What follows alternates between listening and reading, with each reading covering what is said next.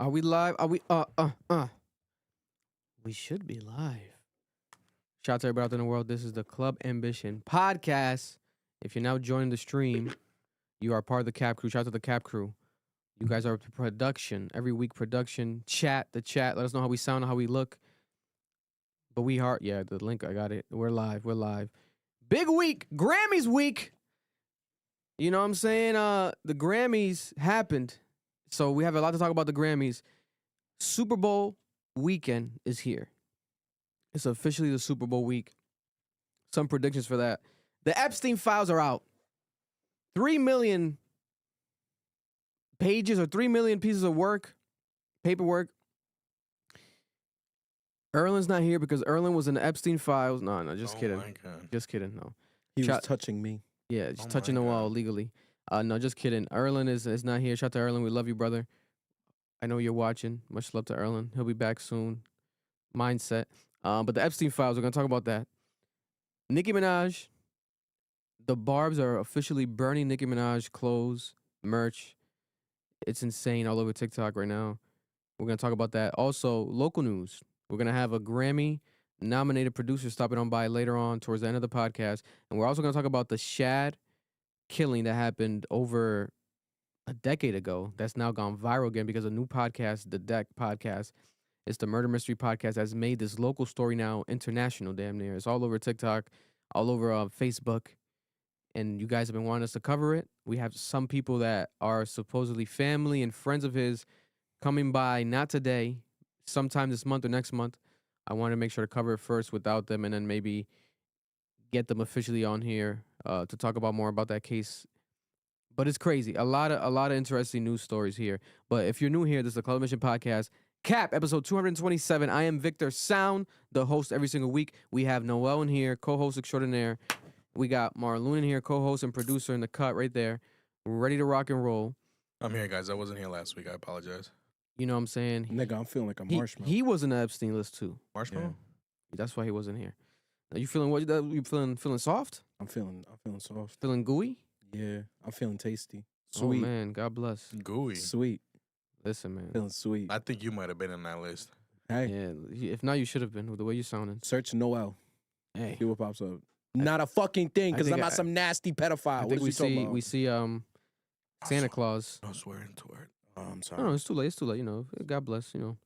I forgot PDF is a bad word. Listen. Also remember, it's time for the part of the show that keeps the lights on right here. Top of the show always. This episode is brought to you by this month Dave's Hot Chicken. Shout out to Dave's Hot Chicken located in Middletown, Rhode Island. More Rhode Island locations coming soon. And a reminder here, if you didn't know, Super Bowl week, Dave's Hot Chicken located in Middletown, Rhode Island. Do you want a free milkshake? You can get a free milkshake February 5th to Super Bowl Sunday, February 8th. If you go to the actual Dave's Hot Chicken location, go to the Middletown, Rhode Island one. In my opinion, go to that one in New England. And you wear Patriots gear, any Patriots gear, Patriots jersey, Patriots hat, you'll get a free milkshake with any purchase. That's right, any purchase. You could buy the cheapest thing on the menu, and you'll get a free milkshake as long as you're wearing Patriots gear this week. That's right, support Dave's Hot Chicken. Shout out to Aiden, who told me to remind you guys about that. Happening this week, Super Bowl week, New England, right? When the Patriots win the Super Bowl, make sure to have a free Dave's Hot Chicken milkshake in your system by then. We also have Mother Earth. Shout out to Mother Earth Wellness. Shout out to Jalen, who came through last week. Mother Earth Wellness. Use our promo code Ambition10 for 10% off your entire purchase at the actual checkout. That's right. MotherEarthRI.com is the website. Make sure to check it out or visit them in person. They have the drive-through open late. They have plenty of options. Mother Earth. Shout out to Mother Earth. We love them over there. You know what I'm saying? Show the sign behind you, Marloon, real quick, for those who haven't ever seen it right there. Right? Beautiful.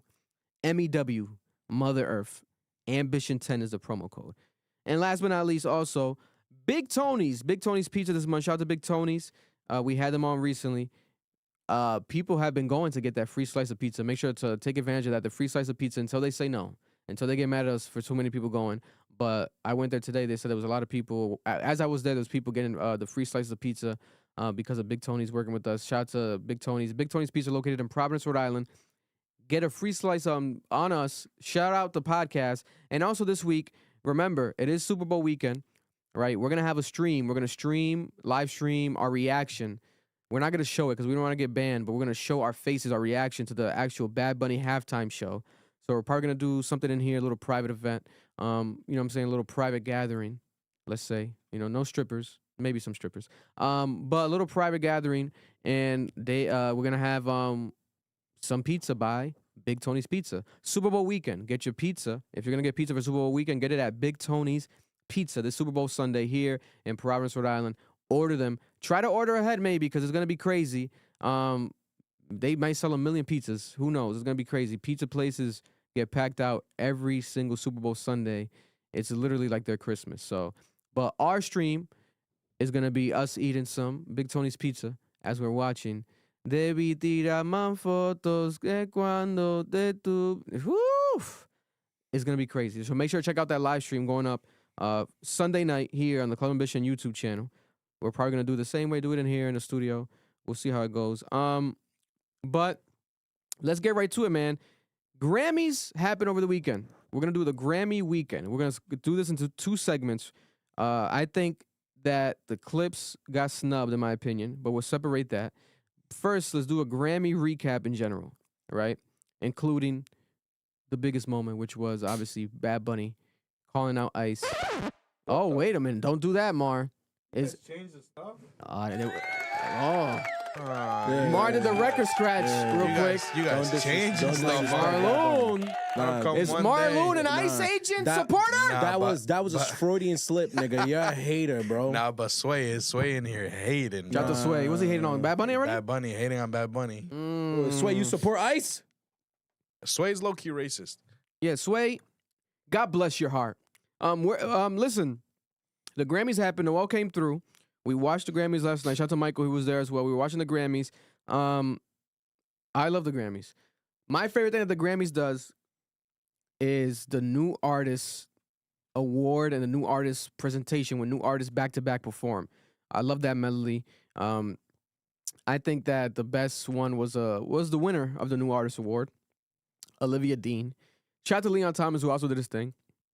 But Olivia Dean deserved that. She's like the new age Snow Allegra, Georgia Smith. I don't know. It's crazy. She's from a different time zone. Hottest song out right now, besides the Bruno Mars song, is the Olivia Dean song. So I think she deserved that. She won that. It felt right. Other than that, performers, my other favorite performer had to be Justin Bieber, bro. You know what it is to be Justin Bieber is to come out in boxers and socks. He was dressed. He was in the crowd, dressed fly. He got basically naked. And he performed live with no background vocals, no producer, no band, just him and the machines. And he did the beat live, and he performed Yukon off his Swag album. And he did that shit flawlessly. It was amazing, bro. He performed that, and then the more you watch it back, it sounds even better. They got to put that on streaming. And it's like, that shows you the talent that this man has. Like, we've always known this, right? But it's like a reminder, a good reminder that he can do that. And it's like, only a artist of that level can, quote unquote, even get away with that, right? Because you could do it, you're an artist, you could do kind of whatever, you're an artist at this point artistically. It's like artistic expression. But him getting naked, if it was horrible, like if he sounded bad, it could have easily been some like, oh, what the hell? Like, but it sounded amazing. So it's like, okay, who cares that he's naked?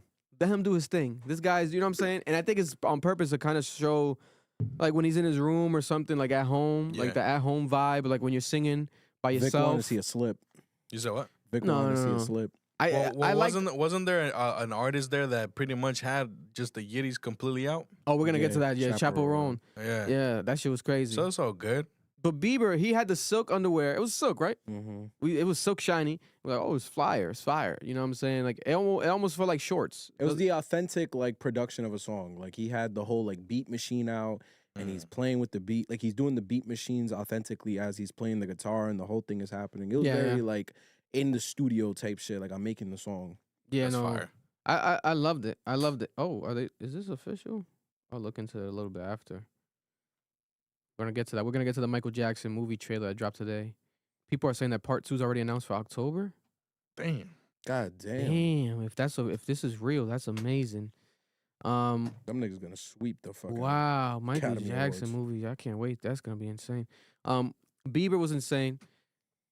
The presenters were dope to see them. Queen Latifah, Doechii, just being there. The host, Trevor Noah. I love Trevor Noah. Trevor Noah is hilarious. It's the last time Trevor Noah was there, and it's the last time that the actual Grammys are going to be on CBS, right? It's a big deal. And to top it all off, he had a joke about Donald Trump, right? He joked about Donald Trump and the island, the Jeffrey Epstein Island, and being on the Jeffrey Epstein Island. And now we have Donald Trump threatening to sue Trevor Noah. He got so mad at it, he's threatening to sue Trevor Noah, saying that it's defamation. And he hates the Grammys, right? And he shitted on CBS.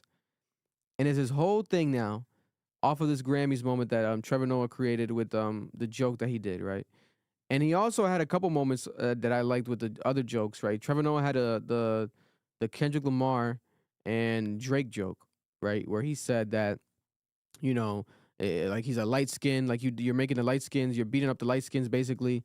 And he feels like he's Drake. And he's like, I had a joke for you, Kendrick, but I didn't want to, go too hard because I already saw what you did to like light skinned people or light skinned guys like Drake, So it was like the beef still years later being brought up at the Grammys. Like it's timeless. It's timeless, right?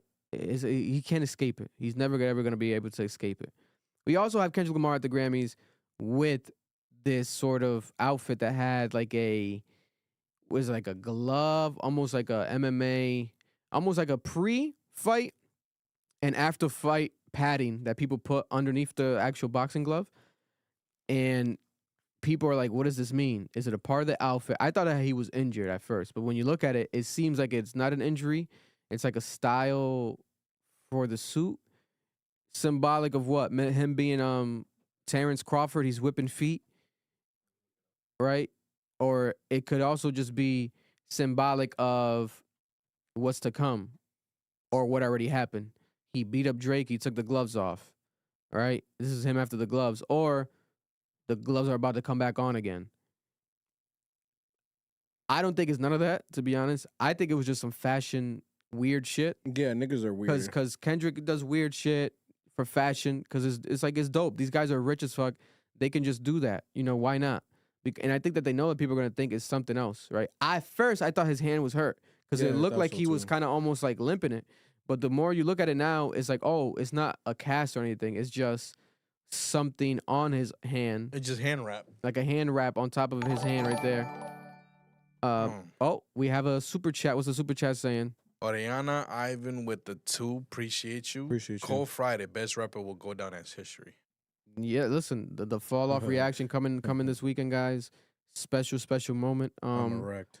If you guys get that album early on Thursday, send it to us. The fall off, the double disc album. Dreamville, if you're watching, send us the album early, or we can react to it early. Have it up for you guys. I can't wait for that. It's gonna be crazy.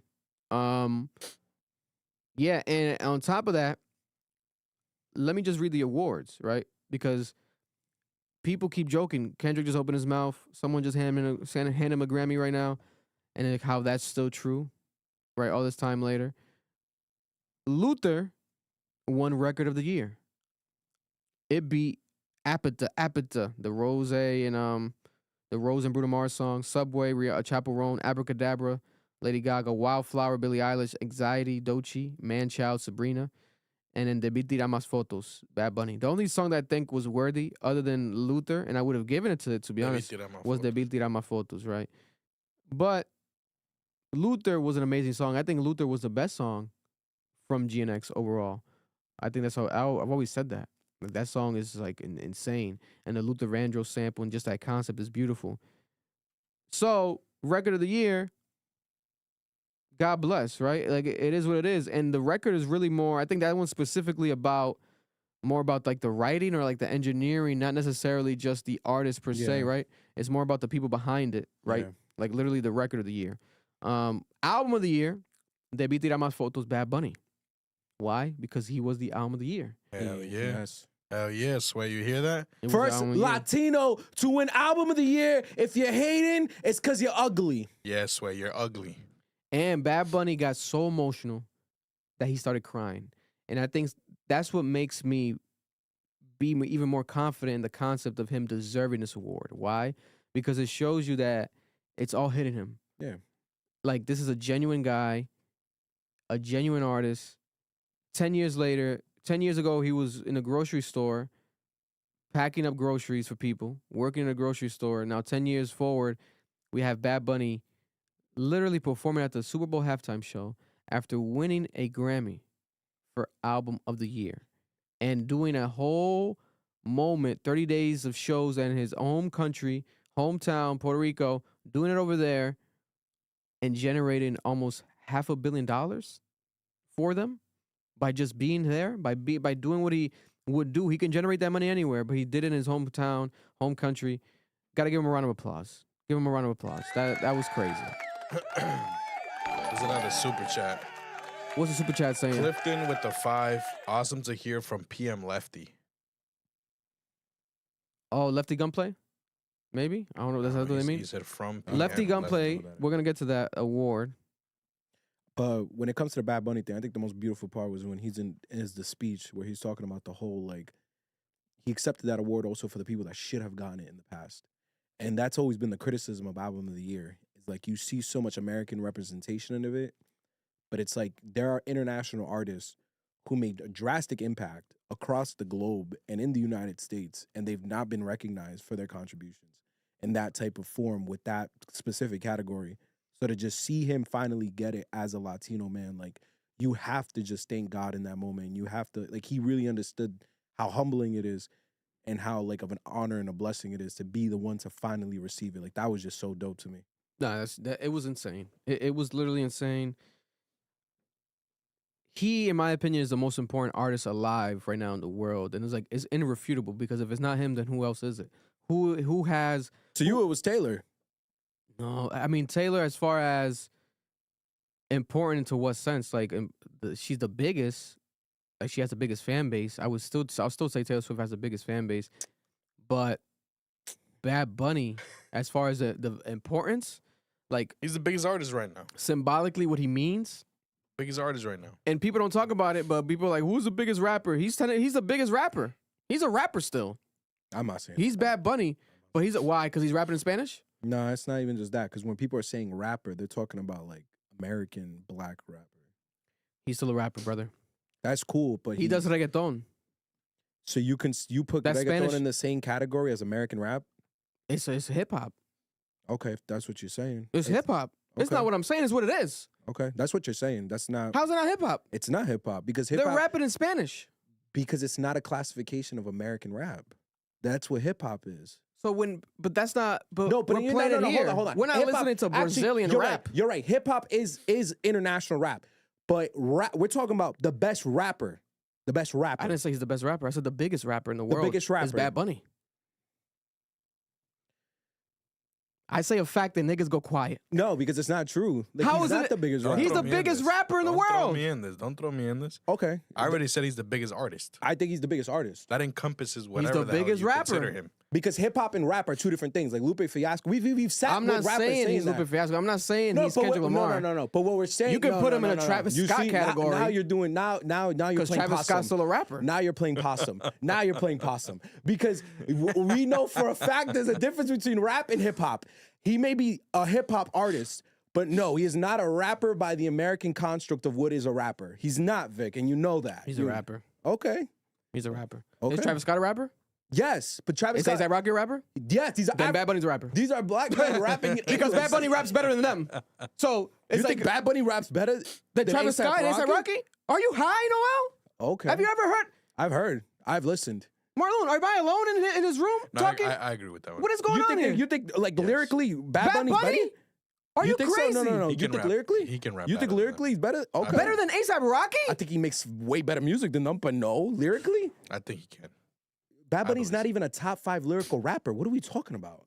He can, bro. And A$AP Rocky is? A$AP Rocky's not even a top 50. He's not even a top 10. A$AP Rocky's not even a He's top not even 100. top 20. What are we talking about? A$AP Rocky's not even a top 100 rapper of Bro, all time. I'm not putting Bad Bunny lyrically as a top 20 rapper Right now? You want to talk about in the world? But bro, niggas is glazing. Yeah, that's crazy to me. Yeah, that's so. Yo, it's a Krispy Kreme donut out here, bro. It's glazed, nigga. Love it. Yo, niggas just went to Dunkin' Donuts and got a 6-pack of donuts, all glazed, bro. What are we talking about, bro? Listen, niggas just. if Yo, anyone niggas deserves is to be glazed, crazy, bro. it's Bad Bunny. That's crazy. I'll give credit and respect and admiration, but I'm not gonna be glazing to that extent, bro. That's not even a hot crazy. take. You know that he raps, right? But Do he's you listen not to that him? lyrical. Yes. Have you I've sat down and I've listened sat to? down and listened to the music. He has Vic. a trap album. Vic, I listen to Spanish music more than you do. So what are we? Why is it blasphemous? Because it's not true. He's not even the best Puerto Rican rapper. Lyrically, hell no. Hell no. No one is saying that. No, hell he's no. He's not the. But no, Not wow. even, yo, he's But not. we're not talking about just skill. We're talking about all encompassing the music, everything Now that you're is the moving artist. the goalposts. It's not moving the You goalposts. are, because he makes better music than all these niggas. Of course he does. Exactly. So he's the biggest, All right, the so biggest now, rapper in the world. That was my first statement. No, the statement became he's a better rapper. I'm Than saying A$AP he's not Rocky, even. yes. He's not. Lyrically, Then you- A$AP Rocky has had better lyrical songs. You're than Bad crazy. Bunny. Yes. You're crazy. Go back to listen to Bad Bunny's trap album, bro. Go listen to Potato Salad. Go listen to. I will never listen to a song called Potato Salad One again in my Train. life. I heard it when it came out. It was a moment. I loved them together, but I They don't were have rapping their Potato asses Salad on my off. playlist. I love One Train. One Train is good. One Train, Rocky rapped his ass off. Like, what are we talking about? No, 100%. I'm not saying like there's a bunch of rappers are better than Bad Bunny lyrically. Eladio Carrion, even Arcángel is better than Bad Bunny lyrically. Yeah. But I'm talking about overall as an artist in that field that they're in, because they're all in the same field of Spanish rap, hip hop. You're not gonna tell me A$AP Rocky raps better than Eladio Carrion, because hell no. then you're smoking Oh no. every drug in the world. No. He lyrically is better than these You niggas. smoking a chode at that point. And whenever yeah, I'm Eladio smoking on Carrion YouTube. and Bad Bunny rap together, they be going off. And you can argue Bad Bunny always has the better verse. Go back and listen. These are not hot I'm not takes. These are saying that. facts. I'm not saying that. These are not hot takes. These are just facts. It's just people don't say it No. because they don't say These it. are facts because you want them to be facts. No, they're but that doesn't facts. mean they're facts. Biggest rapper in the world is Bad Bunny. The definition of facts must have changed. And the definition, bigger rapper than Bad Bunny right now? But it's not about big. We're talking about skill. Like, that's not the same conversation. Drake is not the biggest rapper in the world, but Drake is bigger than everyone else. Drake is not the best rapper in the world. He's not. He's not even close. I can name you 10 niggas that will watch Drake right now. What are we talking about? We just watched Kendrick do it and then win 5 Grammys on his head. What are we talking about, bro? Like, big does not equate skill. But I understand. But my initial statement is facts, though. The biggest rapper, It's the biggest rapper in the world, biggest hip hop artist in the world. biggest hip hop artist in the world is Bad Bunny. is Bad Bunny. He is. It is Bad Bunny. Of course. He's not singing every song. Of course. Majority of his songs are raps. He's lyrically rapping his hooks. Is everything. agree. You know what I'm saying? It's like, and he's definitely more lyrical and more lyric driven than a lot of these artists that we still put in the hip hop category. Whether, agree. Whether it's a Don Toliver. You know what I'm saying? Don Toliver's very melodic, but he's still hip hop. Yeah. Right? I've always said it for years. Like, how is Don Toliver, I guess melodic rap is a subcategory, but why is he not R&B? Oh, because he's a rapper. Oh, he's hip hop? Okay. But Bad Bunny has songs where there's no melody. He just straight He's he'll just drop rapping the his ass beat. off. He has a song on this album where he drops the beat. Even the album And when he he just did with the OGs and he's rapping his ass off. I know he can rap. And I think he makes better music than a lot of these niggas. I think he makes better contemporary albums than Travis Scott ever tried to. But rapping, you niggas is crazy. Kevin Bermudez with the $4.99. Listen to Bad Bunny's Nadie Sabe Lo Que Va a Pasar Mañana album, and it's 20 times better than Rocky's whole disc. This guy is, discography. no, I was just high. It's okay. Again, No one's ever said that in when their we're life. talking about rapping, he's not a better rapper than A$AP Rocky. He's just not. You're crazy, bro. Put them in a booth Put them together. in a booth. No beat. Just a pen and paper in an hour. Bad Bunny can't give me You're crazy, rapping ability bro. like One Train. He can't. He hasn't. And A$AP Rocky can't either. He did. Since then. That's okay, but he did it already. That's all that matters. Bad Bunny can give you that level of rapping right now, if he wants. Guaranteed. Guaranteed. This nigga laughing at greatness. God bless him. Album of the year, Debí Tirar Más Foto, deserved that. Song of the year, Wildflower, Billie Eilish, a song that came out 2 years ago, still That's some bullshit. getting success. Billie Eilish is an enigma. And No. she is a very, and people broke it down, I guess. After the album came out, she made Wildflower a single because Yeah. it picked up steam. So she made an official single. So it was able to be nominated because it had such a big success last year to qualify for Song of the Year, It's also because Which she is didn't win crazy. any nominations last year. which is crazy. But Listen, I think Song of the Year is also really more about the songwriting because the songwriters here get listed. And if we're talking about songwriting, I mean, that Luther song was fire too. I did like the lyrics on that. I would put it between that Luther and Wildflower. I think the fact that she didn't win a nomination last year and she decided to redrop it as a single and them giving her the award is kind of nasty. But she did. When did she win the album? She won the album. Or was it 2 years ago? It was 2 years ago. Because I saw people were really outraged on the internet. Like, there's a lot of people, like, a lot of Taylor Swift fans were mad. They're saying it's Sympathy Award. Yeah. Sympathy Award. Or Sympathy Award, bro. Listen, fuck it. Give her the Sympathy Award. Nah, because people actually worked hard and made music last year. They should be rewarded, not the person who dropped one 2 years ago. Nigga, but if it's better, it's better than everything on here. I kind of agree with that. Because if it dropped two years ago, bro, it shouldn't be nominated. Listen, is it white privilege? Maybe. It's not her fault she has white privilege. She's white. She could have done the Macklemore, apologize on IG. Yeah. With just one of the artists that got nominated. K-pop Demon Hunters got nominated for that too. I would have given it to them. I'm not gonna lie. Golden. Oh, they did. That's my shit. God damn. Is that AI? Is that actually K-pop people? No, that's real. That's a real Asian woman that wrote that song. That's what's up. She's really good. Olivia Dean won Best New Artist, like I said earlier. Shout out to Olivia Dean. Producer of the Year, non-classical, Circa. Don't know who that is. God bless him, though. Soundwave was nominated. I would say give it to Soundwave just because I know that person. He's the only producer I know on here listed. Songwriter of the Year, non-classical, Amy Allen. Best Pop Solo Performance, Messy, Lola Young. Shout out to her. That was crazy for her to win. I love that song, though. Best Pop Duo. The Defying Gravity song from Wicked. That's crazy. Lady Gaga Mayhem Best Pop Vocal Album, which I thought Justin Bieber was deserving of that. If it comes to the albums, that Teddy Swims album was really good too. I'm not gonna lie. Yeah. But Bieber, I'm surprised Bieber got snubbed, man.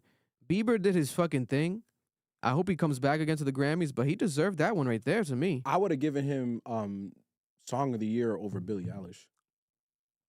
Wait, UConn? Yeah. Or was it Daisies that got nominated? Daisies. I would have gave it over Daisies. Best Dance and Electronic Recording was given to Tame Impala, and this was the category that Plaque Max was nominated in, with Victory Lap, Fred Again, Did you see Skepta. that clip? Yeah, so there's a bunch of reactions and a bunch of stuff.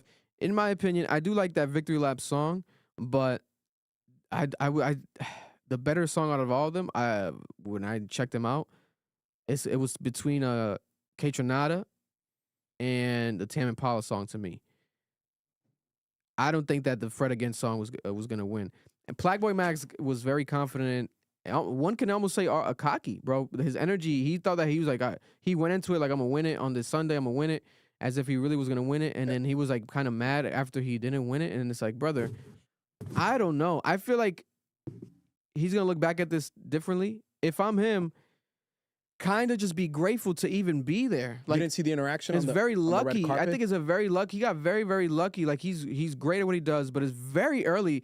When does someone this early in their career get nominated the way that he got nominated? It's not even like it's him. never good when that even happens. It's not even him, like his main song or nothing like that. It was like a feature on a moment that was a great moment for him. But it wasn't like when that song came out, people were like, it's going to be Grammy nominated. It was like a sudden thing. Oh, got Grammy nominated? Oh my God, Plaque Max got Grammy nominated? That's an accomplishment itself. It's an accomplishment. You already won. Yeah. Just that, take that as it is, but there's still like a saltiness to him after, which I don't understand, but fuck it. Maybe it's just because that's his mentality. No, so like, what is going on? And when you go to the clips, they were clipping this the entire time. When he was on the red carpet, someone from the Grammy, like whoever works there, walked up to him and thought he was media. Yeah. And they're asking him, but technically he was.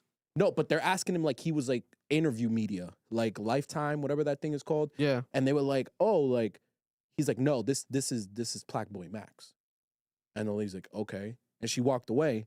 And people were roasting him, and I felt bad because I fuck with Plaque Boy, but I get what people were saying. Is like, bro, people don't know you outside of the internet. Like, for a lot of people, like, people who are not chronically on the internet wouldn't really know who he is. Yeah. So for him to have that kind of chip on his shoulder and feel like he should have won and being very, like, upset about it, it's like, nah, like, you got to go out there and network, and you got to talk to people. Like, your relevance, you have to get out of the sphere that your relevance is in. Like, you have to just branch out. And he's a part of a new era, the streaming era. So if he's walking around with cameras, if I'm there working the Grammys, I'm going to assume like he's interviewing people or he's taking photos of people because he's walking with cameras following him. She doesn't know, like, oh, he's a streamer. You know what I'm saying? That's probably on the Grammys also notify people, hey, there's gonna be some streamers on the red carpet. Yeah. You know, but it's for him. It comes off like he feels like everyone should know who he was. I don't know. Maybe it's just the clips, but I saw a couple of them. It was multiple, so I'm like, damn. I don't know, bro. Like, is it cockiness? Is it just hunger for more?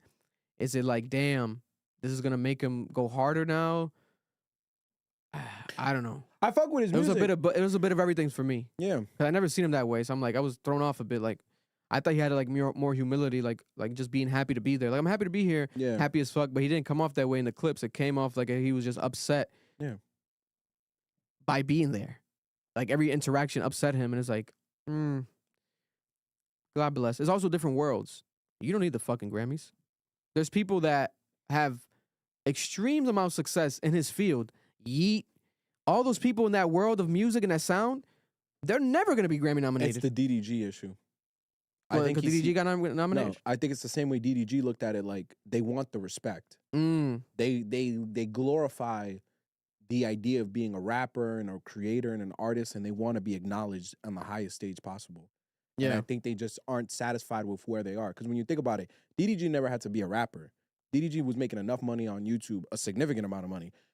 But he had passion for rapping. And I think it's the same thing with Black Boy. Black Boy doesn't need, like you said, he could be on some eat shit, some underground shit, but I think he really cares about music. I mean, if he would have won it, don't get me wrong, his life changes forever. Oh, of course. It's like, but so maybe that's what it was. That. I don't think it's about that, though, Vic. I think he actually cares about music. No, but that's what I mean. Like, his life changes forever in that music world. Like, he's Grammy award winning. So now people really want to go to his streams, and they're not going to pull a Fabio. They're not going to smoke in, you know what I'm saying? He gains a different level of respect now. Yeah. This is the underground rapper, producer, engineer that streams with all these underground people. He's the biggest streamer in the music world category, because that's what he does, is music stuff, right? All the time, every stream. And you win a Grammy? That just solidifies you now. He's already number one to me. Now he becomes number one plus because you won the Grammy. And there's probably never going to be another streamer like that in his field that wins a Grammy. So he might have been like, damn, this is probably my only opportunity ever. If I win it, I win it. I also just think it's like he doesn't see himself just as a streamer. Like, I think he doesn't put himself in that box. I think in his mind it's like, I'm also a producer. I should be acknowledged as a producer, and I should be awarded for being a producer and a rapper the same way I've been rewarded for being a streamer. And I think that's what it is. Like, bro, I can imagine he he has a speech in his head when he wins a Grammy. Like, I think it matters that much to him. Like, he really has seen himself in that position. Listen, brother, God bless, because if the Clips got snubbed, oh, you definitely getting snubbed, bro. Black Boy Max getting snubbed is like not surprising at all, because, brother, it's the Grammys. This is a different level. This is decades and decades of people in this field who are deserving of it. It took certain people decades to still even get one, who've been deserving of it years ago. Yeah. You know, so God bless. But it'll be crazy. Imagine he could get nominated again. Who the fucking knows? On some random shit, like he does a good ass collaboration again, or his album next year, or this year, whenever he drops another album is that good. Anything is possible. God bless him. Best R&B performance winner, Kalani, Folded. One of the best songs of all time. Yeah. Folded also won R&B Song of the Year. One of the best songs of all time. Classic, solid, Folded, timeless. Come on. It's insane. It's insane. It was like, come on. That shit's really good. It's too good. God bless. The R&B album, Mutt, Leon Thomas, well deserved. Shout out to Leon Thomas. Best rap performance, Chains and Whips, Clipse, Pusha T, Malice, and Kendrick Lamar. I think that they deserved it. It was between that, Outside, Doechii, Anxiety, Outside, Cardi B, TV Off, Kendrick, Darling I, Tyler Creator, Tizo. Chains and Whips. The rapping on there was incredible. Obviously, the Kendrick verse and the way that they promoted iconic, the whole music video. Yeah, the video, everything. Best melodic rap performance, Luther, Kendrick Lamar, and SZA. Again, Luther. They beat Drake and Party Next Door, Somebody Loves Me, We Maj, Terrace Martin, Wholehearted, J.I.D., Ty Dolla $ign, Black, Proud of Me, Friday, and Meek Mill. I would have low-key given it to Meek Mill or PMD and Friday, Proud of Me, because that verse was insane. That song is insane. Yeah, because it's a rap performance, melodic rap performance. You know, but Luther, don't get me wrong. Luther's a no, fucking Luther was cannon. great. I get The it. reason Luther's a Somebody Loves cannon. Me didn't get it, bro, they didn't keep rolling it. Yeah. Yeah. They didn't keep Didn't rolling have a it. video. There was no video. Yeah, there was nothing. Luther, you know, it did what it did. What ended up happening? They dropped the video, like how we, boom, shot it up again. Yeah. It's just frustrating to see someone like P&D not even have a Grammy for melodic music. Like, bro, you're I'm the blaming founder Drake. of it. I'm blaming Drake. I'm blaming Drake. I'm blaming Drake. I'm blaming Drake. I'm blaming Drake. Best rap song, TV Off. Kendrick Lamar, Mustard. They won that one. Jack Antonoff. Over TGIF, Sticky, The Birds Don't Sing, Anxiety. Fuck it. Yeah, I mean, Yeah. there's better rap songs on that album. There it was. Like lyrically, that was not the The best one. Birds Don't Sing off that CLIPSE album is insane. Which one's that? The one with the choir? The Birds Don't Sing. It's the Oh, one it's with the- John Legend. Oh, that's the one about their parents. Yeah, That one should have won. I feel like that one should have won. That one should have won. We're crazy. That's crazy. Um, They performed that at the fucking Vatican. What are we doing? yeah. What the hell are we talking about right Yeah. now? And before we get into the rap album, definitely want to highlight what Bad Bunny said. Bad Bunny said "Ice Out." First time he went up there, emphasizing, you know, that before God. He said before I even mentioned God, "Ice Out." 2 words, and the whole entire crowd Went crazy. went crazy, stopped the show, because this is the most important artist in the world right now, living his most important moment, performing at the Super Bowl next week, and he says what people have been waiting for him to say again, because he already said it before. Mhm. He's been speaking out about ICE to the point that that's what made Donald Trump not like the Super Bowl performance, and you know they threatened to have ICE there at the Super Bowl, yada yada yada, and now they literally have another fake Super Bowl halftime performance. Kid Rock got confirmed today. God bless. No one's gonna fucking watch that piece of shit. They're so stupid. They're so dumb. There's gonna be so many memes of that day. It's gonna be a mess, bro. God bless. And then we have this weekend coming up, the Super Bowl performance coming up officially. I predicted that something is gonna happen. ICE gets shitted on. Trump gets shitted on during the Super Bowl halftime performance. But in case they don't even do that because they don't want to risk it, right? They don't want to deal with the legal ramifications, FCC, whatever the case may be. He made it clear to call him out this weekend at the Grammys. He's like, "Ice out," you know, because if he doesn't do it at the Super Bowl, to be honest, it's like he already got his shit out. We get the message, you know. Or if he does at the Super Bowl now, it could be more subtle because he was direct here. He said it straight up here, you know. I don't see it now what I thought it was gonna be. I thought, okay, the Grammys are coming. He's probably gonna take his award, be quiet, boom, boom. He's gonna really talk his shit, go at ICE at the actual Super Bowl. He did it right away at the Grammys. I like it, bro. It sets a precedent. It's a lot of pressure to these other artists who are scared to talk and just say some bullshit. Billie Eilish said it 2 weeks ago too. Is like now is the time to not be quiet and speak your mind. And a lot of niggas is quiet. Yeah, a lot of artists are scared and quiet. Now we have the biggest artist and the most important artist speaking his mind, not being scared, right? When he should be kind of stereotypically scared because he's Spanish and like, oh, he should be worried about like how people feel about him and to judge him and be racist. No. This is the bravest motherfucker and the one to be the face of this, and I love it. I love every part about this. This made me so happy, so excited, very proud to be a Bad Bunny fan, and very proud to be, you know, just living amongst this time where we can at least see some artists like him speak the fuck up, right?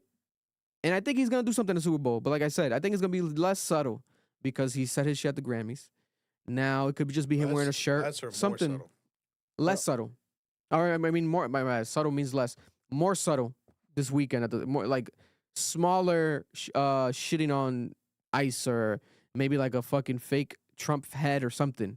Something like a mocking it. Something's gonna happen, but not as strong as I thought it was gonna be. If it is, that'll be crazy. I'm gonna be real. I'm disappointed.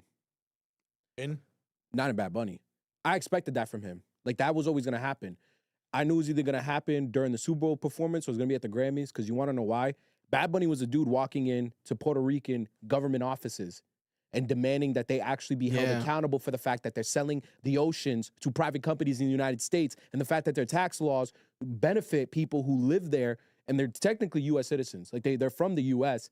If you're in Puerto Rico, you're a U.S. citizen. But they live in the States, but they go to Puerto Rico, they manipulate the tax laws, they abuse the system, and it drastically affects local Puerto Ricans. And Bad Bunny's been the most vocal person about this. He has been vocal on who to vote for as the governor of Puerto Rico and a lot of the politics behind it. So when he said Ice out, I wasn't even fazed. I'm like, you know what? This is your bag. I'm greatly disgusted with every single other artist that said nothing about Ice. Because this is where I get frustrated. How about Kendrick? Oh my God, Kendrick Lamar, my brother. And you know what? I kind of expected him to say nothing too. Because I remember, and I'm never gonna forget this, when Black of the Berry dropped during that whole, I think it was Ferguson situation, he had a bar about it. And he got mad heat over this. And he argued, why would I feel something about a police officer killing someone when gang shit has made me kill someone blacker than me? I'm a hypocrite. Okay. And now that end bar frustrated me because I'm like, you killing someone in gang violence is not equatable to a white police officer killing someone as a police force in a system of government because of racism. That's not the same thing. You're killing someone because that is your environment. That's how you were raised. That police officer is killing that black person because they're misusing their power because they're racist. Those are two fundamentally different concepts. So when he didn't say nothing about Ice, I expected it because he seems to stand on a bad side when it comes to stuff like not stand. He doesn't say what needs to be said. How about when SZA, so the second time he went on stage, SZA said something, which I think was dope. Do you think that SZA said something because maybe he didn't? Yes. And I think she was making up for it because I think she's noticing it and she's peeping it. Because Joe Budden said this and Markham Hill, and I agree with them. Yo, hip-hop artists are not talking about this issue. They are very scared. And on top of that, political consciousness has left rap music. There are not rappers calling out Ice. Ice is killing innocent civilians on the street. And we get to say that without getting sued now because the Attorney General's office in Minnesota determined that it was a homicide. So I get to say that the federal government has killed a U.S. citizen without due trial. That is a murder. I watched the murder on TV and no one's talking about it in hip hop. That is astonishingly terrifying and it's disgusting. And it's not just hip hop because you have a bunch of white artists up there taking these awards of Jelly Roll was on the red carpet and they're asking him about Ice. You have so much to say about Jesus Christ and God, and I thank you for that because as a fellow Christian, I want people to hear the good word of Christ. But at the same time, you have to take a stand and say, yo, I may not know a lot about Ice, but watching someone die is humanly wrong. It's fundamentally wrong, and Christ would be against that. And these niggas are all moving scary, and it scares me, bro. It scares me that they're quiet. I'll give him the benefit of the doubt a little bit of as far as the speech, because when I watched his speech about that on the red carpet, when he was like, I'm an idiot, you know, my mom, you know, I grew up with a crackhead mom or something like that. Like he was just basically saying whatever the hell, I don't know shit about politics. It was okay. But at the end of his speech, he was like, but I'm going to share soon my opinion on this soon, right? So I'm like, oh.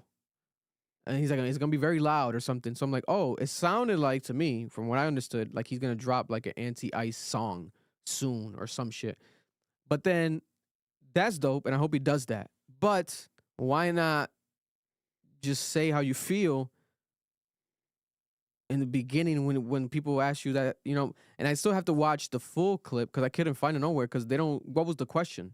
All we saw was the fucking Jelly Roll denies answering about Ice and politics, and it's just him talking. But I didn't hear the question the person asked.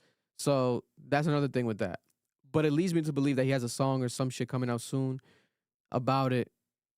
And especially if he didn't, now he has to. Yeah, he has to because he promoted it as if it was coming, and now with the backlash, brother, you're gonna have to now. But I think he is. But like Noel said, at least he could have said a line in the beginning. You know, I don't know shit about politics, but fuck Ice, or I don't like Ice. I don't like what Ice did. You know, and I'm gonna speak more about it. You know, I don't want to talk about it now here, but I'm gonna speak about it more soon in my own way. And it's like, oh, you have a song, right? Okay. But unless it's the other way. Imagine he's pro Ice in the song. That'd be crazy. That'd be crazy. I'll be sad. But this is my thing, Vic. I'm not saying you have to be anti-ICE. And I see people in the chat saying, people are saying fuck ICE because Kehlani did say it and Billy did say it. But Kalani's a different animal. Kehlani's a different animal. She's been on that shit forever. Again, I expected that from her. Even Billie Eilish. Billie Eilish has been calling out the elites and saying that billionaires need to be taxed. So I kind of expected it from her. But there are other artists who are very quiet on this issue. And it's not just fuck ICE. I don't care about that. I don't need my artist to be politically conscious to the max and have all this information. Somebody got murdered in front of our eyes and nobody seems to care, bro. Like, I watched this dude get shot 6 times in the back. Yeah. Is it so hard to just say your government shouldn't kill U.S. citizens on our soil? That the federal government shouldn't walk into a state and kill people? Like, why is that so controversial for you? I shouldn't have to watch someone get executed like that. That is disgusting behavior. Just call that out. Like, my God, you people nitpick everything. Like, just be a human being. Have compassion. Have love. God damn. Also, the last night, the Cher moment was hilarious when Cher. No, that was crazy. When Cher came out and she was like, Luther Vandross won.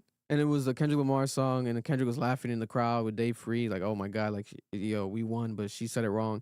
I think Cher was high out of her fucking mind. I think Cher was doing, I don't want to say what drug. Young dicks. But young dick drug. You know what I'm saying? She was popping young dicks in the back. Her man shot to AE. AE really bagged damn near a billionaire with Cher. I believe they're still together. You know, Tyga's manager, close friend. But Cher got that fountain of youth, though, because Cher does not look her age at all. Cher looks 25 still to me. God bless. Also, we have Lil Wayne today said, congrats to the nominees and the winners. Wasn't included, as usual. I got to work harder, as usual. Brother, you dropped the worst album that I heard he was expecting maybe in my to life. Get nominated? I don't know why, you know what I'm saying? Like, and you can't say Wayne. You can't say you weren't considered or included. Because technically he was nominated with Sticky. Because if that song would have won, Lil Wayne would have won a Grammy. Because Sticky is Tyler, Lil Wayne, and Doechii, right? Yeah, I think so. No. No. Glorilla. Yeah. So all the features would have won a Grammy too if Sticky would have won Rap Song of the Year, or rap best rap pop vocal. So technically you were nominated, Lil Wayne. I don't know. Did he expect Carter 6 to get nominated? The elephant song. The elephant, yeah, the peanuts. Yeah, peanuts. I gotta work harder as usual. Wayne, you actually don't. You've worked hard enough. Retire, because you're the GOAT. Like, this energy of you gotta work harder. It's crazy. You already done everything you've done, brother. If they don't want to give you the flowers, let it go. Fuck it, because real ones know that you are who you are. You are one of the greatest. You are probably the greatest. You are up there. That's it. You know. And you're going to get your time. Like, you're going to get your shit. You don't need the Grammys now when you're in your 40s, 50s. Like, that's not what you need. I don't know. Like, you need to drop better music is what you need to the do. Grammy, then he got Grammys already. Yeah. He already won your shit. Yeah. It's just. God bless, bro. I feel really bad, but Pusha T was right in his diss track. You're watching a legend just not accept the downfall. Like, the fall off already happened, bro. Like, you gotta like accept that your career is not what it used to be anymore, and it's fine. The Tyler Creator performance was fire. Tyler Creator, at the beginning, I was kind of like, oh, what's going on here? And I'm like, I recognized the song, but I knew these lyrics, and it came out to be that they were new lyrics, actually, when he was performing. But he performed the Chromacopia track, then he crashed his Chromacopia character, then he went into the Don't Tap Glass. He blew up the Don't Tap Glass character, so now it's like a new era is loading again. Genius, fire performance, long as fuck. They gave him full creative control to do whatever he wanted on that stage. It was insane. The pyrotechnics, everything that he put into the performance, you know, the actresses, Regina King, you know what I'm saying? And he did his fucking thing. Shout out to Tyler. Always gonna be Tyler. The Cher moment, Pharrell had the whole choir performing with Louis Vuitton. That shit was insane. And they all were matching suits. The CLIPSE with Pharrell, they look like a boy band with them pink matching Chanel, Louis Vuitton suit, whatever the hell that is, some rich, expensive shit suit. Fire. Wyclef Jean, during the D'Angelo performance, D'Angelo tribute, which was beautiful, came through the crowd floating. Right? That shit was crazy. The Ozzy Osbourne tribute. Post Malone. That nigga's an animal, bro. Yeah, no. I didn't think he could perform that. Animal. He is an animal. When he came out and did that tribute, I'm like, I don't think I've ever heard him on a rock song, like an actual rock song before. Insane. That shit was well done, bro. Because I've listened to a lot of like these rock music stuff. He Mar. That nigga cooked. He cooked that shit, He bro. cooked. For a country singer, he went out there, nigga, he performed like he been doing rock his whole life. No, he I cooked that love shit. Post Malone. Post Malone's a different animal. Tiana Taylor, she's amazing at everything that she does. Just insane. The Lil Young award was dope. What other note that I marked down here? Lady Gaga winning again. Lady Gaga has so many decades of fucking goddamn. I feel like Lady Gaga's gonna be she's gonna be like the new Madonna. Like she's gonna be 70, 80, still dropping shit and still being relevant and still like impacting culture because she went fully through that cancel culture era. She pushed through all that shit. The paparazzi, all the crazy eras of Lady Gaga, and now she's in this era that is still similar, but now like highly more respected and just on a higher taste level. Shout out to Lady Gaga, bro. Still Unstoppable. going. As a pop artist, it's crazy. Insane, bro. Longevity's insane. I'm so shocked she's still putting out albums to this extent because pop artists usually burn out at this point. Trevor Noah roasted Nicki Minaj like everyone else in the world is going to for the rest of her life. That shit was hilarious. And yeah, let's do it. So, also, yeah, we said at the top of the show here too, but I still think it's pretty crazy how it's actually happening, right? Well, it's not actually. We'll see if it happens. Because Noel, you think that he can't actually do this, right? So Who? Donald Trump threatened to sue Trevor Noah, the host, after Trevor Noah's joke, right? Trevor Noah had a joke about Donald Trump. Did he say that he Being was on on the- Epstein Island? Yeah, being on the Epstein Island. Then yes, he can sue him for defamation. Being on Epstein Island.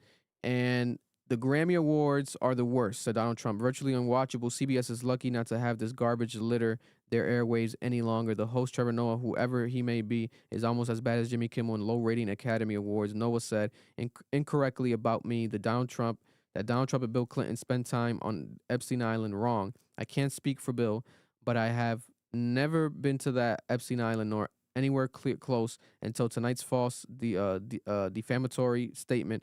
Have never been accused of being there, not even in the fake news media. Noah, a total loser, better get his facts straight and get them straight fast. It looks like I'll be sending my lawyers to sue this poor, pathetic, talentless dope of an MC. He called him a dope. That's fucking That was hilarious. stupid. This guy's so old. And suing him for plenty money. Ask Little George Stephanopoulos and others how all that worked out. Also, ask CBS. Get ready, Noah. I'm going to have fun with you.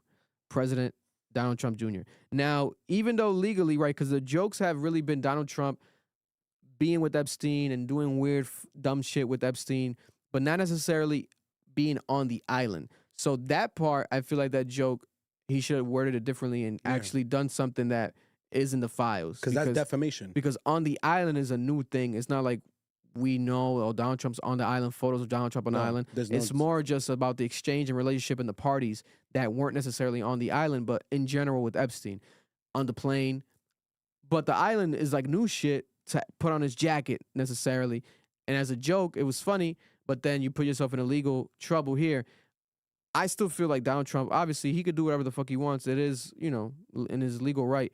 But I do think he's a piece of shit and a dumbass because what's going on here, he's going at these comedians again. Like, it's like a baby. Like, it's like a baby that like just keeps crying. Like, you can't take the jokes. Like, and it's like, oh, it was funny. It wasn't as if it was just a bad joke. Because if it was like a bad joke, whatever, okay.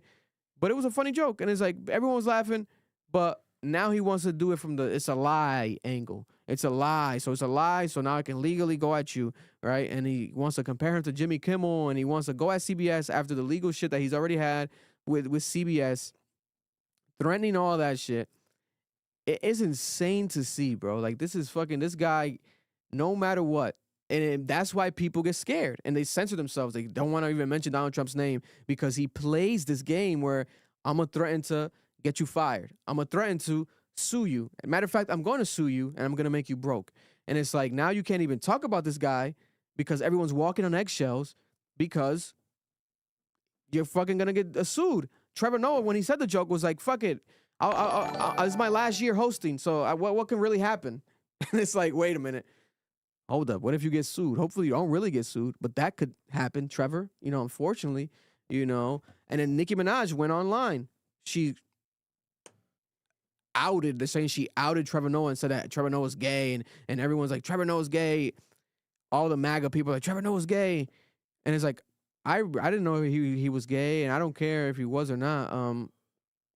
There was rumors of him being bi. I don't know. But why is that now? You know what I'm saying? Now that's the angle. So now we're going to be homophobic against him because of the fact that you support your daddy Trump. This shit's crazy, bro. This shit is crazy. Listen, I'm going to be real. At the end of the day, this is the problem. Democrats are just too afraid to do what Donald Trump is doing. He has all legal right to do what he's doing. That's why I don't get mad about it. Because I'm like, if Trevor Noah is going to make a joke that comes off as defamation, because it is technically defamation by definition, and there is no evidence as of right now that we've seen of Trump being on Epstein Island and doing these heinous things with Epstein, then you can't make the joke because the guy has a history of suing. Like, he does that. Now, Democrats have to be more strategical and start saying, hey, then we're going to sue you for the shit you're saying. Because they have the legal right. This has nothing to do with power. It has with people's willingness to take shit serious. Anyone can sue. It's just, do you have the money to sue? And there are a lot of Democrats who Donald Trump has been saying a lot of fake and salacious and defamatory things about you. And instead of taking your ass to court and winning against him, you're folding.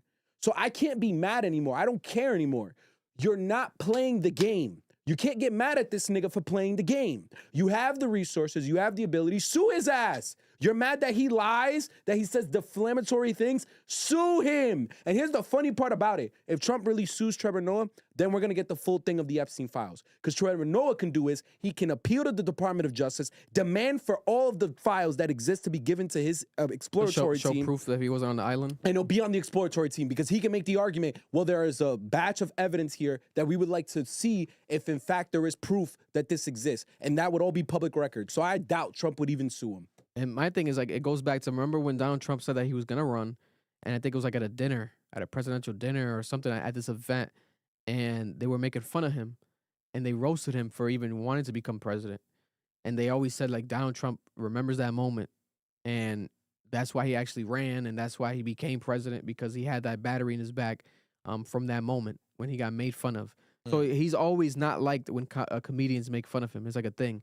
But it's like, bro, you're Donald Trump. You're the most famous person in the world. The most famous person in the world is going to be the butt of a lot of jokes. Always. That's always going to be the case.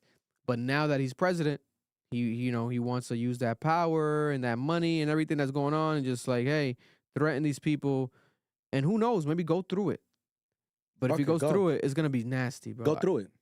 It's going to be nasty. Go through it so we can see if you're on the Epstein files. I love it. I want him to go to court with someone that is going to demand for the files to be given to them. So it's going to all be shown in exploration. I would love this. Rap album of the year. The rap album of the year, I believe that the Clips got snubbed. The album of the year last year was Bad Bunny. He won it. The best rap album of the year was the Clips album. It was not GNX. And GNX didn't come out last year. Right? It wasn't. It was the year before. Right? Last year was the Clips album. But GNX technically qualifies because it was the bottom of the year. Was it November, December, right? So it qualifies for the Grammy year. But no. Even if they dropped on the same year, I would put the Clips album. The Clips album to me is a masterpiece. That's a masterpiece album. Career defining, like what they did with that, the production, every song, the moments. So much with that shit, man. It's the best rap album. I think that they really got snubbed because also, I mean, did they win anything? No. Well, they did win, yes, the Chains and Whips with Kendrick Lamar. Best rap performance, right? But I think the Clips had the best rap album. And I thought that they were going to win it. I really thought that they were going to win it. But then I seen like Kendrick on TV off early on, and I'm like, oh, okay. Would they have won if GNX wasn't in that category? Kendrick's gonna sweep. If GNX wasn't in the rap album category, would they have won it? They had to. But then I can see a world where they give it to Chromacopia too, because Tyler, I'm not giving that to Chromacopia. Is a Grammy child. You know what I'm saying? Like they should have just gave it to Clips. Clips did perform there too. Yeah, you should have just gave it to Clips. You should have just respected the elder. Also, they sold that album as a #1 independently. Like I think that's why they didn't get it. Low key. I think that the record labels did not want the Academy to recognize two independent artists winning a Grammy on top of getting a #1 because that would set a dangerous precedent. Nas won. Remember when Nas won with King's Disease? I thought we were gonna get that type of moment. Like these older rappers coming back, dropping a fucking masterpiece, right? Rapping insane, I'm telling you. production high level. That's what we should have got. The Academy shut that shit down, bro. I'm telling you, the record label said do not give them niggas that award. And this is not even worthy of a deep dive because I just think it's that. Like, the Clips had the best rap album, so they should have won Yeah. the rap album award. GNX wasn't even in that same year. It's a separate year. And even if you put GNX in the same year, the Clips album is still better than the GNX album. Shit. Kendrick probably agrees. Because he's such a fan of the Clips and he was on the album that he might be like, damn, if I put this album versus this album, he might fuck around and put it above. I don't know. There could be a world where it could be. Yeah. They asked JID, right? And I think JID said for the album of the year, he had Bad Bunny or Clips winning on the red carpet. JID said it, right? This is something amongst the rappers, like their peer group. People are aware of what that Clips album meant and what it was. I can't see a world no people weren't voting for that over GNX. And I can't see a world where, don't tell me, don't get me wrong, anything is possible, but I don't see another world where now that's out the realm of possibility for the Clips to now get a Grammy for the album. They got the Grammy for the song, don't get me wrong. Even though that wasn't even the best song on that album. It wasn't. It wasn't. But the fucking album is phenomenal. That album deserved that Grammy. Pharrell, what he did with the production, that was the Grammy. Even though he got the Icon Award, right? The Pharrell Icon Award, you know, who was another person who didn't speak out against ICE during the Grammys, right? That could have. But we know what Pharrell's on right now. Pharrell's on some tone deafness, God bless, on the fence with everything right now. I don't know what's happening with Pharrell. He might be doing business with like a major company in Israel or some shit. We never know. Behind the scenes, something maybe like a big deal's coming. Something probably happening behind the scenes.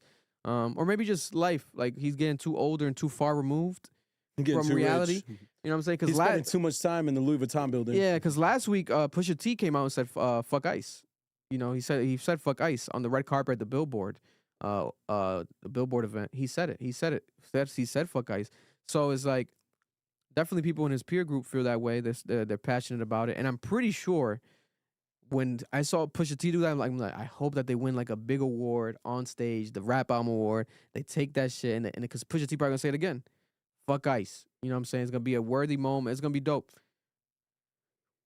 They gave it to the Grammy child, Kendrick Lamar, right? Something in me also tells me the Grammys. Don't get me wrong. Kendrick Lamar, one of the most talented human beings ever breathed, right? But is there some, even if it's 20% of it, with the Grammys, like sympathy? This is like a sympathy play a lot of times for Kendrick for when they fucked up with him. They don't want to fuck up again. You know, the Macklemore shit. What was that? Good Kid, Mad City? Good Kid, Mad City. They don't want to fuck up again, right? There's no fuck up here. And at the same time, people always say that, God bless, right? And it definitely was a fuck up. Even though it was the Macklemore album was a good album. Don't get me wrong. Not better than any of the other albums up there. No, definitely not. But it definitely was a good album. It was a really good album. I remember listening to that shit like, oh, this is actually a really good album. But Nothing Was the Same was also nominated that thing. So I wonder what would have happened if it went to Drake. You know what I'm saying? I think the conversation was just big because it was Macklemore and niggas didn't like him. No, it was. Look at who got nominated that year. It was Drake, Kanye, okay, Kendrick, this nigga, and someone else. There was a fifth. I think it was Jay-Z with 444. Not for. What am I saying? The Samsung album, bro. Vic. I will take. I'm taking all of them over Macklemore. I'll take Yeezus over the Heist. What are we talking about, bro? Yeah, because all these years later, people are talking about Nothing Was the Same, Good Kid, Mad City, Yeezus. Niggas ain't talking about the Heist. Nobody Niggas ain't talking about Macklemore. I didn't know Macklemore still did shit. Yeah, I be forgetting he lived. he got some fire Jordans. He had some fire Jordan colorways. That's cool. But I don't know. All I remember is the thrift shop. Yeah, God bless. I want to read the super chats. Yeah. Ivan with the 2. Who has more Grammys, Kendrick Lamar Kendrick, or I Michael checked. Jackson? Kendrick. Kendrick has the record now. I think he No. tied Jay-Z. Beyonce, as a rapper, he might, but as a artist, Beyonce has 35. Ivan with another 2. God damn. Ivan with another 2. You think Kendrick overpasses Michael's fame? Nah, I don't think so. Hell no, No. bro. Hell no. No. Emmett Breezy with the 20. Shout out to you. Appreciate y'all. Shout out to y'all for being one of the few Latino American podcasts that is cultured and not closed-minded. How y'all feel about acts saying the rap Grammys are devalued now because of Kendrick's dominance? Academics is gonna be biased, and he gets called out for being biased, which I thought is gonna influence some change, like recently what A$AP Rocky said, but he's just doubling down with the biasness with the Drake shit. God bless. But I think it's because he obviously has a relationship with Drake, because Drake messaged him recently about Iceman and gave him the date exclusively, I guess, for the Iceman to come out. But that's just ridiculous, bro. Drake. Drake. Ivan with another 2. Pharrell is on ASAP's next album, Part 2. Listen, let's see. We'll see. God bless. The clips got snubbed, in my opinion. Leave a comment below. Do you guys agree? Do you guys agree or disagree? God bless. Epstein. The Epstein files are out, and everyone's talking about it, especially in the hip hop community, because people are shocked. Jay-Z and Pusha T got named in the Epstein files. Eminem as well, other names, but the ones that on the Epstein files were labeled as doing disgusting, weird shit was Pusha T and especially Jay-Z. The Jay-Z one was Jay-Z was with Harvey Weinstein when a woman woke up in a room and she had her finger, something inside of her. Basically sexual assault. And that Jay-Z was present. This was supposedly in 1996, according to this Jeffrey Epstein files. And then the Pusha T one was 2007, right? Now, this is during Jay-Z releasing the Reasonable Doubt, right?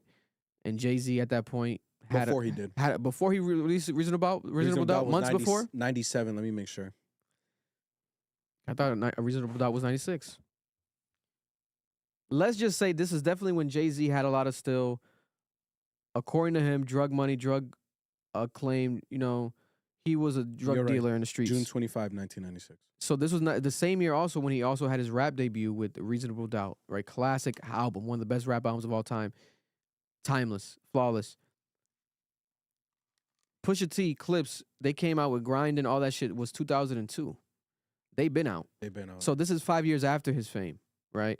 Now, the thing is this. These are anonymous FBI tips from the anonymous FBI tip line. That anyone can call.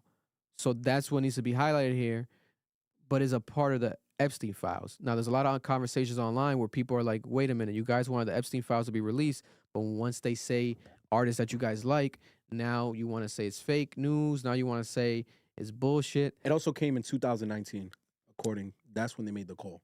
The calls, the FBI call? Yeah, it was 2019. The anonymous tip, 2019. Yeah. This led to a lot of theories, right?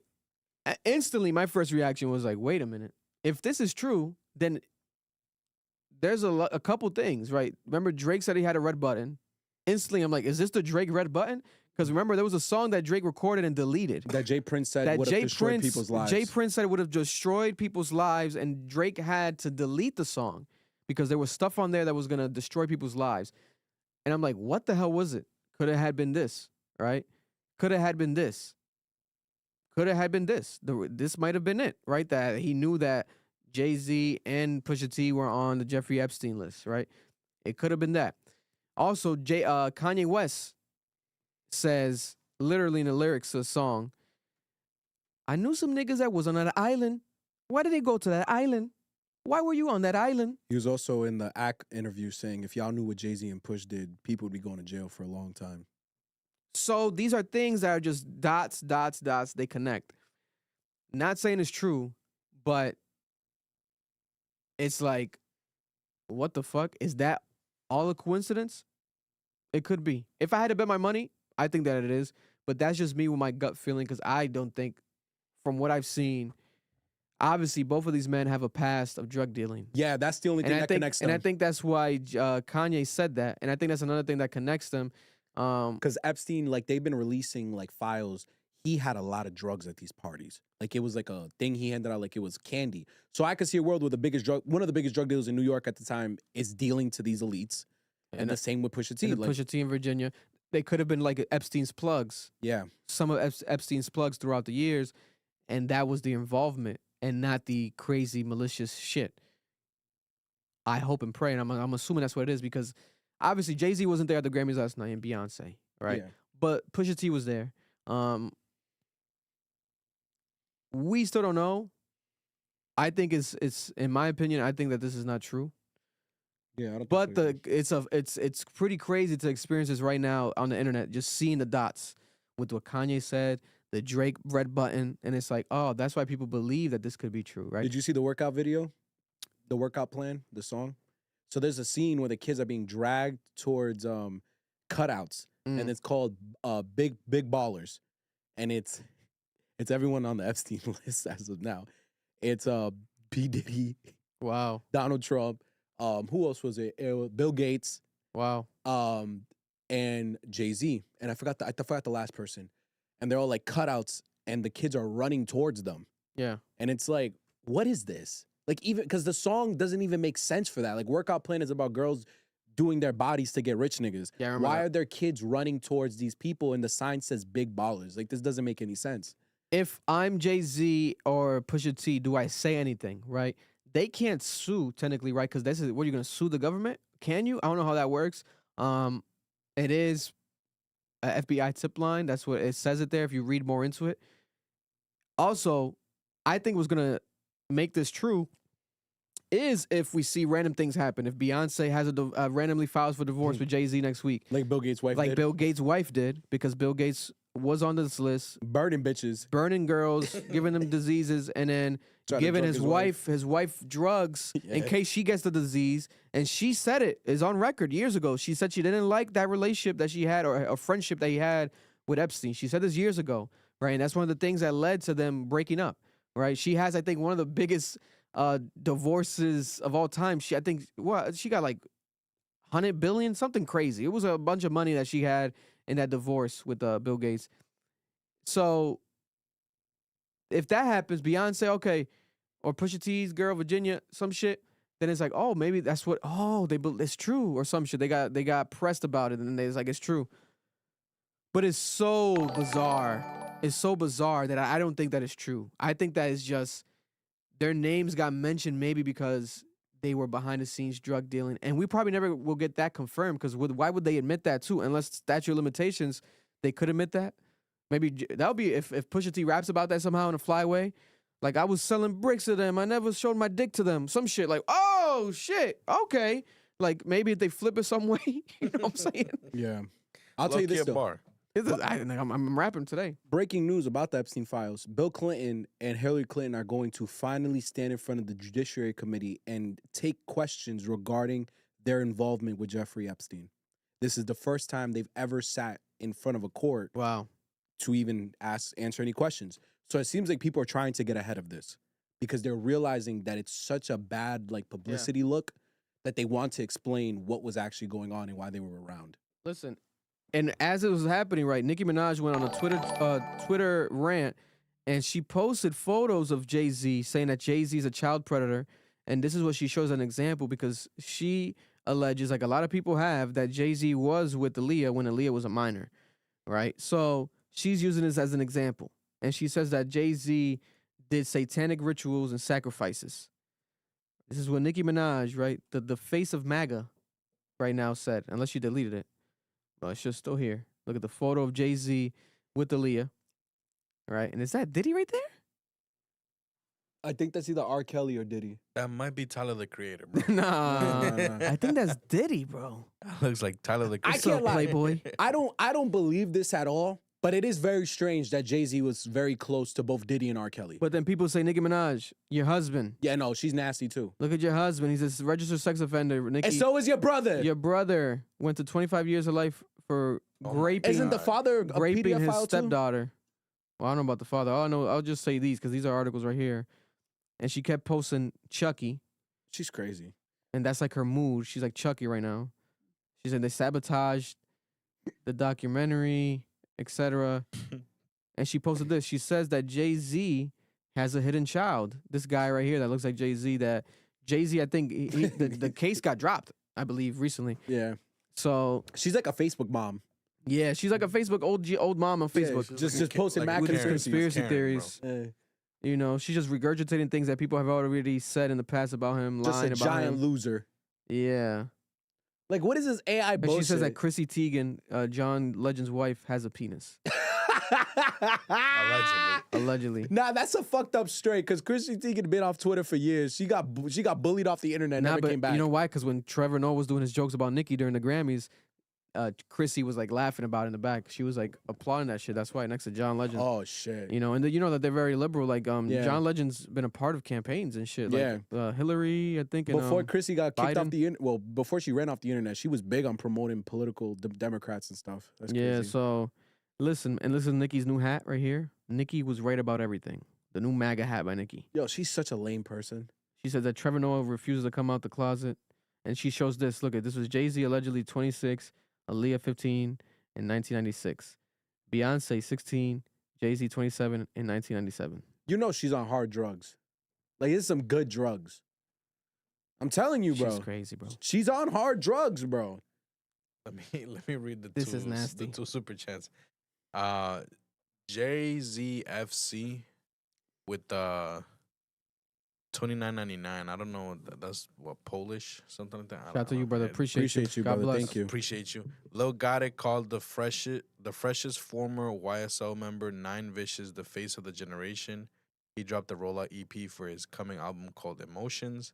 He been dropping this coming album for months, bro. I've been waiting. It's not coming. I Bro. have I'm gonna check it out because Plagueboy Max said that it was good. I'm gonna check it out. And then he did another donation as well. Appreciate you. And Lil Gotti is dead ass right. That episode sounds That EP. that EP sounds generational.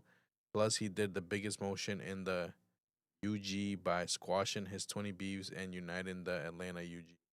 I knew he had beefs because niggas were on TikToks posting them going to his like grandmother's house in Atlanta. Like, them niggas do not fuck with him. So I'm glad he got rid of his beefs. But we'll see if this album drops because y'all been waiting for months and it hasn't dropped. God bless. Shout out to Nine Vicious and shout out to Poland. Yeah, man. I think the Trump shit. My thing is this, right? The Jay-Z and Pusha T shit is anonymous FBI tip lines, but not that Trump shit. There's literally like him forcing himself to have sex with a minor. There's a lot of crazy things, right? Yeah. There's emails with Elon Musk. Elon Musk has basically come out and said that, and you can read them, like, Elon Musk didn't partake, but he definitely was on the fucking fence in a lot of these things, right? Yeah. Like, Epstein asked him, Very like, do you want discreetly. to come to this party? They're 25 or under. And it's like, wait a minute. it was originally this. He said, "Do you want to meet UN council members?" And he's like, "Yeah." And he's like, This is 2013, guys. He's like, "Okay, I guess, yeah. Like, let's meet some UN members." And then he goes, "Yeah, they're 21, they're under, all of them, or 25 under." And that's when he realized this is not. Yeah, that's not what he's talking about. It's just so funny because It's some other shit. Elon has been such a loser ass nigga. He didn't understand the code, Vic. But my thing is, like, he didn't partake, right? But why not? Maybe because the guy was powerful. But at that time, if I'm Elon Nah, and you got some integrity, I'm not riding. why not snitch? Be like, let me look into this. This guy's throwing parties with women who are 25 and younger. Like, that's a bit suspicious. Like, how younger? You know what I'm saying? Let me look into this, right? Why not look into this? Or why keep engaging in this guy? Why hit him up after and be like, what parties do you have going on? I want to party, you know? I want to party. I don't want to go to your island, but I do want to party. And it's like, I don't know, brother. I don't know. I'm gonna be real, bro. I think everyone in that situation was complicit and they just accepted the world for what it was. Yeah. Because, fun fact, Mandami's mother's in the Jeffrey Epstein files. Yeah, the mayor of New York City. Yes, the mayor of New York City's mother is a major Hollywood producer, and she's actually won Golden Globes from what I understand, or was Academy Awards, I can't remember. And she's very big in Hollywood. Like, a lot of people know her. She's very popular films. She was documented in the Jeffrey Epstein files as being at a Ghislaine Maxwell's party a year after he was indicted in Florida and convicted for everything he was doing. The whole like pornography and child molestation stuff. So she knew what he was about. She knew what Ghislaine Maxwell was about. She still went to the party. And it's not just her. The former head of a major financial institution in the U.S. government, I can't remember if it's the Federal Reserve or something, or the U.S. Treasury, Larry Summers. Larry Summers was a great friend to Jeffrey Epstein. Like, Vic, I'm telling you, bro, like, I'm reading the names on this list, and I'm like, what is this rabbit hole? Like, who are you? Why are you people with this man? And you come to realize he was the headquarters of everything. Because what was he, like, not a CPA, but an accountant? He was a glorified accounting. That's what they called him. And, like, it definitely gives that, because there are instances, like, there's a recent video audio that came out. Bro, this nigga helped create Palantir.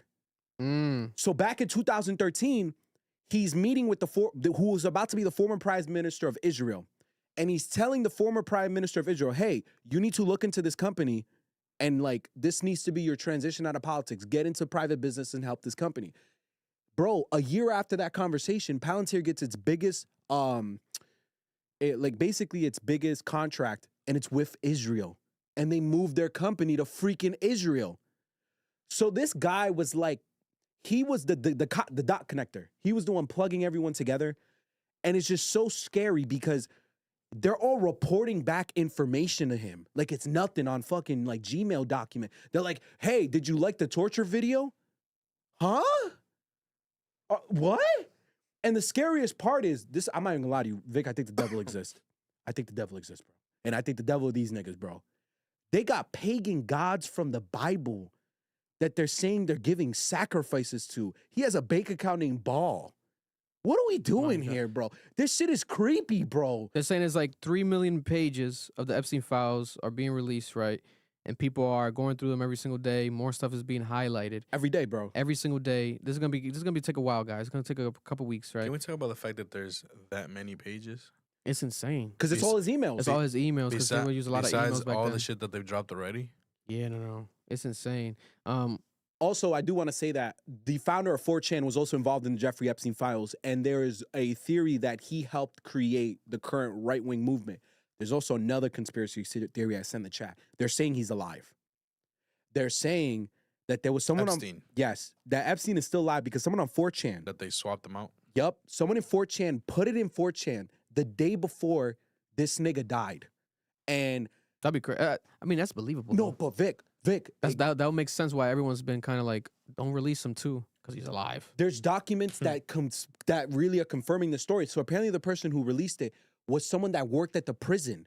She was talking on 4chan. The U.S. Justice Department, mad people, mad like institutions, started to subpoena various telecommunication companies trying to get her IP to arrest her. It's crazy. And they found out that there wasn't like an affidavit where she wrote down like, yes, they rolled this nigga out. Like they put him in a wheelchair and rolled him out. And I'm like, bro, this is the craziest shit. Imagine this nigga still alive. But listen, part of me wants it to be true. That way it's just makes the story even crazier, right? And we get to see that man like actually be served, questioned properly, give the full story, because he would really snitch. Oh yeah. I mean, is it gonna get him time off? Hell no, it shouldn't. But at that point, he's like, brother, spill the beans. Like, yeah. We already got the emails. Now add some context. I'm not gonna lie to you though, Vic. I'm very scared for Jewish people. And I usually don't say this for Jewish people, but I am a little concerned. In those files, he's being very racist. Really? And I think that's gonna fuel a lot of people. Yes. So there is a slur that is used for non-Jews. They're called goyams. Oh yes, I saw. And then Sneeko keeps saying this shit every day. Yeah. Jesus Christ. And it's getting very bad because he used it a lot. And he was very like degrading about non-Jews. Like in a lot of the emails with elites. Oh my God. As of right now, it hasn't been fully confirmed, but there is a strong belief that him and David Stern were having, and this is the NBA commissioner, and the NBA commissioner is Jewish. The name says David Stern. We can't see the email, so we don't know. And we think that's why they blacked it out, was to protect him. David Stern is using the term, bro. He's calling people goyams. Imagine the whole NBA league shuts down. You know what I'm Because saying? David Stearns was a fucking piece of shit, racist Jew. You never know what could happen with this stuff. Bro, it's very scary, bro. There's email suggesting Epstein considered contacting Trump about Virginia Giuffre, one of the Epstein's most prominent victims. There's no evidence of Trump contacting her or being involved, but Trump's name appears multiple times, decades after his earlier denials of closeness. And also, literally months after his denial of being involved in this and being in the files, and the actual FBI director Kash Patel saying that, you know, what was in it, and Ben Shapiro also said something months ago. There has to be a lot of legal action coming soon, because I don't get this, right? There's also restored photos showing Trump around Epstein. A lot of these photos keep going viral. They keep taking down those. They keep taking down some of them as well. Yeah, I've seen this a lot. Trump denied actually even being friendly or friends with Epstein, and there's a lot of photos where you could see this, where they're obviously friendly. And we already previously had the birthday card the note, yeah, that we read here. Fuck. Yeah. There's also certain emails that are being sent that people think are from Donald Trump. Because I want to make it clear, when they censor is to protect victims' identities. Yo, Vic, why would you censor who sent the email? Yeah. Especially when they're talking about torture. It's Trump. Like, it's so obvious at this point that they're trying to protect him. And I'm scared that what would be the reaction if he gets to serve his full term and then we find out the truth? The biggest headline was a TMZ one where they said Epstein files underage girl claims Trump forced oral sex, right? An underage girl claims she was forced to perform oral sex on Donald Trump approximately 35 years ago in New Jersey. Let's cut off all their heads right now. Let's cut off all these people's fucking heads. What are we doing here? And my thing is this, right? And my dad was saying it too. Like, what if all this stuff ends up being true, right? What happens? Like, where do we go from here? You have no government, no private industry. These are all of the titans of the society we live in. And then maybe that's why they were like, oh, let's not release it, because if we release it, we can't do nothing about it because it's us. You'd be purging 1/3 of the elite population. Oh my God. What do you do with those companies? What do you do with these positions? Like, I get people's frustration, but y'all need to be, you know what remind me of? Remember when Weinstein came out and people started exposing like actors and producers? At some point, someone made this joke: we're gonna run out of people who can make movies. Because there was a moment in it's true. When that happened, when the Harvey Weinstein case was so big that there was like a moment in the movie industry where damn near got paused. A lot of productions got paused. Things got put on shelf because people didn't want to be associated with him no more. Like productions that were gonna come, they had to can him because it's like, why would I do this movie? The idea was great IP, you know, it was gonna be successful, but then it's tied to Weinstein. It's like, let's not do this right now. Let's not do that at all. Let's get, you know what I'm saying? So that's something that's a small example. And Woody Allen got exposed during that time too. Yeah, with the Woody Allen shit was crazy. The dude who played Frank Underwood in House of Cards, I forgot his name. Kevin Spacey. Kevin Spacey's got exposed around that time. Like, bro, niggas was going out of here, bro. It was crazy. So imagine that shit happens now. What are you gonna do? Who's gonna run the fucking world? Like, that's the problem people don't understand. Our world is run by sicko niggas. That's it. You have to listen to want that type of power. It's crazy. You have to be a maniac. Oh, of course. You have to be a maniac. Like and he listen, he wanted that shit from that moment. Like I said earlier, when they made fun of him and stuff, like to even run, he ran, and now he's doing this thing. And this now with these files though, it's unbelievable. It's really unbelievable. Like it's so bizarre and so crazy. And it's like when we grew up as kids, people would always joke about this. We would be in school and like remember people always talk about Illuminati, or like when we let's look up these videos and like on YouTube and people trying to sneak into like these you know the Grove and these creepy like rich people and people in general like always had these theories with these rich people doing dark stuff, etc. The Eyes Wide Shut movie, the Tom Cruise movie. Brother, this is that live in the flesh, bro. Because Epstein was like a gatekeeper of this, you know, type of stuff. Like he was that guy. Like when you pull up somewhere, like, you know what I'm saying, Trippie Redd, we interviewed him. You guys can help me get some bud here. You know what I'm saying? Yeah, yo, we got you. Whatever you need, right? He was a dot connector. This was Epstein for the elites. You know what I'm saying? Where these people, they wanted to sleep with a minor. This is the guy. Yeah. You know what I'm saying? So basically what he was a plug. He was the plug, bro. He was the plug. He was the plug for the elites. This is crazy, bro. Bro, someone said this in the chat too. Thank you so much for reminding me. There are a lot of team owners that are in this list.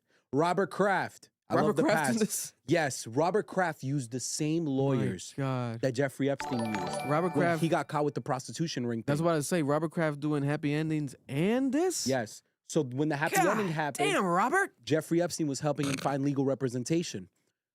The owner of the Jets is believed to also be in the Jeffrey Epstein files, and so is the owner of the Giants. Bro, this shit is nasty, Vic. There's a lot of niggas in this shit right now. My God. Let me read the super chats. I don't even know 7172 with the 499. What's up, y'all? First time catching the pod live. Just wanted to show some love. Also, Octane was better than Don't Be Dumb, in my opinion. Oh, hell yeah. 100%. Yeah, I agree. Appreciate you. Thank you very much. Hell yeah, hell yeah. Way better. Where's the other ones? I bet. Give me a second, guys. JZFC with the 29.99.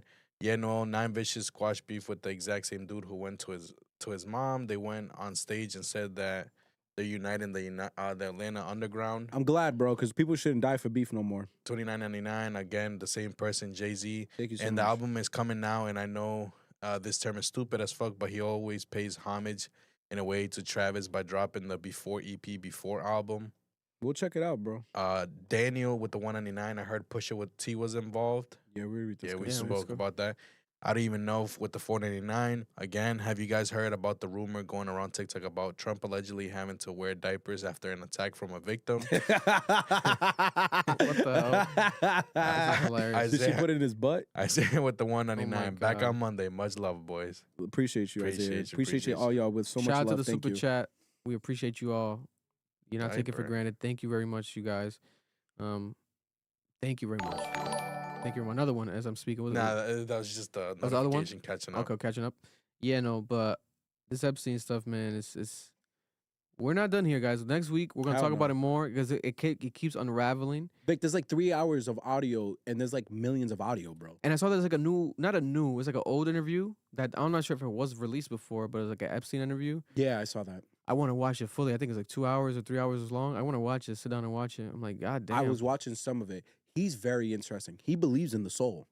So his argument, and I share this belief. Like soul? Like yeah, like your divine soul. Because his argument was that we live in a materialistic like existence. And he's saying because the materialistic existence cannot explain the construct of a soul, the soul does in fact exist. And I'm like, so you know a soul exists and you're still fucking children? Yeah, no. You're crazy. Where do you think you're going? What is happening This here? is so fucking bizarre. He's a giant contradiction, Vic. It was like the viral tweet this weekend where a girl was like, what she said, let me read it right here. I want to quote it right. But I literally felt this way. Where it was like so much back-to-back news where it's just like felt like the only proper reaction to everything that was happening when you just read these constant like headlines back-to-back. Oh, she said, everyone involved just needs to die. Yeah. Oh, my God. That's how it feels. Like, it's like what? And it was because a photo of Epstein, like, with the little girl in the pool. And it's like, oh, man. And like, this reaches a different level. And, like, my thing is this. All these photos, who the fuck was the photographer? That's the person that also needs to go to jail. Yes, that person's probably still alive. That nigga was either being forced to, or that nigga. That had to be the highest paid photographer of all time. Like, why are you even in this position? It might have been Maxwell. A lot of them. Ghislaine, the wife. And it's possible. You know what's crazy, Vic? You know what got overshadowed by all this? Fun fact: Luigi Mangione, his murder charges got dropped. Oh yeah. He's only being charged for stalking now. Yeah, he's about to get away with killing a CEO. But there was so much other news that shit happened during it. But that was crazy. That's insane, Vic. But it's like a lack of evidence. I didn't read the full article. It has to be lack of evidence. It has to be lack of evidence. Yeah, it's probably because they couldn't tie him to the backpack that they found. It's a whole thing. Like when I read it, I couldn't believe it. I thought. But that guy's family's not gonna stop. They're gonna do like what's it called, a retrial? Yeah. Because he's getting, as of right now, he won't have the death penalty. They're charging him for the stalking. But I don't think they can pin the murder on him fully. That is crazy, bro. The judge ruled, though, he's not going to face the death penalty. 2026, guys. This is a year. This is an incredible year what the hell is happening? This is only well, it's February now. You know what I'm saying? It's February, so damn, January flew by. God damn. It's crazy. But yes, man. Listen, this is a couple other more topics to get to, but right now we have a special guest. We're gonna walk him in right now. We have the Grammy nominated producer here from our city. Grammy weekend right now. We just spoke about the Grammys, gave the Grammy recap. You know, we want to get his story real quick, and this man has been doing a lot of incredible things in the actual just music world in general, and it ties to us here locally. So let's walk him in real quick. Noel, grab him whenever you get the chance, please. We got my guy Nick coming through. I want a Grammy. I just want to get a Grammy. And I don't remember how the song goes. Shout out to my guy Breezy related, the big Chris Brown page. They sent me the Michael Jackson stuff. We're gonna react to that Michael Jackson trailer soon. Right there, my brother. Round of applause real quick. We got my guy Nick coming through the studio.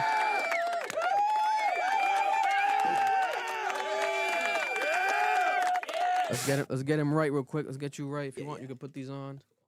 Right there. You can sit on that pillow too if you want to get that posture up a bit. But we are here. You know what I'm saying? Special guest coming through. You know what I'm saying? Round of applause again. You know? Appreciate you, man. Appreciate you. Listen, man. For those who don't know, tell the people who you are, man. Tell the people who you are real quick. I'm Nick Sarazen. I'm born and raised in Rhode Island, and I'm back in my favorite state. And yeah, man, I'm grateful to be here and really, like tap in, to be back here. It's great, man. Listen, tell the people, where does this story of you even being a producer start, right? We had the privilege and the pleasure to, attend one of your events recently at the Newport Mansion, me and Eric, and we spoke to your parents, right? And they're very proud, and they kind of gave us the breakdown of your story. But tell the people, for those who don't know, right, we see these articles, these headlines, these stories, right? Grammy-nominated producer from Rhode Island, here in Rhode Island. Tell the people, how do we get to that? Where does the production story start with you? Yeah, man. Well, thank you. That's so funny. I didn't even know you talked to my parents. That's hilarious. They're mad cool. They were just getting around everywhere. It's hilarious. Yeah, man. No, I grew up in North Kingstown, and I was like playing piano as a little kid. How old are you now, Nick? 31. 31? I just turned 31. Damn, Yeah, you look 17, bro. Thank you, bro. God damn, Nick. I know. I mean, you look 17. I don't know how I'm saying 31 right now, and it feels so crazy. Yeah. Like 30 was cool, now 31, I'm like, dude. No, hey, listen, Marloon's gonna meet you soon. Marloon's turning 30 this year. 30, yeah. Let's go. Let's go. No, you none of you look like you could be 30 either. Like I feel like we all, all It's that Rhode Island blood in us. Exactly. Some in the water. There's some in the water for sure. Yes, sir. But yeah, man, I grew up playing piano, and like I remember not really connecting with, just like that music as a kid. And I have no older siblings, so I was like hanging out with my friends who all had older siblings.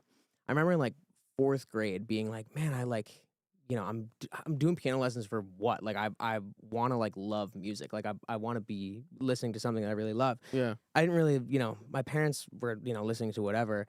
And I remember, like hanging out with my friends' older siblings, and they started playing, shit like Lil Wayne and T-Pain and a lot of like the, Southern rap stuff. And I was like, this is so sick. Yeah. I think I heard like, I remember hearing T-Pain, and I remember hearing a lot of like DJ Khaled stuff. And I was like, I want to do that. Like I don't know what it is that I want to do, but like I want to like be a part of that. And I like downloaded Autotune. I remember as like a kid, like a cracked version on a terrible laptop, and I was like, "Yo, maybe I can sing. Like maybe I can be like T-Pain." And I've like quickly was like, "Nah, that's not this. I'm not cut out for that. This is trash." Yeah. But I was just like making beats on GarageBand in middle school, and like just trying my best to like, I wanted to be like on a DJ Khaled album, or like do what Lil Jon was doing, and all of that, and just like making the worst beats of all time,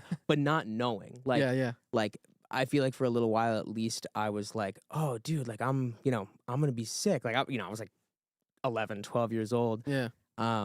And luckily like didn't know how fucking terrible I was, so that I could like keep doing it and get better and better.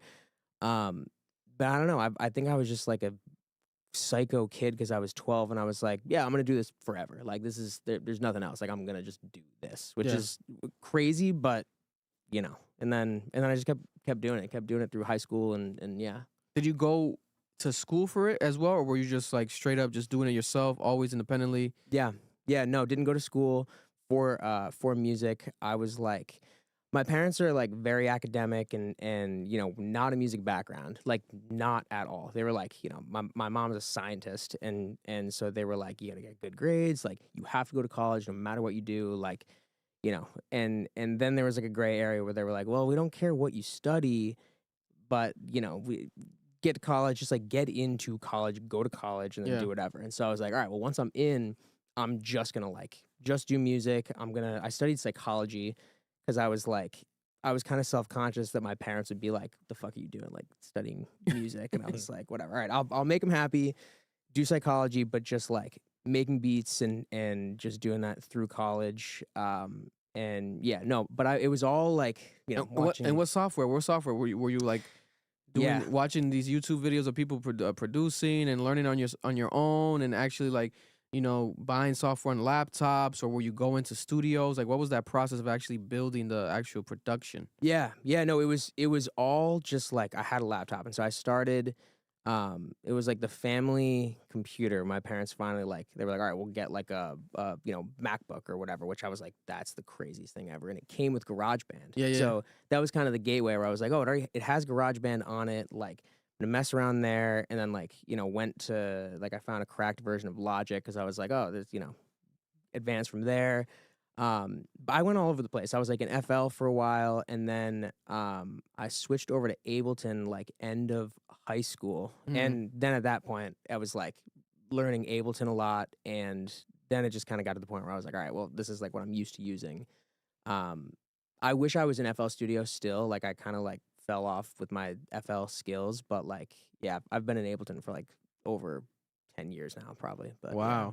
And then what was that first artist that you worked with that you made some production for that you felt like, all right, this is something good. It's not that trash that I was making as a kid. This is actually something that I can build a career with, has potential, and then it grew from something at that point. Yeah. I think like it was the first time that I started making remixes, which was like right when it was like freshman year of college. And I was like, it was really just like kind of a glorified mashup where I was like hearing a bunch of different influences that I loved, like on SoundCloud. Yeah. And it was actually a lot of like Jersey Club stuff. This was like 2013, which was my freshman year of college. And I heard Jersey Club for the first time. And it was like a lot of the legends from Jersey. It was like, you know, DJ Slink and Tricks and DJ Trey. And hearing them remix like 90s R&B and like early 2000s rap and R&B. And I was like, oh, they're like making versions of it that you can DJ easily and like, you know, make them all the same BPM, make them very danceable, make them like all kind of the same thing. And I was like, oh, well, what if I like, you know, start taking, you know, a bunch of my influences and like making remixes with that. And so I think that was the first time that I like felt like my music was like worth putting online somewhere. And that was kind of that was like the first time it was like, you know, getting stuff on blogs and other people were actually like, oh, this is sick. And like DJs started playing stuff. And so that was cool. That was that the first time. What was that first like remix? Like what was it that you put it? Where did you put it? Was it on YouTube? Did someone see it on SoundCloud? Like what was that remix? Yeah. What did you remix? It was this remix of it was the T-Pain and Chris Brown song off of the Three Rings T-Pain album Freeze. Which was like it was like the third single from that album, and it wasn't as popular as It was a sleeper. It was a sleeper.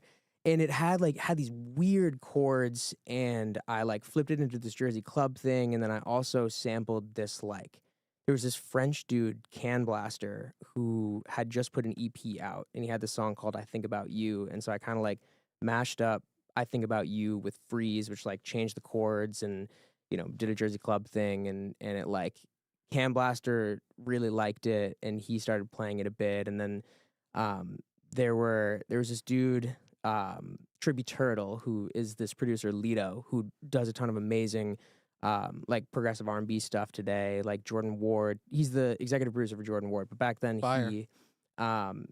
he was doing Tribute Turtle, this like Jersey Club project, and he was the first person who like heard it because he was doing Jersey Club. I sent it to him, and he was like, "Oh, I'm gonna like play this out and DJ it," and that was kind of my thing where I was like, "Oh shit!" Like somebody I look up to like thinks this is sick. So That's fire. yeah, then I kept going with it. And then how did you go from there to now? Tell the people what was that Grammy nominated moment, right? What's the difference in the years from that moment of actually the Trippie Turtle moment and now actually with the Grammy nomination, and how'd you even got to work with these artists now? Yeah, man. Yeah, so that was like that moment of the Trippie Turtle thing. That was beginning of college, and so then through college, I was like making a little bit more remixes, and then I came back to like, I don't know if I want to like make my whole thing be like my own music that I have to put out and then I have to DJ. Like I still love the behind the scenes thing and like make beats for other people. So like I swung back to just like, making beats and just basically like making folders that I was like, all right, well, I would love to like figure out how to pitch these, like get these to places. But I had no connections. Like I was like I was in school, I was still in Rhode Island, and I was kind of like trying to spend some like thoughtful time like following producers and songwriters that I looked up to like on Instagram and like trying to figure out like meaningful ways to reach out to them that wasn't just like spamming to say like, oh, let me like send you some beats and or like, oh, get me in the room with stereotypical messages. Exactly. So it was like not spamming, trying to wait for the right time to like send stuff. And so I was like just kind of making a bunch of beats and like accumulating things, making folders and being like, okay, well, if I like get the opportunity to like get in the room with a manager or an A&R or somebody at a label eventually, like this is what I'll play. Like You're prepared. Be prepared. Exactly. But it was really just making beats for like, nobody to hear. It was like, all right, when I get a meeting, like this is what I'll play. And so it was 2019. I had just graduated, and Sarah, my wife, had also just graduated college, and I was like, all right, well, fuck, like this is we gotta like try to make something happen. We gotta like connect with somebody. So then I started like really trying to DM people, and I thought the route would be like, all right, well, maybe I can like get a manager first. And so I like, I had been following all these people, just classic thing of like, look up an album that I love, who is the A&R, who's the label for it, who are like the songwriters and producers on it, and then, just like start following them. Yeah. Follow them on it was like all Instagram, and, started like just trying to DM them, just trying to like get meetings. And I was still in Rhode Island. And so then I started DMing and being like, hey, like I'd love to like, pull up and 30 minutes just like get a coffee or like play you some shit. And I pretended that I was in LA. Like I was like messaging people being like, yo, like just let me know when you have like 30 minutes, I'd love to pull up. And so then a couple, like vast majority nobody responded, but a couple, whether it was it was like somebody who I had connected with kind of before and like maybe DM'd them before on or commented on something and they like didn't think that I was like a crazy person or whatever. Yeah. Maybe like they responded. And so then it was January of 2019, I had gotten like a couple people to say yes. And so I was like, all right, fuck it. We need to like, let's just book a flight, crash on a friend's couch and like see what we can make happen in like 4 days.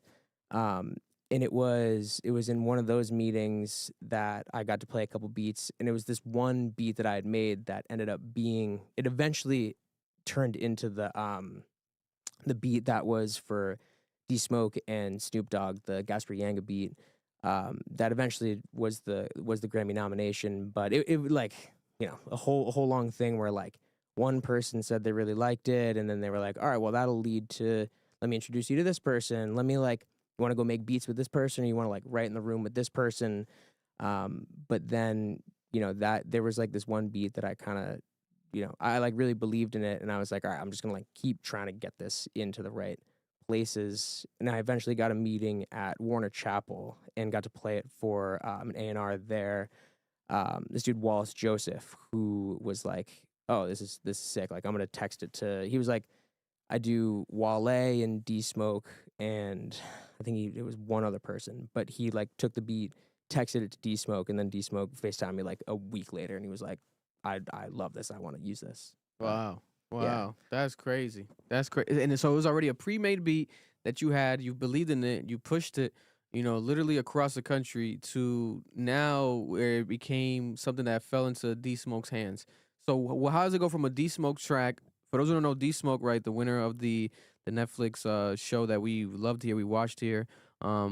We interviewed the runner-up, our guy Flawless, Yes. which is another Rhode Island connection, which is crazy. Yeah, shout out Flawless. Shout out Flawless. Yeah, which that is was crazy. I think that was the same season. Yeah, same season of Rhythm and Flow on Netflix.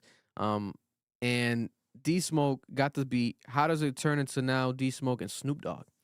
Yeah, so D Smoke, I guess I think that he had connected with Snoop through the show because I think Snoop Yes, was yes. Like a celebrity host or like a appearance he made on the show. exactly.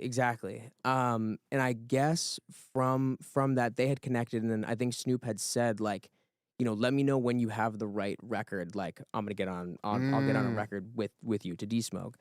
And so when D Smoke got the beat, he like wrote the whole song, and he wrote like the hook part and kind of a section that he was like, I want to give this to Snoop, like so I can hand it to him and he'll just like get on this part. And I think Smoke's album was pretty much done, and so I was like coming in at the end, and he was like, oh well, I'm you know, like I think this will be a single, like I really love this thing.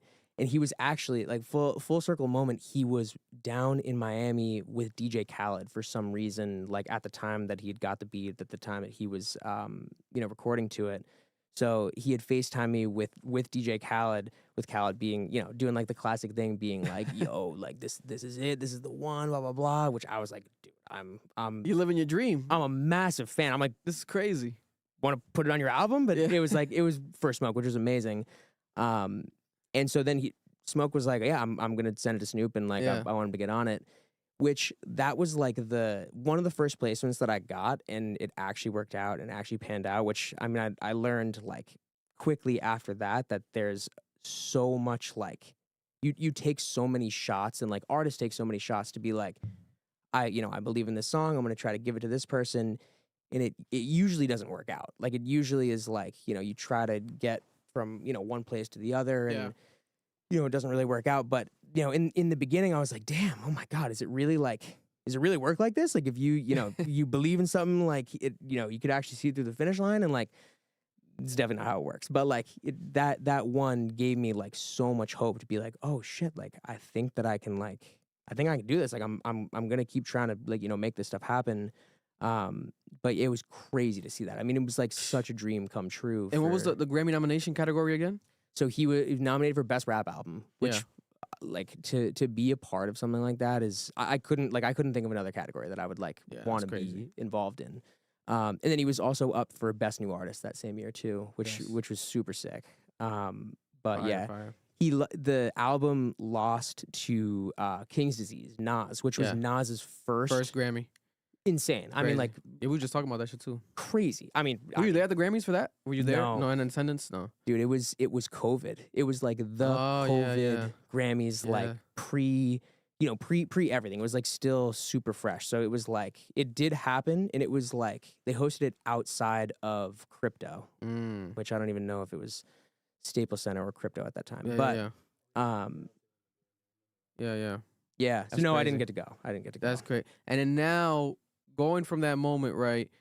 How many has it opened a lot of doors? You being now a Grammy nominated producer, working with D Smoke, Snoop Dogg, you know, 2019, the Grammys, and now we're still here. Nick, the producer, doing big things in Rhode Island. You know, 7 years later, has it opened a lot of doors for you as a producer in your career? Yeah, and it really did. I mean, it happened so early in my like professional career, and like it felt like I had been doing it, like making beats for so long. It was like from being 11 years old until when that happened, I was 24 or 25, 24 Wow. maybe. Yeah. So I felt like I was doing it for a long time, but then I kind of was like recalibrating and being like, oh no, this is like, now I'm like, you know, doing this professionally. So I'm like brand Just getting new. started, yeah. Just getting started. I was like, okay, now I'm, you know, all that time to just like begin right now. Yeah. I think that like it definitely did a lot. It definitely like, helped just give me like both like honestly like personally it I hate to say this, but like, because the awards and all that shit like should not matter, and it really does not matter. But like it definitely like helped me personally be like, oh shit, like I am good. Cause like I like, I was doing it and loving it, doing it because I loved it, but like not necessarily knowing that it like was possible. Cause I didn't know anybody in music. I didn't know anybody who had like it had happened for, or like, not like it would happen for me, but like got the opportunity to be there. Yeah. So it gave me a lot of confidence, and like helped me to go forward with it. And weirdly, like around the same time, I was like, what I had always wanted to do was like make beats and like be in that world.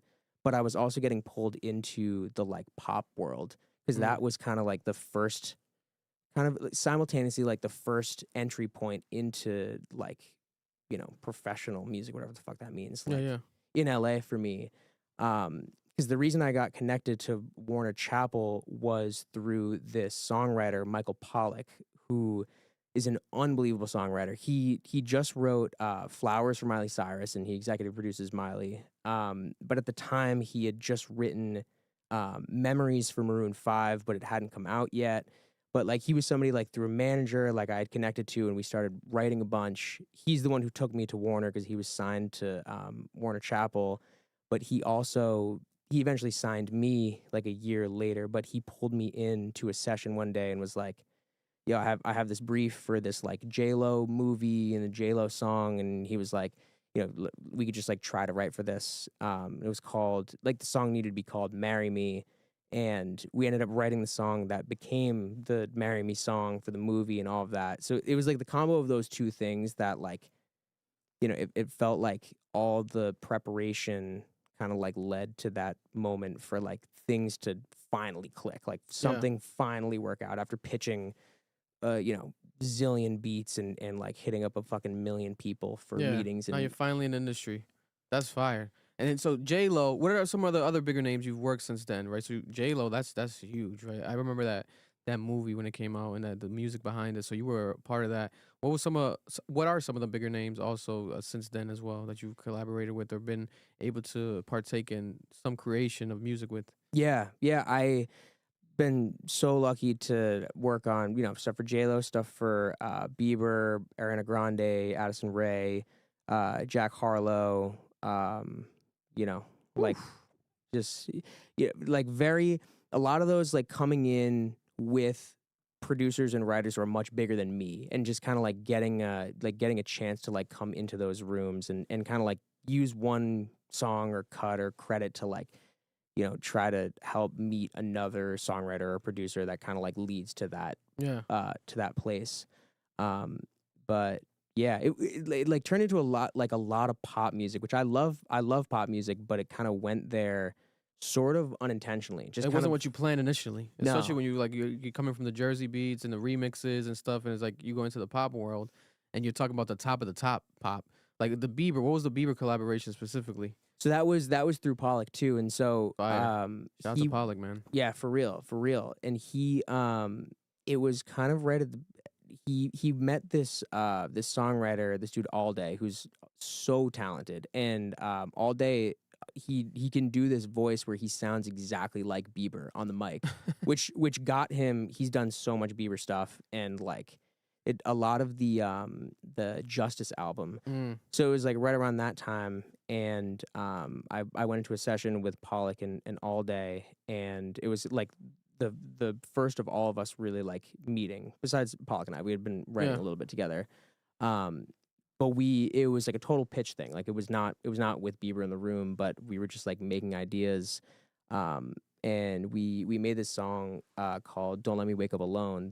It's not out yet, but and I don't know what project or when it would be released, but I like it was one that happened fast too, where we like made the demo, all day sang it, and he like sounds just like Bieber, so it already sounded like a Bieber Yeah. song. So he can make the perfect reference track then, because if like Bieber's voice is damn near identical, that's fire then. Exactly. That's crazy. And then pretty quickly too, I wasn't in person, but I got a FaceTime with Bieber cutting it and like hearing him be on the record, and like it was surreal to like hear Wow. the shit that like we wrote, like him be like, hell yeah, this is it, and like copying it, like just like he's like a fucking scientist, like he's Crazy. so laser good, like it's so ridiculous. I mean, he's so sick. And honest, I loved that his Grammy performance last night. I thought it was. Oh, I thought it was just really talking about that sick. shit. I'm like, that was fucking incredible. He So went out in sick. boxers and just bodied UConn Crazy. straight, just raw right there, just doing it,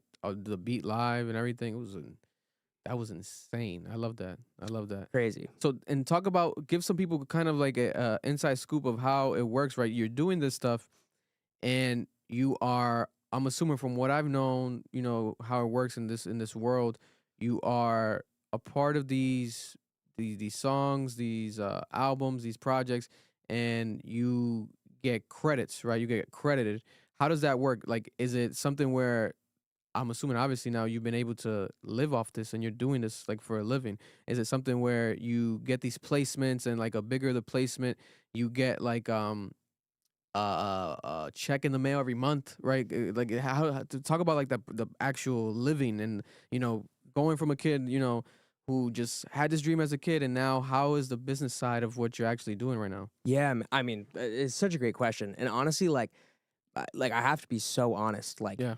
it really, some of my biggest cuts have not been the thing that like sustains me, which is crazy. And actually, like even with that stuff happening, like I signed my publishing deal with Warner in 2020, and like, you know, that was like the most amount of money I had ever seen. It was not a lot of money. Like it was like, you know, not a fucking $1 million, not even fucking close. Like it was like a regular, like I had no cuts, like first publishing deal, like, you know, and I was like, oh my God, like I made my first dollar from like being in music. Like this feels insane. Yeah.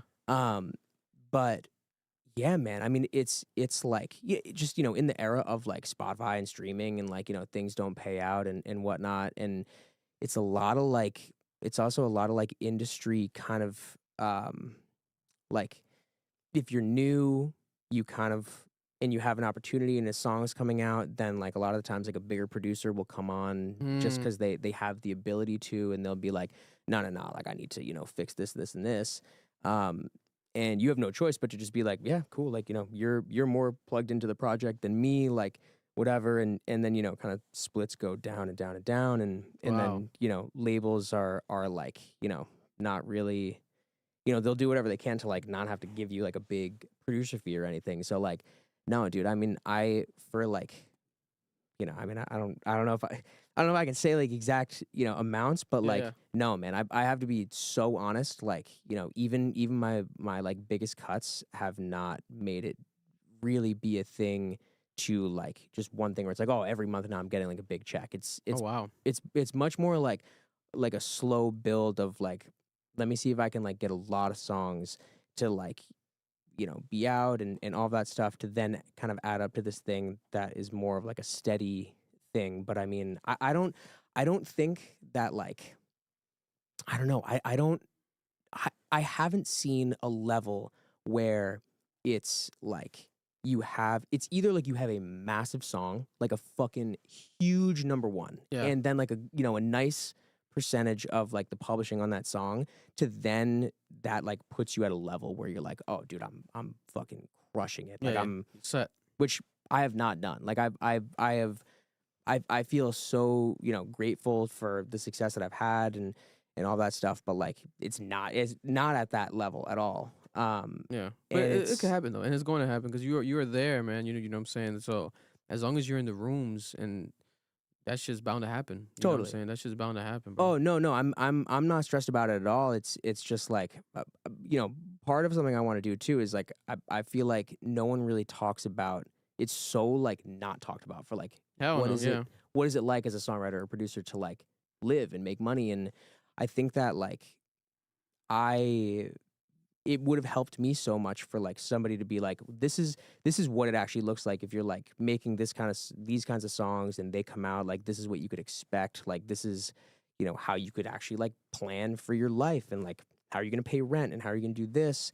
And it's very like, you know, even mentors and stuff like would not talk about it. And like eventually you know, I would come to find out like some mentors that I had would eventually open up and be like, yeah, you know, like I signed a publishing deal and it was like, you know, they gave me no money and it, you know, locked me in forever. And, you know, people who were making like #1s for like 10 years and not seeing any of that money for that whole time. So like them That's crazy. being like having huge songs on the radio, but like, you know, fucking barely being able to fucking pay rent. I honestly don't even know where they were making money at that time, but then like having to get out of these contracts and then eventually like not be, you know, maybe not sign another publishing deal and then Yeah. like have their publishing going forward, or, you know, whatever it is. But it's like it's tough, man. And I think that, you know, I think it's one of the best jobs you can have in the world, but I also feel like it's really important for like people to, you know, just be aware of their business and like know how to not get fucked over and know like where to look for signing deals that are fair and all of that shit. Like I think that it's like so important for people to know. I would imagine. I feel like a lot of people don't talk about that enough, and like they don't understand like the idea of the splits and the idea of credits, and you know, having, you know, the things written down. Like I would imagine, like if you just made a song in the studio for like a big artist, and you know, what is that? Do you have to like do paperwork right there in that moment? Like at the end of the day, like let's say you made this big record for Justin Bieber, right? And you were working with this big producer, but you also put in your work as well. You write, let's say, part of the hook, and you do some of the outro beat. You know, you do it fully yourself, the outro beat specifically. At the end of that session, you guys feel very happy about it. This is something, this is going to be a hit. What do? Do you guys have to sign like some paperwork? Like, okay, let's put our splits right here, right away before we leave this room. Like, how does that work? Yeah, it's a great question. I feel like in a way it should work like that. I've never had it there where it's been like, all right, great, this is like what we've done. This is, you know, like let's put it down, let's record this. But one thing that I will say that I think is great in pop music that I like quickly learned was the culture of pop music is like if you were in the room making the song, whether you're like if you're a writer or a producer or whatever, you're contributing to it, like a lot of people are like, we're gonna do equal splits, like from being here in this room from a publishing side. So Yeah. on the publishing, like if you're a producer or you're a writer in the room or whatever, also the artist, like we're gonna split the publishing evenly, which, you know, I mean, it doesn't always work out that way all the time, but at least that's like a nice place where like there's a pretty good understanding for it to start there. But it starts there. Then it's like, okay, well if you made the song as a pitch record and you're like 3 songwriters and a producer in the room, now everybody has 25%, but then it has to like go, you have to get that song somewhere if the artist wasn't already in the room. So then that's where things start to like, you know, eventually by the end it'll go down, but it's sort of this thing. There's a feeling of like, well, it's so feels impossibly hard to like get a pitch song, for example, like across the line to an artist that like, and eventually have it come out, have it them cut it, then have the artist decide like this is gonna make the track list, Yeah. and it's gonna come out. That like it usually doesn't get fully discussed of like how it all works out until the very end. And Wow. then at that point, it's a very like, that's when it's good to like have a manager, or like definitely have a lawyer, because that's usually when it kind of falls on the like the releasing label of that artist who's putting the song out to be like, okay, now we're sending out the paperwork now for the splits. And so then, you know, sometimes you can get like the like splits offer from the label and, you know, be surprised in a terrible way and be like, what the fuck? Like, this is like, you want to give me like 1%, 2%, 5% because like, you know, this person came on the record later that I didn't even know about, and, you know, XYZ. Yeah. And then it's kind of like a back and forth, and it's like a, you know, like lawyers and managers like negotiating kind of thing. But you really have to like, a lot of the time you have to stick up for yourself, and you have to like kind of have your receipts Yeah. if it gets there to be like,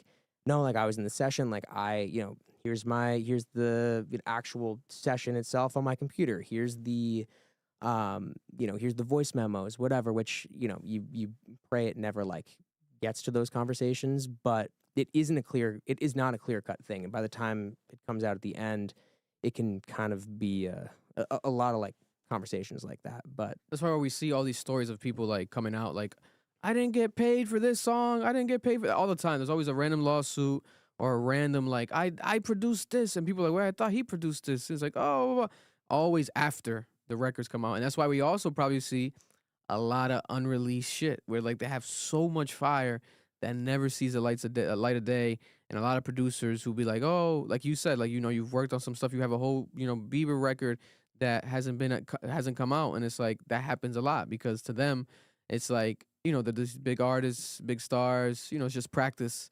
But for you guys, it's like, it's practice too, but it's actually your living, so it's like, because it could quickly go from practice to life-changing. If it gets pushed out, it's like your life could change, but it's like, if it's not, it's just sitting somewhere. It's like being shelved. It has to be crazy. Is there some songs aside from like the Bieber song where like maybe another artist, maybe Ariana or like someone big in the pop world that you've done that you feel like it could have been something that is currently shelved? You don't even got to name it if you can't say specifics about it. But is there like a song you think that comes to mind of yours? Yeah, man. There's so many, and it's so funny you're saying this. Like, I was with my artist Julia yesterday, and like just going down this rabbit hole of being like, oh shit, like I was like referencing one song that I did and been like, oh, like I want to play you this thing, and then being in like the folder, it was like the folder from 2023 or whatever, and just like seeing those songs and remembering that again, being like, oh my god, I forgot about this song. Like this was gonna come out, this is gonna be a thing. I would say the songs that I'm proud of the most that I really love that like didn't come out or like that leaked. I did a ton of the first Addison Rae record. Like we did a whole album that was like the first album that she had made, that never came out. And it was like a whole label dispute thing, and like she was in a label deal, and then she wanted to get out of it, and it was like a disagreement there, which she then did get out of, and she met Charlie XCX around that time, which then Charlie started like pseudo managing her, and then got her to Columbia where she is now to put out that album that is incredible that just came out. Yeah. Or came out a few months ago, but that's like why she was nominated for Best New Artist. But we did a whole album that I like. I love all the songs. There's some of the like the best beats I ever made. But it's funny because somebody actually leaked the whole thing, and so it's like it's online, like it's all there. Like you can. Yeah. There are like Addison Rae like pop stans who like love. Was that it you, shit, Nick? Did you leak the album? I've always grown up being like, man, like remember when the whole first version of the Carter 3 leaked? That and was then crazy. Like Wayne had to do the whole shit again, new album again. That shit was crazy. I mean, I feel like we got so blessed to like have technically like 2 Carter 3s as fans. Yeah. But like I always wondered, I was like, will I ever get to the place someday where like somebody leaks my shit? And then it happened, and I'm like, and I still have no clue how it happened. Like I thought that like maybe if it happened to me, like I would have some insight to like how it did happen. Yeah. No idea. I have absolutely no clue. That's crazy. And it's like the bounces like from my computer, like the shit that like I was the sole producer, like that MP3 left my computer, like, and somehow I just don't know who it went to after that, and then that's crazy. Leaks. It's crazy. That's crazy. Look, I can imagine that the Addison Rae stuff, man. That's who knows. Like if at least one of those songs were taken, she already had big shit on the recent album. But imagine, if it had something, it was something that you had to do with, and it became like a single or something, and like God knows, like. That's where the life-changing shit, your life's already changed, but even on a different level, it could take off. But I know it's definitely gonna happen. You've been teasing some stuff, right? He has, for those who don't know, this studio, and talk to people about the studio. You built this studio inside of a mansion here in Rhode Island, Newport Mansion. Some of the most expensive and craziest mansions in the world are here in Newport, Rhode Island. And inside of one specifically, you have built this studio, and you keep teasing something about a potential big artist maybe coming to Rhode Island, right? What can we speak about today? Yeah, man. Yeah, I mean, it really feels like a dream come true, and in the most important part of that dream is this thing that I've always had of like I love Rhode Island. I love where I'm from so much. It's where I'm the most inspired. And Yeah. like, I remember being a little kid and just thinking like, man, wouldn't it be so sick if like you didn't have to go anywhere to like make like work with people, make these like fucking connections, like, and have it sort of be this hub. Um, I'm not trying to avoid that question at all. I can't Oh, you're say good. specifically who it is coming yet, but I will be able to like once they're here and once it's done. But what I will say is that you know, so the mansion studio, I'll say like how that came together. So Yeah. I got so lucky to meet Carolyn Rafalian, who is another Rhode Island legend. Like, you know, the founder, CEO of Alex and Ani, who she, Mm. you know, designed all the jewelry, did it all here in Rhode Island, made it all in Rhode Island, like the factories in Cranston. And I didn't know her until like 2 years ago, and we had got connected. But at that time, I was looking for so I was full time in LA with my wife Sarah for 2019 to 2024, and so then, you know, we were coming back here so much that we were like, we'd love to like, you know, we were always like, as soon as the point happens where like we could really put roots back down in Rhode Island and be able to like make it work career wise, we're gonna do it. So Yeah. we in 2024 did that. It was really like my wife being like, you know, we just gotta like make the leap, and we gotta like really put roots back down in Rhode Island. This is where we need to be. This is what we love. Yeah. Home. It's home. It's home. And so I was like, all right, I'm like looking for, you know, I need a small space that like isn't in my house or somebody's house that like, you know, I can bump. Like I can really play music loud, not feel like I'm disturbing anybody. So I was like, maybe I could find like, you know, something scenic that like I could attract artists from not Rhode Island to convince come them here. to come. Yeah. To come here. So I was like, maybe I could find, maybe somebody would rent me like a barn or something, like something beautiful. Maybe it's like, you know, close to the water. Just, you know, like feels like remote, feels like a retreat for an artist or something. And, you know, I was like, I don't care if it's like fucking falling apart. Like I'll, you know, try to put drywall up, maybe Yeah. put some electric, whatever. Renovate it. Renovate it. And I never found that, but I connected with Carolyn, who she's a visionary, and she owns Belcourt, and so she not only owns Belcourt, but she bought Belcourt in 2012 with the like as her like restoration project, because it was Wow. it was falling apart, like truly, and it had been falling apart. You know, it's from the 1800s. It's been falling apart and not being, you know, taken care of for, I don't know, like, you know, 50, 70 years, like just Yeah. kind of slowly, you know. And I guess when she got it, it was like, you know, ceilings were caving in and Damn. water was leaking, and, you know, just like open air, you know, being able to come in there. So she put so much, like, you know, she was so successful with Alex and Ani, and she wanted to restore this place. It was like, you know, part of her passion thing. But I think she like finished what she was doing around 2020, and you know, did a lot of restoration to it. But apparently her like dream was like, I want to make this a creative hub. Like I want to make this a place that like Belcourt has a history of like, it had, you know, so many famous jazz artists that come in like, you know, the 40s. I guess like Miles Davis had come and played there, and so it had hosted a lot of really cool shit. Yeah. And she wanted that to happen again. So a friend of hers connected us, and the friend was like, tell Carolyn about the studio idea, like pitch putting it in Belcourt. I was like, I'm going to meet this woman for the first time and like have the audacity to be like, oh, let me put a studio in your mansion. Like I was like, that's insane. Like I can't do that. Yeah. But I sat down with her, and she brought it up. She was like, "Oh, like I heard you know, you're looking for a place for a studio, and like, you know, Belcourt, it's made for music and like all this stuff. Like, what does that mean? Like, what would that look like?" And so then she like, you know, teed me up to be like, you know, this is how a studio works. This is kind of what I'm seeing. Like, I'm looking for a place to like convince artists to come to Rhode Island and have it like be a hub to Yeah. like, you know, both artists to come to Rhode Island, but also a place to like really lift up the community here, people who are doing music here, Yeah. give them an opportunity, you know, anything from engineers to producers to songwriters to artists, to like give them a connection to be able to do music for a living that is an actual jump off point in Rhode Island, and not have to like, somehow like have the ability to be like, I'm gonna like uproot my life and like go move to LA. Like, Yeah. which is like such an impossible thing to do.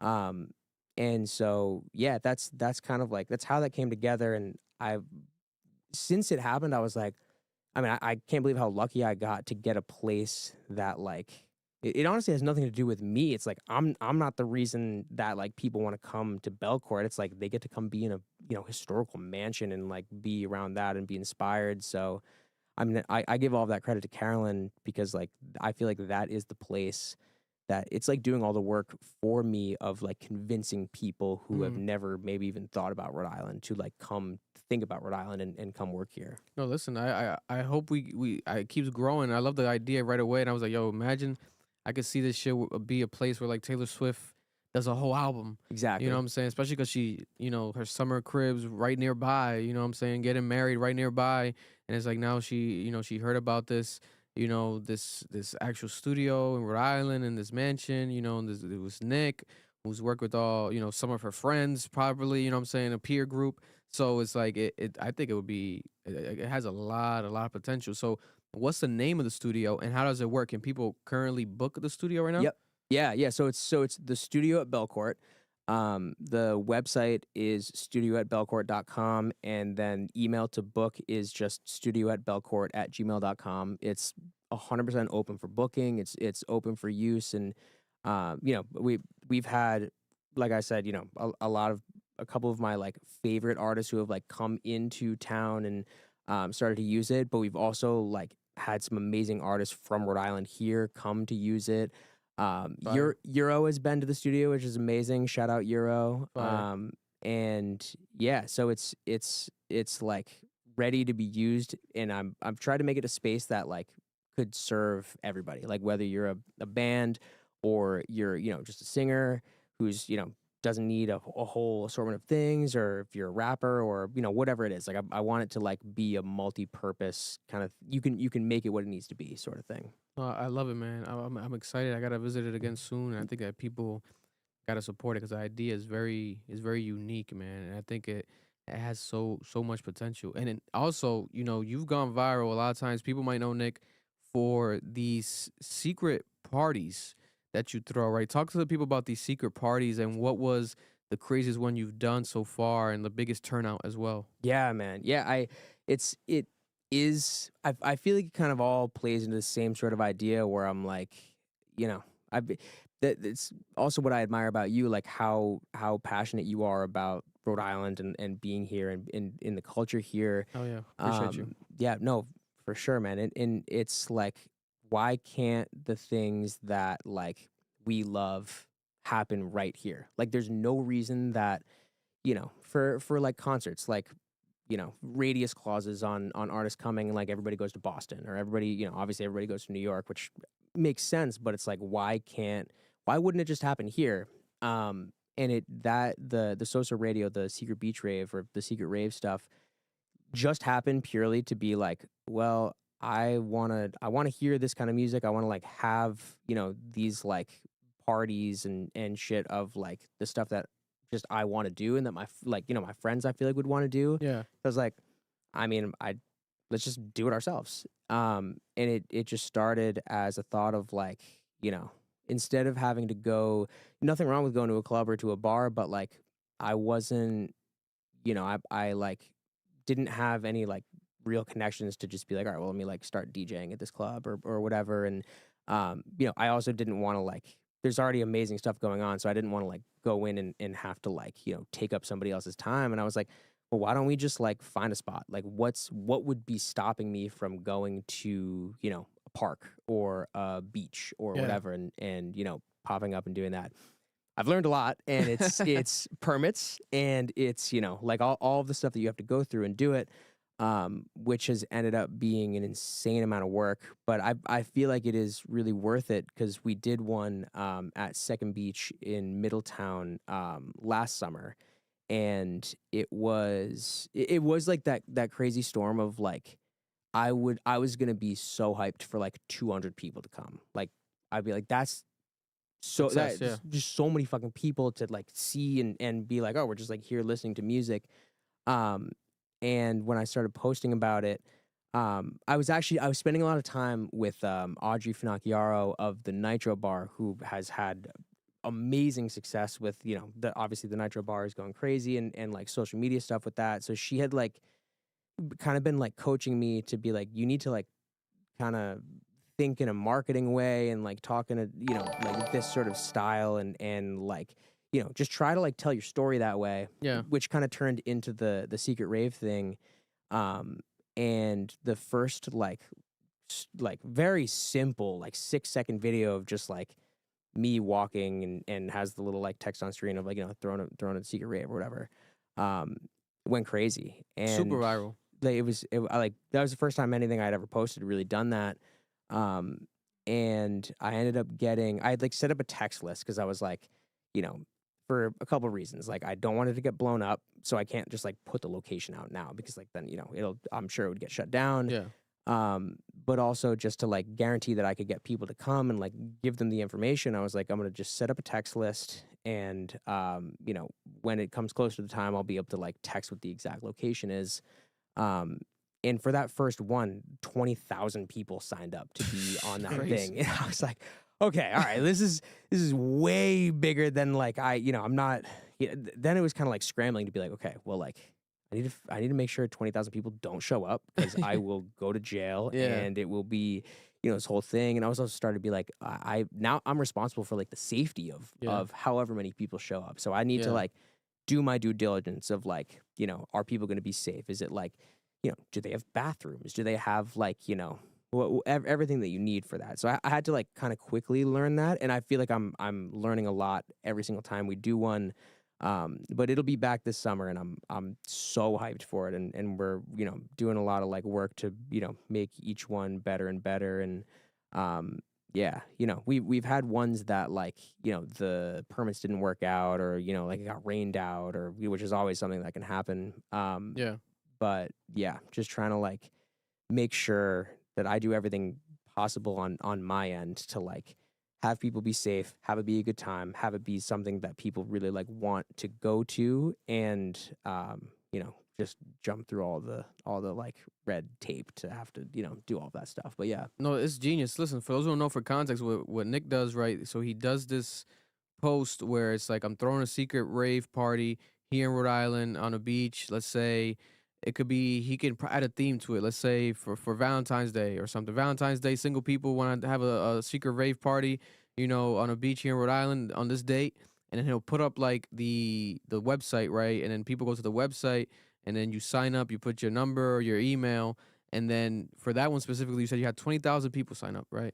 And then you get the text closer to the date with the confirmations and the more details to actually, you know, it's like, okay, now you can actually go, and this is where you actually go.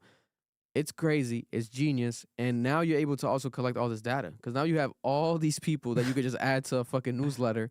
It's genius, right? It's how many do you think you have in total so far, like numbers and like emails, would you say? I mean, I know exactly. I've right now it's at like 31,000 change numbers, but like, you know, I'm appreciate people being like, I don't get a lot of messages of being like, are you just like collecting our data just to like sell it, which I would never fucking do. Never, ever, ever. Because also, you know, that's the like type of shit that's just like happening with, you know, other artists. Everything. Yeah, I mean, everything for sure. But also like, you know, in major label systems, like that's kind of how all that shit works. Yeah. So like people's trust means a lot to me, that I'm like, I'm showing you that like you're signing up for just this one thing. If you want to go to one of these parties, like that's what you're signing up for. If you don't want to go, you unsubscribe, and you will never get a message that has anything anything to do with not the rave. Like never, ever, ever. And you call it, what's it called? So-so radio. So-so radio. Yep. So-so radio. And you DJ all of them, right? You're the DJ in all of them, right? I am. That's not the. I'm gonna start bringing other artists in, because it was like, I've only been the DJ for all of them because like I could, like, there was no budget to like pay other people to do it, just because it was growing. But it's sort of the same idea as the studio, where it's like, I want, you know, it's like Rhode Island focused. It's like something for Rhode Islanders. and it's also to like bring a spotlight to Rhode Island and Yeah. like 100%. you know, there you don't have to be from Rhode Island to go. Like there's a ton of people on the list, like a ton of Massachusetts, ton of Connecticut, ton of New York, New Jersey. There are people like in Miami. Like there was this group in Miami that had messaged me that they were like, "Yo, like me and like 8 of my boys are flying up from Miami to come to this thing," and I was like, "Oh my god!" Like People just want to party, man. I know, which is wild. I'm like, God, I fucking hope it's worth it, and I hope that it all like happens. It's that FOMO. You create that FOMO of like people have that fear, literally, of missing out. Like they want to be a part of this. It seems special. It seems very like secretive and like exclusive, and it's like different than anything that they know. It's not just a stereotypical thing, and they want to be a part of it. And that's that moment you create. Like I remember every time you post, people text me. My boy, the recent one, Jordy texted me. He was like, "Yo, like we gotta go to this," and I'm like, "Yeah, I know who's doing. That's my guy, it's Nick." Yeah, and he's like, "Yeah, but what the hell?" But like, it's almost like they discover this thing, like the art of discovering, like that feeling of like this is something cool that's happening here in our state. Like what's going on? So I applaud you for doing it. I think it's a genius concept, man. Like Thank you, I bro. love that you did that. Like I remember when I first saw it, I'm like, "Who's doing this?" And I'm like, "Oh, this is him too. It's the same." Oh, I'm like, "Oh." It's fire. It's genius, man. Damn, thank you so much, bro. I really appreciate that, and yeah, I'm excited for them to keep going, and I just love like I hope it's like bringing. I think it is like bringing people from like so many different walks of life and Together. like different touch points just to like together to just like enjoy music and Yeah. like maybe hear some shit you've never heard before. Maybe hear like your favorite shit you love and are finally able to hear it. You could do a lot with this, bro. This could be something that becomes, like you said, like it brings people to Rhode Island. Like let's say the next Addison Rae album, you throw a secret party here, and then people get to hear it first, like a week before it comes out or a month before it comes out, something like that. Like you could do so much with this. So I could just see it. Just yeah, the wheels are turning. No, in my that's head. it. That's exactly it. That's exactly it. Yeah, For real. it's fire. That's very, very fire, man. I salute you, Nick. Any last words you want to tell the people, watching, especially in Rhode Island? The floor is yours. We appreciate you for coming through today. You have so much significant like stories, and now you're, obviously someone that's a part of the industry, but here, home. And I'm so happy to hear you're here because I thought I'm like, oh, maybe he lives out there and just travels back and forth. But I'm so happy to know that you're here, like you're really like living here and back at home in Rhode Island. So we definitely got to tap in more. But anything you want to tell the people that are watching, like right now? Thank you, man. Well, first of all, thank you so much for having me. And it's so great to be here, be able to like talk about this.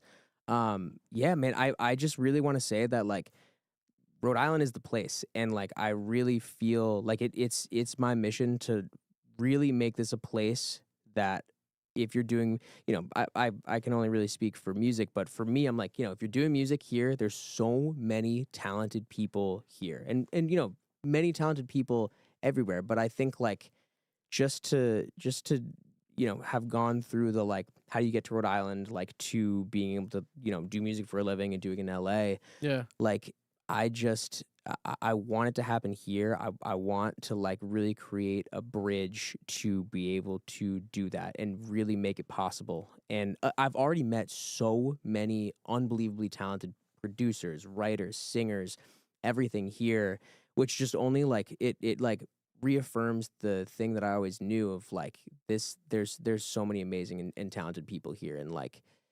it's I hate to think of like all of the amazing talent that would maybe not have an opportunity to do it or just like convince themselves to like spend the time on it. And I really hope that like both like people reach out and want to come to the studio at Belcourt and like just tap in, and because we're doing this, it's gonna happen here, and like this is the thing, and there's no reason that Rhode Island couldn't be another like Virginia Beach of like just amazing 100%. music coming out of like one concentrated place. Like there's no reason that 100%. it shouldn't be us. 100%. But we have all the tangibles here to just make this shit happen. Like I've always said it. Like there's so much here, and I know so many people that leave. They go to LA.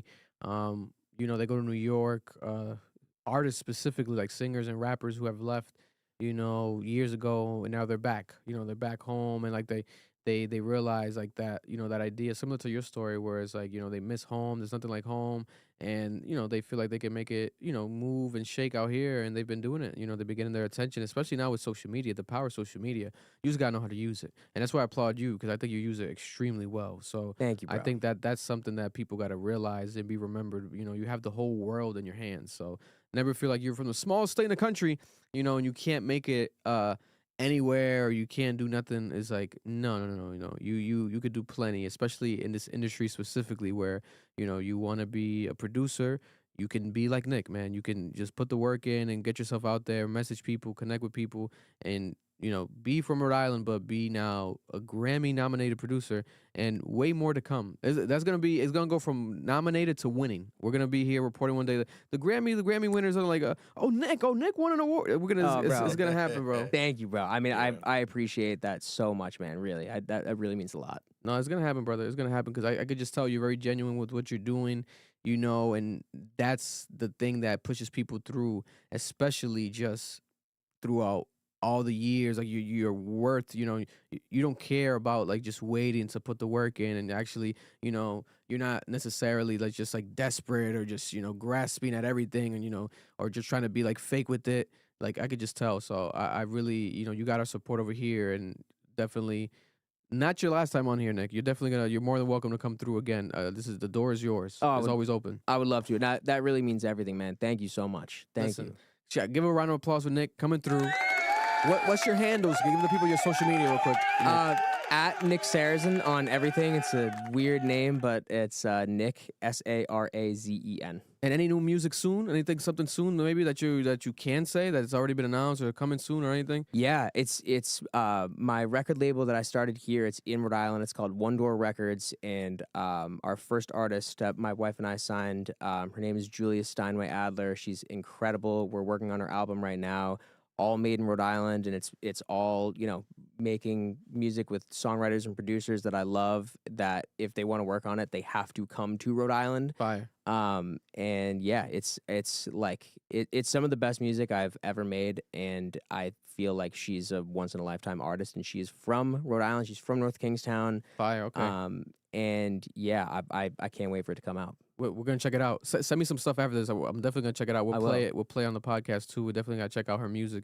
But I'm gonna walk him out. But we appreciate him for coming through. Shout out to Nick. And that's right, you guys heard it. We tell you all the time. You always say Rhode Island, and you guys, what's going on in Rhode Island? You guys, no, there's plenty. We brought you another example here. So shout out to Nick for coming through. We're gonna return back to some of the topics on the live stream real quick. Let me walk him out, guys.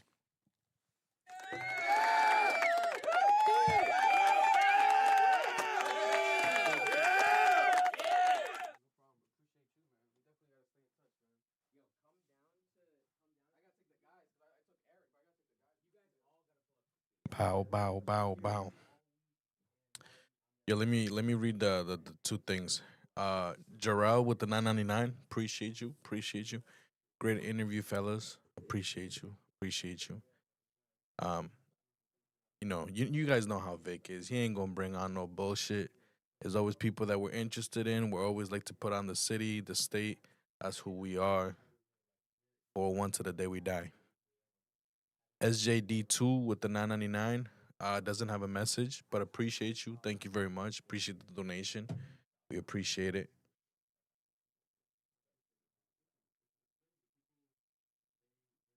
Freestyle, no.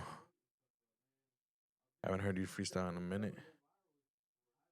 I know, no quit, bro. Anime talk? What you guys want to talk about? We talking about JJK this season. We talking about Fire Force. We talking about Freerin. What we talking about? We talking about the force to be a hero. What are we talking about? I'm watching a lot of shit right now. How your car shit going, Big Mar? Just bought a new car. I have been waiting for the weather to get a little bit better so I can make a video on it and explain the plan of what it is that I'm gonna do with it. There is a lot of sacrifice and maybe being irresponsible happening this year. You know what I'm saying? If I have to go broke doing this, it is what it is. I love working on cars, and I would really appreciate if you guys show some love. On the Instagram, it's Driven Ambition. I will be start posting more. TikTok as well. Oh, Instagram is Driven Ambition 401. TikTok is Driven Ambition. Instagram is Driven Ambition. So I would appreciate if you guys do follow. I will be starting to post soon. There's a lot of old videos that I have that I just stored there. So I would like to see it. Maybe you guys would like to see, old stuff. It's just, I kind of want to make it a diary. You know what I'm saying? I just want to make it a diary. Show y'all what I'm interested in. You fuck with it, you fuck with it. If not, it is what it is. You know what I'm saying? But I would really appreciate it. Dragon Ball Super return, yes. It is returning. I cannot wait. Marlon, any tips for replacing a hood strut? Random question. Mine died the other day. I'm replacing it on Saturday. It's mad easy. It's mad easy. All you do is remove the little clip, pop it off, pop it back in. Mad easy. Quick YouTube video all day. Can you leak some of that playing for the car? It's nothing crazy. I'm just gonna do little things. I'm not, it's the daily, so I'm just gonna make it a little bit more appealing, whatever.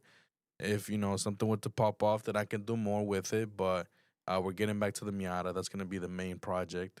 That's where I'm gonna be dumping the majority of my money. And yeah, we'll see. We'll see. Listen, shout out to Nick. That's crazy. The Addison Rae album that I remember, that was a big thing in the pop world when that album leaked. He did that album. That's crazy. I didn't know he did that. Like, I know he was doing shit in the industry, but I didn't know he was doing shit to that level. That is crazy. Shout out to him. You know what I'm saying? We definitely got to tap in with him. That's someone that has a lot of fucking potential, man. I saw that shit. That's just insane. God bless him.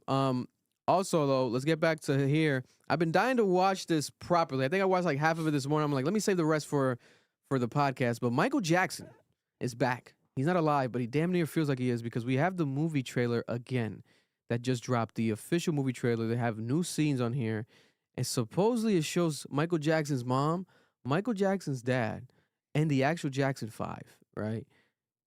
Let's watch it here. Official reaction to the Michael Jackson trailer.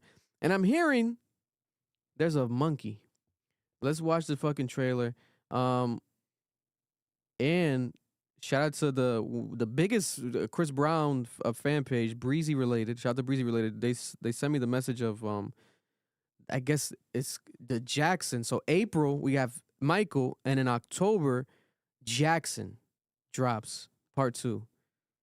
This is gonna be crazy. It's probably gonna be 3 hours. 3 hours. I'm assuming 2.5 hours. 2.5 hours. Here's the trailer. Let's react to it right now. Almost 3 million views in 12 hours already.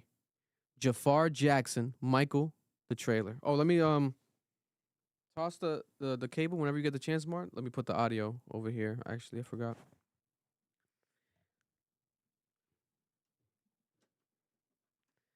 This is the director that made Training Day.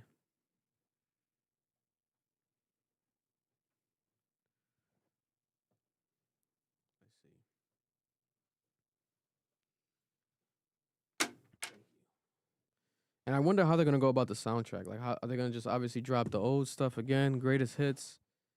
It's gonna be interesting to see how they choose to roll this shit out. Here we have the music trailer, the Michael movie trailer. Yeah. Right away, look at that right there. Got the buckles. You're confident. You're strong.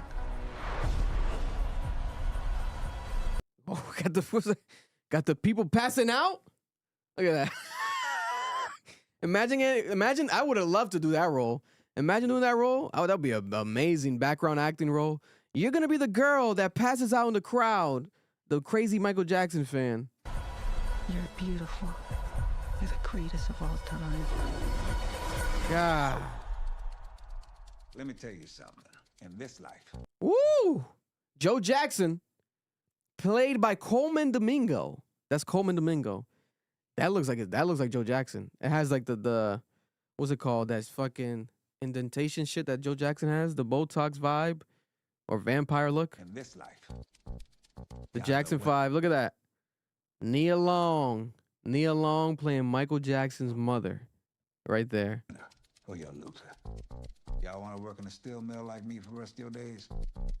No, sir. Yeah, because I sure as hell don't. Y'all willing to fight for it? Yes, sir. I need to hear you a little louder. Y'all willing to fight for it? Yes, sir. Ready whenever you are, Michael.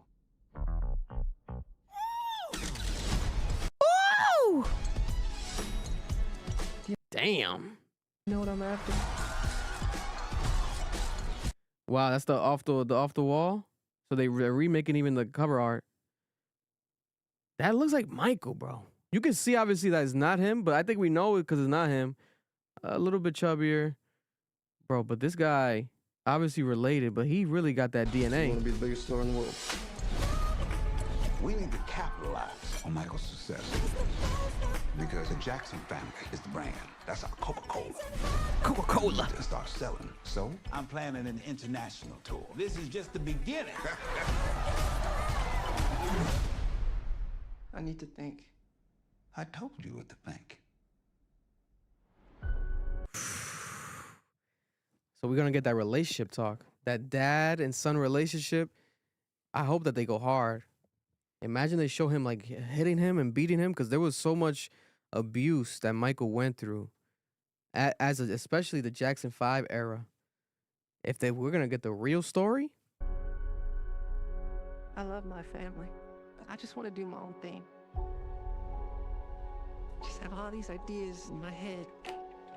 Just gotta get them out. Then do it, Michael. Not a little boy anymore. Who is that? I don't remember who this guy is. The chat probably knows. Like, they'll probably leave a comment. Who is this guy supposed to play? Looking like Blake Griffin. I don't know who this is. Had to be someone obviously in his career in real life. I don't recall. I'm a big Michael Jackson fan, but I don't know who this is. Not a little boy anymore. Maybe his best friend as a kid or something.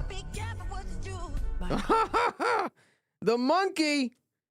They got the monkey. Wait, hey Siri, what was Michael Jackson's monkey's name? Caesar. Bubbles. They got Bubbles. Nah, not Caesar. Isn't Caesar the fucking monkey from King of Yeah, Planet of the Apes. Planet of the Apes? They got Bubbles. Bubbles got that diaper on his butt. God damn. Imagine. I mean, obviously this is fake, right? It's not real. Like a real monkey. It looks real though. Michael, I knew you were different the moment you were born. Yo, look at Nia Long. She got the Michael Jackson. They put the Michael Jackson family nose on her. The fucking the makeup. Everything. God damn. The moment you were born, you have a very special life. I believe music can change the world.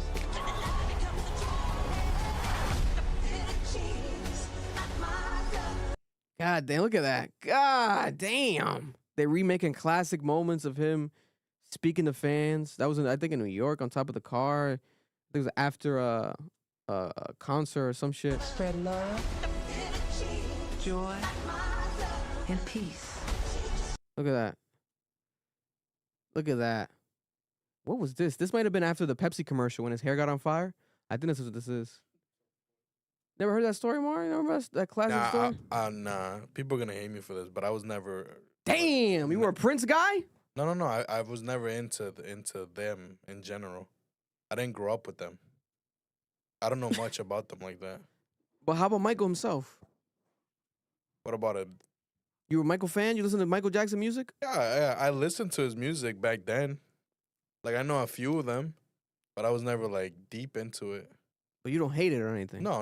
Okay. No, I like it. So I'll make sure. Because, you know, No. his fans, listen, if we think we know about Barbz, listen. Michael, he's a fan, guys. He just hasn't heard his music in a while, just in case. Because I know you guys are going crazy right now and with the trailer reactions. That is what I want the world Like, to I'm see. dying to see this movie. Look at that shit, guys. Damn. That's the fucking, why am I drawing blank? What's that song? The Halloween shit. Every fucking Halloween. Thriller. The world to feel. Thriller. That's a Thriller music video.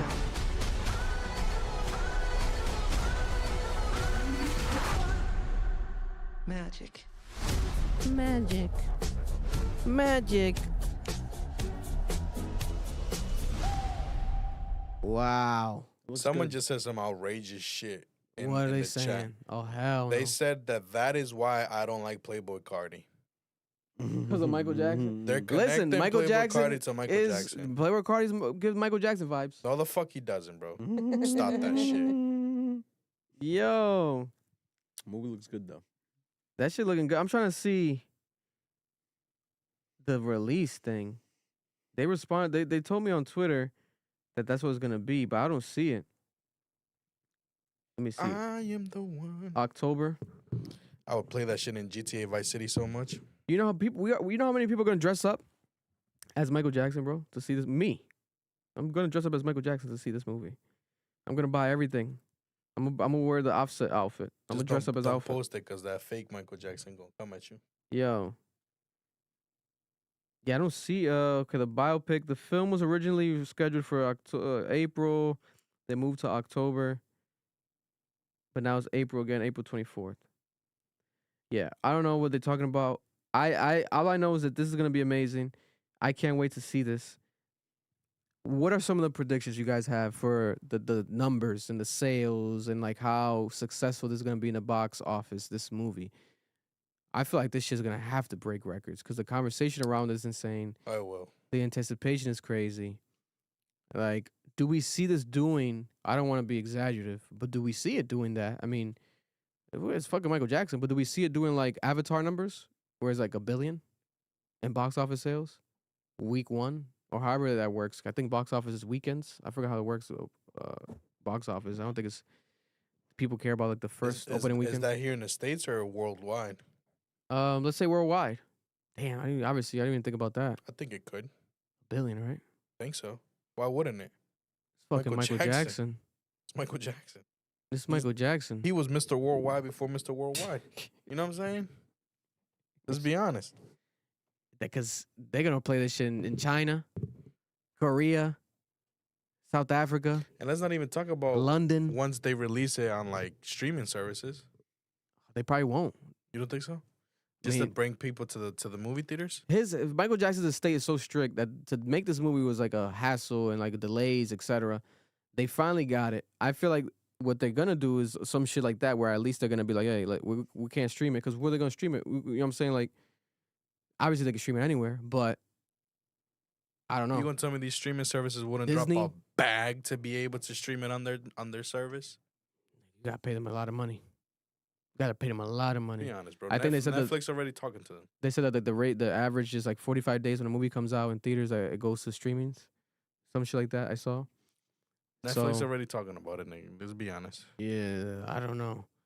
I'm excited though. This shit's gonna be crazy. Why you quiet as fuck, Noah? You don't like Michael Jackson, nigga? What's going on? Nah, I'm We not. we, I got- like we Michael gotta Jackson. we gotta focus. This I don't got camera. nothing to say. You're like me. No, You know who he is and stuff. no, like I that, know. but I know Michael Jackson's story. I know who he is. I know about the trauma, the abuse, the whole rat getting killed by the dad. Like I know. I watched documentaries Or are you as on a kid. the what's it called? The people. There's a whole bunch. A lot of people are mad at this too because of the allegations. Listen, I don't give my opinions on movies or any shows on this podcast. God bless, but it looks good. You're gonna watch it. I am gonna watch it. Yeah. Yeah, I'm gonna watch it too. Listen, that trailer looks amazing. I can't wait. I can't wait for this shit. This shit's gonna be crazy. We saw the CLIPSE in the first trailer, which and a lot of people we reminded you, and a lot of people reminded us, like, yeah, Michael Jackson. You know, there was a whole thing of him being a Crip, but it was really just he was unifying the gangs in a whole music video. Like, what other artist is capable of doing that? I mean, there are others, but it's pretty rare. But shout out to Kendrick. I feel like did that shit before. Like Nipsey I had like a moment similar to that, but phenomenal. Here we have the official Michael Jackson trailer. Leave a comment below. What do you guys expect? What's your expectations with this? That monkey leads me to believe the monkey and Joe Jackson beating his ass. We got to see a scene of Joe Jackson just beating the shit out of Michael Jackson as a kid. This is what we got to see. And then we're talking. Then it's a real movie. Coleman Domingo, Nia Long. You can't go wrong with that.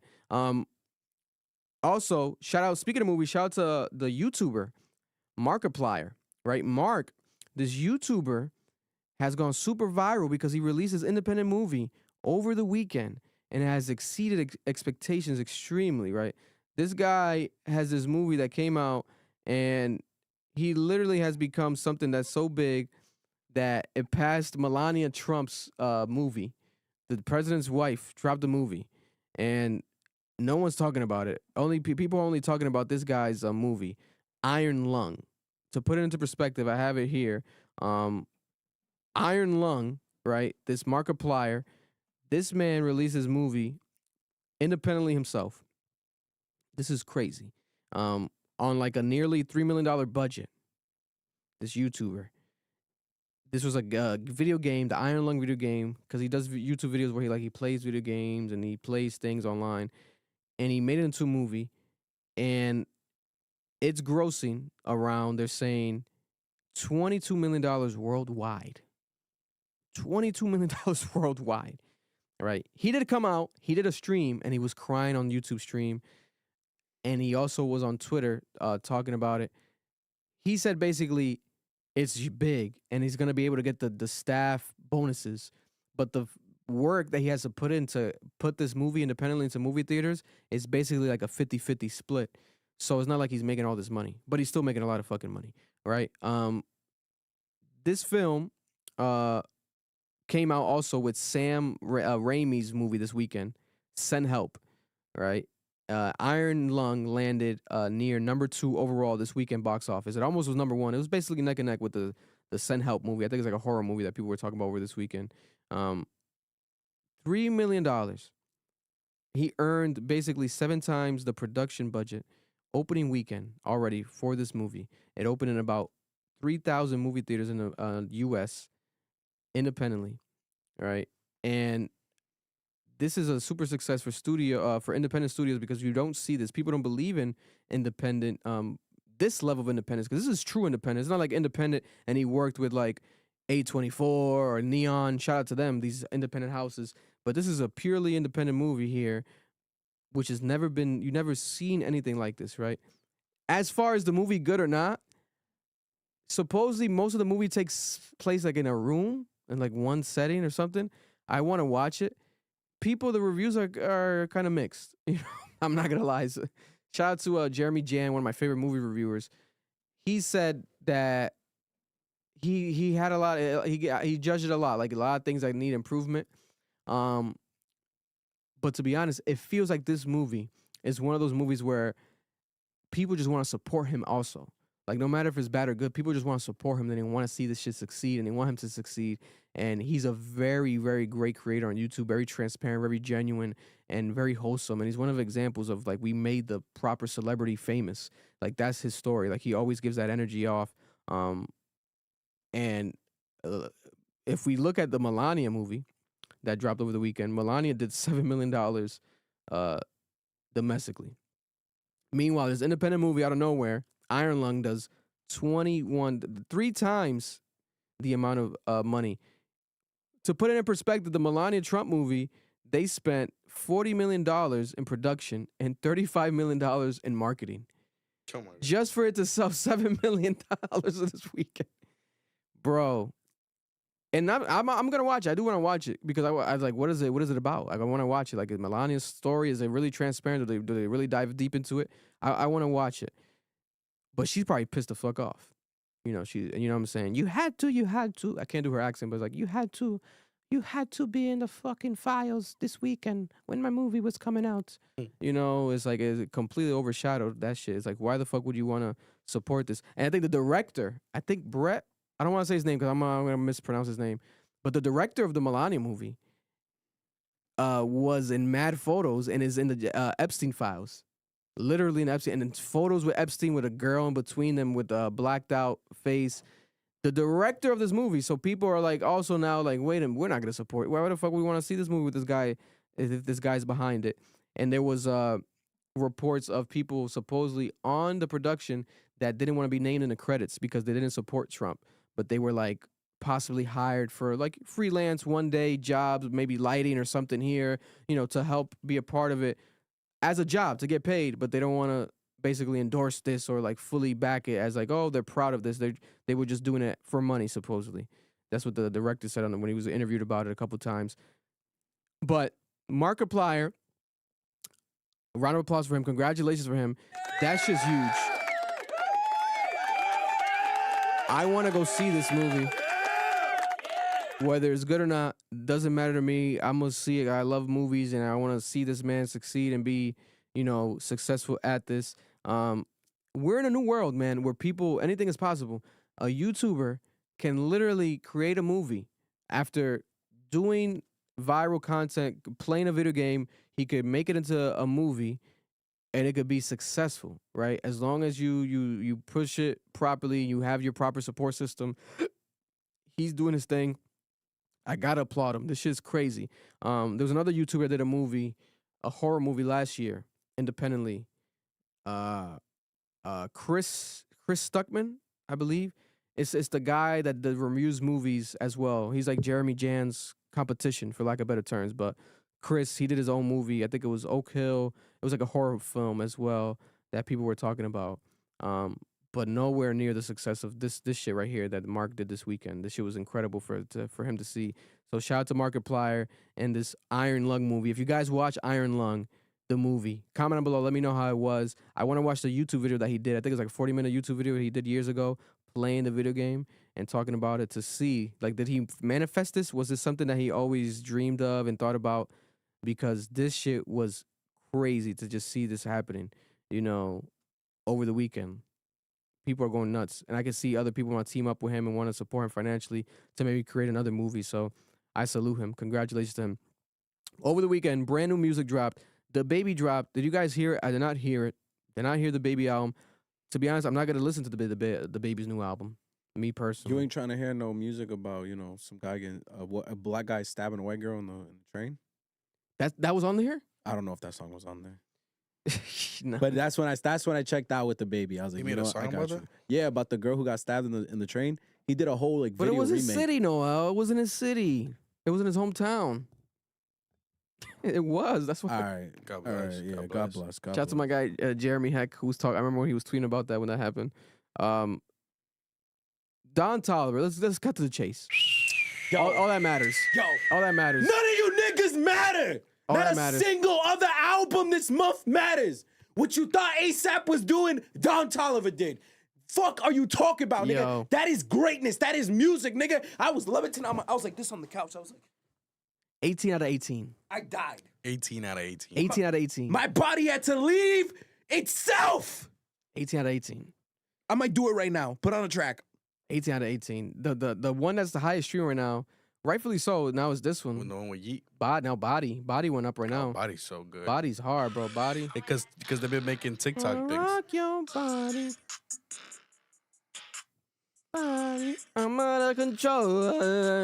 Body. I'm out of control when I'm crushing on your Body. I don't worry roll when I'm touching on the body. Nigga with a body. And then there's mad girls posting the photos on Instagram with that song showing their body. This nigga. God damn, no. I want respect for Tizo touchdown right now. I want No, respect. he did that shit. He did that Nigga. shit. Vic. No. He's hard. Vic. We gotta talk about it. That he's shit hard. was crazy. No, he's hard. Him and Shabuzi, nigga, Shabuzi was sliding on that bitch. No, yeah. That shit was amazing, nigga. I was like, oh my God, nigga, fuck. Tizo's very talented. People to this day, they love, what was that song on Father Dogs? He did that shit he did on did do a Father song. Dogs. He did do a People song. love that shit. I actually fuck with that song, yeah. It's about a dogs. I forgot what it was, but it's just It's hard. the one walking down the aisle. I think so. It's just fire. It's just it's like I think it's at the end of one or some shit. But that Tizo shit, I think it's like it was trend- Amen. Amen. Amen. Yeah. To Hard. the beginning. He's good, bro. He's really good. Don Toliver, Tizo called him a Texas legend over the weekend. He said, "Congratulations to a Texas legend dropping this album." Shout out to Don Toliver's mother. Give him a round of applause. Don Toliver's mother. Don Toliver's mother watched our reaction. Mama Hey. Don. That's what's up. Mama Don. That's love. Shout out to Mama Don. Mama Don says that she liked our reaction. She appreciated us. Shout out to Mama Don. Don Toliver's mother watched our reaction. Don Toliver's mom, I didn't know she was active out here. She was texting him too, saying like he has a perfect album, a masterpiece. No, and it was stuff. a masterpiece. And he bro. was like, He if said, Mama liked said We it, good. Mama liked it, we good. Nah, yo, that's a classic, bro. I've listened to that shit 30 Shit, times bro. since Friday. 18 out of 18. bro. He had 18, bro. So I've fucking never good. saved that many songs on an album, bro. Album's That's so that fucking long good. in a long time, So Vic. good. But you know, I knew that this was gonna happen. The snippets were so No. good, bro. Nah. And what he did on the Cactus Jack album, he had the best song. Turn off them comments, smoking on that chronic. Turn off them comments. Turn Vic. off them comments. Vic, Nigga, but that what- shit was hard as fuck, But bro. Vic, what's happening right now? This nigga lapped Travis. I'm sorry. Think so? Talent wise, he lapped Travis. Don Toliver can make a Travis Scott song easily. Travis Scott cannot make what this nigga's doing right now, bro. This is crazy. They're saying that that's next. A Don Toliver, Travis Scott album. And Don Toliver will wash him on every track. Hell yeah. Which is fine. He's, Not mad at that. it's crazy, Not bro. mad if Travis That- Scott is the feature. That's a collab Not we mad need. at that. That'll be crazy. That'll be insane. Because, bro, there's so many different sounds on this album. It's insane, bro. So fucking The good, bro. best song it's hard. So It's good, hard, bro. But the one I've been playing, Excavator is crazy. Excavator got me so lit, bro. ATM is hard, nigga. ATM's hard. ATM's hard. Yeah, ATM's hard. ATM is crazy. That Rema song, though, nigga. Oh, my God. Secondhand? nigga. Bro. Wow. I know that this one's a little bit more slower and less hectic like the other one, but Long Way to Calabasas is good. Oh, as my God. fuck. I love that song. Oh Yeah. my Nigga, god! I was bro. speeding listening to that. Sounds like, oh my God, I'm in a movie. It sounds like some X shit. That Oh sounds like yeah, an that's X what- song. that's what he said. That's what he said. Nigga, that just sound like an X Bro. song. I started crying. I was like, And fuck. just turn me up, just turn me I up, guess just you turn me really up, just turn me. care. Bro, he got so much shit on here. How to get you out of my head? Oh my God. I feel like it's really not care being what I spoken say, about. bro. enough. People are talking about it. People are talking about it, but they gotta talk about it more. And I blame Travis, bro. His lack of promoting his artists is disrespectful, bro. Yeah, you like- have way too much money, bro. This needs to Bro. be Everywhere. Everywhere. Don Toliver's got to be on every podcast talking about this. Like they got to push this shit like it is what it is. Like this is that hot shit, and you're not pushing it like it's that hot shit. If it came out last year, it wins album of the year for me. Oh yeah. I'm not gonna lie to you. Yeah, If Yeah. this had come out and it qualified for the Grammys, I bro. would have given it What? album of the year. I'll make my own award ceremony just to show it. No Young bullshit, trophy. Yo. Yo, Turn Oh me my up, just God. turn me up, just turn me up, just turn me, just turn me up, just turn me up, just turn me up, just turn me. Come on, Hold bro. on. Controversial question: is it better than the first one? The turn me up. No, the album. better than Hell's. Yeah, the one that he debuted with. or, with all the no, bangers Oh, his on it. first album. His first. I don't know if his. Well, not album, I Donnie thought it was an Wal. EP. Donnie Womack was like a Donnie- mixtape. Yeah, it was. me see That's what if- people discovered on. But you're talking about Heaven or Hell. Yeah, I think that's what I'm talking about. Yeah, I the love one with Heaven all the and Hell. hits. I don't know, bro. I love Because Heaven the and Heaven and Hell has mad hits. I love Cardigan Heaven is and But Hell. this crazy, shit, nigga. this shit is versatility, nigga. Yeah, I You love be Heaven on and my Hell, bro. back like a cardigan, Yeah. nigga. This shit, Heaven or Hell got some shit on It got there. some shit, Vic. But I'm not gonna lie to you. It's a little repetitious. This new shit though, this new shit, there's some fucking range on this bitch, nigga. Can't feel my legs. I forgot. There's some shit on there, Vic. I know. That's why I asked the question. I can't feel. I think it is better. I think Octane's better. I think Octane's his best album. I think Octane's his best album. I think it's gonna Octane age might be really his good. his best album. I think Octane's gonna be looked back as a classic, at least a cult classic. People gotta talk about it more. It's a flawless album. There's no skips on there. Best album this year already. We have The Weeknd to get The Weeknd. We have J. Cole coming this weekend. Drake's coming. Bully, Kanye West is coming. Post apology. Yeah, I saw that. Don't get me wrong. It's gonna be a stacked fucking year. But Don Toliver, what he did with Octane, needs to be spoken about more. That shit is amazing. You could play that whole fucking album back to back. To back. Someone keeps saying, hold on, let me see. What are they saying? Let me see if you're just talking out your ass, bro. There's 3 exclusives, but they're not on streaming yet. I think it's only on you got to buy them. But listen, Don Toliver, if you're watching this, I know your team has to be watching this. Please, we got to interview you. We got to sit down with you. How did Hell you yeah. make this shit? How did you make this crack? I need to understand, bro. Was the baby like born already? How did you Was it- cook this crack? Where were you? What was your mindset, bro? This is art, nigga. This shit made me want to cry, nigga. And this man got good ass taste when it comes to cars too. I thought you about to say women. I'm like, Oh, damn. no, Mars. that too, Like, 100%. damn, That's a Mars. married man. 100%. Mars been on Caliucci all Marvin. weekend. No, 100%. Mars been on but- Caliucci all weekend. That's I'm crazy. respectful, bro. You I'm gotta put respectful. that. That's his- You gotta that's put his that woman. cock away, nigga. That's his woman. You gotta put that chub away, nigga. What They is you said, doing? They What is you said, doing, nigga? play the beginning of the first song of Night Vicious EP. Let me see. Oh, Nine Vicious.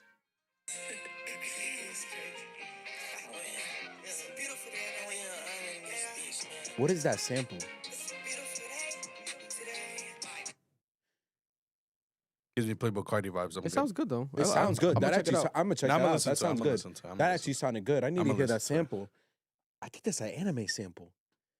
I'm gonna listen to it. After I'm over the Don Toliver Good one. album, nigga. Aha! Fuck you talking about, boy. My God, no, yeah, this album is crazy, bro. How does ATM is an animal? That song right there, That song goes hard. bro. Mm. How the hell I even found you? I got the keys in the car and a house too, bro. Iced out G-Shock, make her sheet rock, bitch. I'm staying under. Let's go, heat hot, get her teeth back. Shorty wanna drip drop, bitch. I come with thunder Nah, you know what song I gotta hear outside, off the nigga? cranium. In a mosh pit, Come on, bro. In a mosh pit, did he drop his tour? We gotta see this nigga live. I think he has yet. I gotta hit up Matt. this shit in a mosh pit, Yeah, bro. bro. Oh, don't when get that it. Don't beat- get us Oh, started. Gemstone, Bro, Don't get us when started. This shit started Gemstone? dropping. I was like, yo, my God, nigga. bro. Why would I want to just slap? Tell Oh my DJ God. gonna run this. Tell DJ gonna run this back. Where's the cocaine? I need a sniff. Where's? What is we talking about, baby? God Damn. No. Fuck. You know when you got some good shit that you're so cocky that you say it in the lyrics of the song. Yeah. Yeah.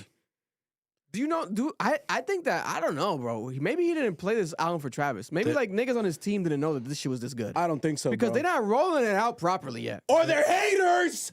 There's 3 concerts right now, but there's no tour. Oh no, it's probably coming soon. It's gonna Yeah, come soon. this- Maybe Travis learned from Drake, keeping niggas in the basement. Keeping Don Toliver in the basement. It's crazy. Let that nigga shine. No, yeah, this is crazy, bro. This is nuts.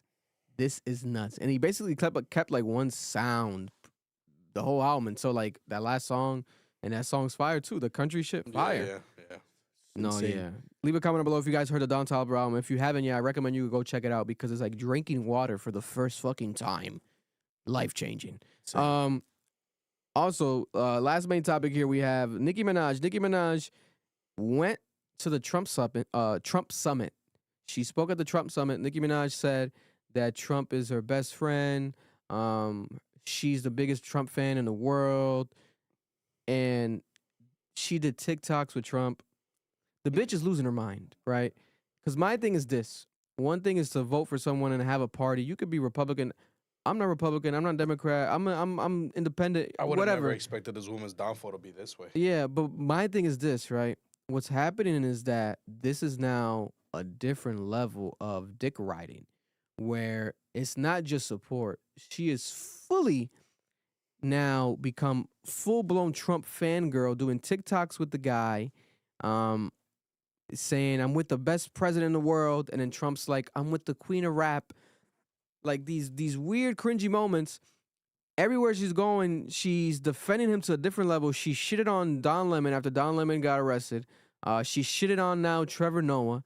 She's now become like his Robin, like Batman and Robin. She's like Trump's sidekick. She's fighting all the fights for him, right? Meanwhile, we have these conservative people, this woman on, I think it was on Fox News, who's a big Trump supporter, and she was like, you know, she was like talking about just the past and how people felt about her, because she was like, you know, because we weren't too much fond of her previous, you know, stuff, and like her record WAP, like her song WAP is like you were very, very critical of that in the past, and the producer was like, oh no not oh that's Cardi B, I'm sorry.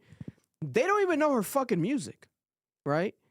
They don't, and they wouldn't know her music because her music was so far removed from that world.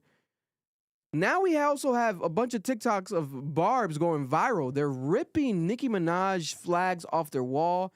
they're throwing away Nicki Minaj perfume because she had all these perfumes that she's made all these millions of dollars with these people buying it. They're putting it in trash bags and throwing it away. Her followers are going down. That outrage is there. But people are saying that she is doing this to get proper citizenship and that she wants to get her husband's record cleared. You don't have to do any of this. Right? And that she wants, her brother's record cleared. Trump can't do anything for that. Is this what's going on? Or has she gone crazy, Noel? Or what did you say last time? She's on drugs. Is it the drugs? Yo, I'm going to tell you something. I'm a cheer like I did Kanye. And I remember back in the day, I wish that people in media treated Kanye this way. Stop reporting it. Stop commenting on it. You're enabling this. And this is what Trump wants. Like, this is the saddest part about it. Trump sees it. Like, it was the same way with Kanye. I knew at a point Trump knew Kanye West was mentally ill. And I don't think he cared because he understood being around him gave him more popularity and relevance. Publicity. Yeah, and I think he's doing that with Nicki. And I think us as media and just us as people of color is wrong to platform this shit because there's something clearly wrong with her. Like, that's what this is. And I don't need to give this energy. Do you think it's mental health like Kanye? No. It's either mental health or she's on drugs because this isn't a logical, like, shift in ideologies. And it's not being done in a very rational way. She looks erratic. Because I will say this, when Kanye was talking his shit, right? Kanye would talk a lot, etc. Nicki, it seems like her vessel is definitely social media. But, like, in person, like, they had, like, a joke one time. I think it was at the summit when they interviewed her. I saw it, and they were asking her. They almost did like, some shade about... Because when the last girl... Or last person, blah, blah, blah, basically shitting on Beyonce for Beyonce supporting Kamala. And then Nicki didn't say nothing. She kept quiet, right? And then people on Twitter were like, yo, oh, look at her. She's smart because she don't want to shit on Beyonce. She didn't feed into it. She didn't take the bait. They tried to bait her in. So I'm like, is she strategic? Is she, why not go full-fledged? And to this day, technically she hasn't really shitted fully on Beyonce. She's going at Jay-Z a lot, but she doesn't go full-fledged on Beyonce.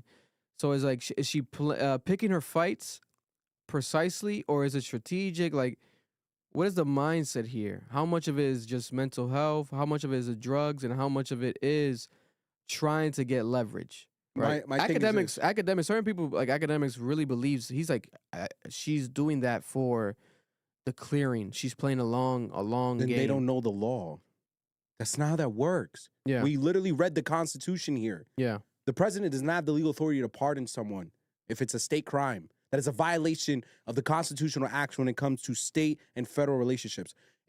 And this is what Mark Lamar Hill was talking about. And I had to, when he said, I'm like, that can't be right. And I checked, I'm like, oh my God, he's right. Those crimes that her husband committed and her brother were state crimes. The president cannot walk in and decide what happens. It's the governor of the state. The governor of these states are Democrat. Yeah. You think they're going to do it because she's out here dick eating Trump? No. And then it's like, oh, immigration. Huh? He's giving away free visas for $1 million. What the fuck are you people talking about? Like, what are we actually talking about? I don't believe that shit. And I didn't know she wasn't born here? I don't know. That's what they're saying. I didn't know that. And if she's not, then she just pays the fucking, the golden card. Trump's been promoting it all fucking week. Yeah, that gold card. That's what she took a photo of that and posted that gold card. Bro, this has nothing to do with the immigration status. Got nothing to do with her brother. Got nothing to do with her husband. I truly believe she's lost her mind. Like, I truly, and you know what's the funny part is? Yo, Mar, camera. I think, bro, and I'm going to tell you right now, I think this is the Kanye thing all over again. Because I remember when Kanye first started tripping, niggas was saying it was for business. Niggas was saying Kanye wants to do this with the clothing or this and that. And I'm sitting here and I'm like, yo, guys, are you listening to how this person is talking and acting? Yeah. And Kanye didn't just jump off the fucking rails. It took a very long time for him to get to where he is now or where he was a few months ago.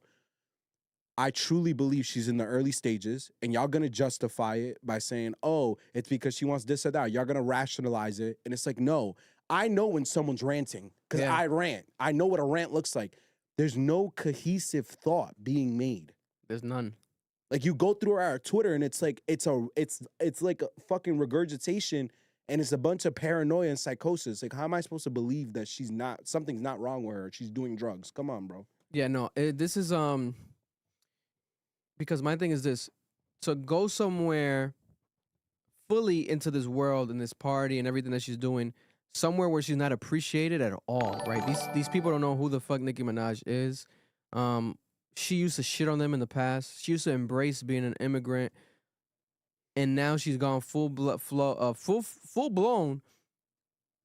MAGA. It's not even conservative. She's just a MAGA. Like she's fully like anything that Donald Trump does is proper. She said before that it reminds her of what an American's supposed to be and like safety and like a dad, similar to what Kanye said, right? When he walked inside the Oval Office calling Trump daddy. This shit is crazy, right? The irony to me with this is that it comes off of the heels of her being, going against Jay-Z and all this shit in the media, right? And the Cardi B beef. And basically, she is Nicki Minaj. She's a legend no matter what, right? Okay, God bless. But let's not act like her fucking value recently, her stock was the highest. No, it's already falling. It was like, it was going down. It was going down. People were shitting on her on social media. Cardi B has been winning these beefs. The Meg beef. It wasn't like Nicki bodied Meg either. So the only thing she could say is that she had the better album. Yeah, but and we gave her that credit. When that album came out, we were like, this is a really fucking good album. We said it. We're not gonna deny it. She can do really good albums when she wants. But right now, what's happening with this shit is a mess. There's no proper sense here, and she's calling Jay-Z a predator and all this stuff. It's like, Nicki, have you not seen who is the most mentioned man in these Epstein files? It's your daddy. It's your idol. It's Mr. Trump. So there's so much hypocrisy, right? Because if there was the worst time, also coincidentally, to be a Trump supporter, it would be right now. At the height of this ICE situation, at the height of the fucking Epstein files, and she's just riding that dick. Where is her friends, her family? Wow, look at that deja vu. The husband, right? The husband. I wonder what's gonna happen with that. Where was Kim K? What's gonna happen with Kim K? Same shit. It's the same shit, bro. I'm not doing this again with these people. I'm not gonna sit here, and I know what's wrong. I know there's something wrong with her, bro. Like it's so obvious, and it's like we're not helping. She looks good. That's I'll say cool. that. She does look good. I looked at the photos up close. I'm like, let me see if Noel's right. Is she on drugs? Do I see anything in her nose, her eyes? Kanye looked mad good She has during some good Yeezus. she has some good ass makeup, good ass outfits. You know what I'm saying? I'm like, okay, shit, Nicki, you putting that shit on. But it's like, what's coming out your mouth is ridiculous. Ridiculous. Yo, Lil Wayne got pardoned. NBA YoungBoy got pardoned. A lot of these niggas is getting pardoned. They didn't do half this shit. Yeah. Look at NBA YoungBoy. NBA YoungBoy, at least, which he's just saying it ignorantly because I doubt he knows any of his policies or anything. But NBA YoungBoy in a recent interview, shout out to my guy Jordan Rose who interviewed him. NBA YoungBoy said, whatever Trump says, that's it. We got whatever the Trump way is the way we got to go. And he was like whispering that, mumbling that, right? God bless him, right? He has an influence on the kids, yes, but I feel like he has a fan base where people do take his shit with a grain of salt. Like they know, like, okay, nigga, you got pardoned. That's why you're gonna say the shit you're gonna say. Same with Wayne, right? If Wayne were to say some shit right now, people would be like, oh, okay, he freed you. But Nicki, you don't have nobody to be pardoned. You don't have nobody that's in jail. You know what I'm saying? Or does Nicki plan on killing someone or doing a crime? Mm-hmm. And she's just getting ready for him to pardon her. Like, what the fuck is the plan with this shit right now? I have no idea. Or she lost her mind. Or she really lost her fucking mind. Which I think is listen, is it money? I don't think it's money because she has money. Or maybe we don't know we don't know these people's pockets. We think people have money. Maybe she doesn't have that much money. Bro. Because, the Birdman deals and shit in the past have been skeptical. Wayne had a situation. Drake had a situation. Nicki was like the only one that really didn't speak too much bad ever about Birdman. Maybe it was a shitty deal or something. So this is what I'm saying. Nicki's husband and the brother both went to jail. One in New York, one in California. Yeah. Guys, what are we doing here? Why are we saying this is about them? You think Gavin Newsom? Gavin Newsom, you think Gavin Newsom? Gavin Newsom is gonna give them a fucking pardon after she's been dick riding Donald Trump? What are we talking about, bro? You think the mayor of New York, that woman that is supporting Mandami's efforts to give universal childcare, is gonna pardon anyone associated with Nicki Minaj? Shut the fuck up. That ain't got nothing to do with it. She's nuts. Yo, Cardi B has to be somewhere just laughing at this shit. Oh, laughing her ass off. Cardi B has to be just laughing. Laughing her ass off. Oh my God, no, this shit's crazy, man. Leave a comment below. What do you guys think? The Barbz are done. They had enough.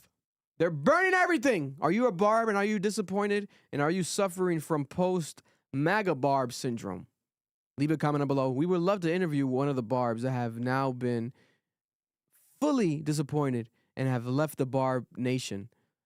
Any Barb Nation retirees, leave a comment, DM us. We would love to interview you via Zoom on the podcast. Let's get one of you guys on in here, because we love you guys. You know, I feel your pain. I'm a former Barb now. I'm no longer Barb. God bless. Mike Will and Hit Boy. Mike Will bodied Hit Boy. That's the end of that topic. We predicted that. Bro, he bodied him, bro. Oh, I didn't get to see it. I was busy. Wow. Bro, I'll run down my shout out to, I don't know if it's a guy or girl that runs this account, but shout out to Block Topics, my social media friend. But Block Topics basically broke down the rounds, and you guys tell me by reading these rounds, right? This was versus the Complex versus Hit Boy versus fucking Mike Will. Mike Will made it. And let's break down the round by round. I feel like he won every fucking round, bro. Which is crazy because I love Hit Boy, right? And it's like, I don't want to say it, bro. But it was like a clean whipping. Like, it was a clean fucking whipping, bro. Let's see it right here. Round 1, Mike Will Humble. That's Kendrick Lamar versus Hit Boy Backstreet Freestyle. Who wins that? What was it? Kendrick Lamar Backstreet Freestyle versus what? Humble. It's Humble, bro. It's Humble. Humble. Mike Will and Future. Shit. Nugget. Shit. That song. Mm-hmm. And then Hit Boy Travis Scott Way Back. How does Way Back go again? That's the problem. Future wins. Nah, Mike that's Will not true. No, anyways, you gotta know off the top of your head, bro. I'd have to hear it again. No, this is versus, bro. No. Round 3, Mike Will and Kendrick Lamar. DNA. Okay. Hit Boy then played Drake Trophies. He did this badly. DNA. Trophies, you could play it, but not versus DNA. Nah, he did this bad. Mike Will, Future, Itching. I'm itching for the paper. Okay. Hit Boy played Nicki Minaj. I'm feeling myself. I'm feeling myself. I'll pick Nicki in that scenario. People, yeah, the results were pretty tied. People were saying back and forth to that one. Mike Will had Ray Sherman. Throw some more. Okay. Hit Boy's dumbass. Hit Boy, why'd you do this? He played A$AP Rocky's Stay Here for Life, the new one. I wish that I could stay here for life. No, he didn't. Yeah, bro. Which is a good record, brother, but we're talking about legacy shit. Not compared to that. Legacy shit? It's too new. It's too new, bro. Bro, beyond too new. Fucking song. That song could be around for 30 years, nigga. It's not better than that Ray Schmurder song. We gotta stop, bro. Mike Will, Sierra, Body Party. Oh, it's an automatic win. Versus Beyonce, Hit Boy, Sorry, Body Party. Ooh. Body Party, though. It's Body Party, bro. Ooh. Sorry. Bro, I don't know, bro. That's I ain't kind of sorry. tough. Hell no. Yeah. It's tough, bro. Could be kind of a tie. I gotta pick Body Party. Fuck it. Mike Will, 2 Chainz, No Lie. Okay. No lie, I know lie. the song. That's it. That's what you gotta say. Yeah, Hit Boy and Kanye, Cold. No lie, bro. Oh, no. Damn. Because Drake's on No Lie, right? Yeah. Yeah, he is. But Real niggas say word. You ain't never had no lie. You ain't never had no lie. That's the thing I don't do. Damn, Mike Will, Lil Wayne, Love Me. That's a win. That's already a win. Automatically. But Hit Boy did play Nipsey Hussle, Racks in the Middle. I don't give a fuck. Yeah, but that's some shit. Kinda even, No, it's not. No, Marlon, it's not. Marlon said it's Marlon even. gotta Marlon stop. said it's even. Marlon's crazy. Marlon, no, it's not. I'm love sorry. watching him. Love Me had niggas on a chokehold Yeah, no, for Love Me- fucking years, nigga. Yeah, no, Love Me was crazy. Like what? Mike Will, Rihanna, Pour It Up, Pour It Up. Watch it all fall down. Damn, depends how he plays it. Hit Boy played Sicko Mode. He used the nuke on Rihanna. Pour It Up is that shit though. Nah, I think Rihanna got that. Rihanna got that shit, bro. You niggas are crazy. I'd pick Rihanna got sicko that. mode. Mike Will, Ray Shrimmer, Black Beatles That's automatic. That's what you gotta say. versus Hit Boy, That's when you use sicko mode. Click. Damn! Hey, yo, I'm gonna tell you niggas right now, I don't give a fuck about that dumbass trend. I'm picking Click any day of the You week, think bro. so? Hell yeah! Nigga, that's one of the greatest posse cuts in modern history, bro. And they don't want the, ooh! This is my where God. he fucked up again, Hit Boy. Mike Will played Bands and Make a Dance. Then Hit Boy played Nas and Fabio. Spicy. Are you serious? I don't even know what song that I don't even know. I From know what King's it is. Disease, That King's shit, that's Disease. just mid, bro. Like compared to that, are you fucking serious? Mike Will then played King's Dead. That's the Kendrick, J-Rock, Future. Oh my God. La-dee-da-dee-da. That's a W. Hit Boy played The Game and Kanye. Easy. Easy. Oh no. King's Dead, nigga. King's King's Dead. Dead. King's Dead. Don't be blasphemous. No. Mike no, Will no. and Future. Young nigga, move that dope. Young nigga, move that dope. And then Hit Boy played Beyonce, Bow Down. No. Move that dope. Move that dope. Move that dope. Then Mike Will played Beyonce. Niggas playing B-side Beyonce songs. He played Beyonce Formation. That's a W right there. Then Hit Boy played Beyonce Flawless Remix. I don't care. Wake Up, Flawless. I'll be I think the honest with remix you. had Jay-Z. I'll be honest with you, bro. I don't listen to Beyonce. I don't know any of these songs. I woke up like this. I'm Formation, taking though. Formation. I'm Formation's taking that shit. Formation was in the fucking Super Bowl, bro. Oh, I'm that's picking what it's called. Formation. I woke up like this is Formation. No. Formation is... Nah, it's the other one. I was singing. I'm tired of this Illuminati mess. Nope. I got hot sauce in my purse. Nope. Okay. Mike Will, Ace Hood. I woke up in a new Bugatti. That's a win. Hit Boy played Travis Scott, Carousel. Yeah, you I can't. don't remember how it It's goes. Bugatti, No, bro. I know Carousel. Mike Will, Ray Shrimmer, No Type. Oh my God. That's Then Hit Boy played got Lil No Type. Wayne, Drop the World. Oh, I'ma pick the world up and I'ma shit. drop it on your fucking Fucking head. head. And I'm not gonna I think lie. Eminem's on that, no? I think so, Yeah. yeah. I think that's a tie. That's a tie. bro. That's a tie. I'll give that That's as a a tie. I'll give that as a tie. That Drop the World chain, nigga. That's The what thing is, started Rockstar Mike music. Will had Ray Shrimmer there. They came through as a surprise. I don't care. But nigga. That's a Drop tie. the world on your Vic. No, I that wanted to shit. punch motherfuckers when I heard that Nigga, shit. that shit inspired niggas like Playboy Cardi, bro. We gotta stop. That shit changed the generation, nigga. Mike Will played Future. Turn on the light. I'm Okay. looking for two. Then Hit Boy played Rihanna. Woo. Listen, turn on the light. It's turn on the light. Yeah, I'm sorry. It's turn on the light. Turn on the light. Last verse, last round, Mike Will played Rack It Up / Mercy. I forgot what songs are those. He played Mercy?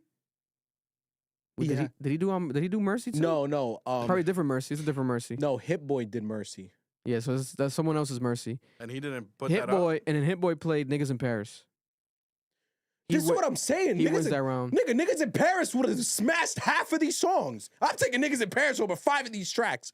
Bro, and he has Mercy. He Yeah, should have if he Niggas has in Paris Mercy, what for the Black fuck? Beatles. Yeah. Yeah. He should have that. And He that would would've have won. won. He I would've would have won. taken Mercy any day of the week. How the fuck you don't have Mercy up there? He's crazy. But overall, people are saying the verses was mid. It wasn't watched by a lot of people. The crowd was like an industry crowd. It wasn't like a real crowd of bunch of people. Oh, that's whack as fuck. So They didn't even have niggas performing besides Ray Shrimmer. yeah, That's whack. but shout out to them. They are two legends, and I do think that we need more verses. But let's hope that they change it up and they Shout out to Sway Nugget. they bring it back. Yeah, shout out to my little Sway Nugget, If Sway you know, Lee. if you know, you know. It's a throwback. If you know, you know. My nigga Sway Lee, Still little, got the video. little chicken nugget. Still got the video of him reacting to that. Yo, fucking crazy. What did we watch? What did we watch? What do you guys watch over the weekend? What did you watch? Love Island. I caught up on Love Island All Stars. They Still brought haven't in watched that. Love Island All Stars USA, nigga. They built a whole nother villa surprise. The villa was Next catching to the on villa. fire like a couple weeks ago or like something like that. I saw a post about it. Maybe probably gonna get to that. It's probably when they filmed last. Yeah, it was during recently. the filming of Thing. Wow. I saw that it was like catching on fire. Listen, it's pretty good now. It was a slow. I was I might fast start it forwarding right a now when lot. I get home. It's getting better right now. I'm gonna wait for some reason. Definitely really better right now. Also, brand new show on Disney. I just started. It's called Wonder Man, where it's about an actor. It seems like it's like one of the best Marvel things they've ever done. Such an original concept, very different from anything in Marvel. It reminded me of when I first watched WandaVision at first. Wonder Man, this shit it seems. I gotta watch it fully, but it seems pretty good so far. I'll keep you guys an update next week when I finish the season. It's 30 minutes per episode. It's 8 episodes fully out.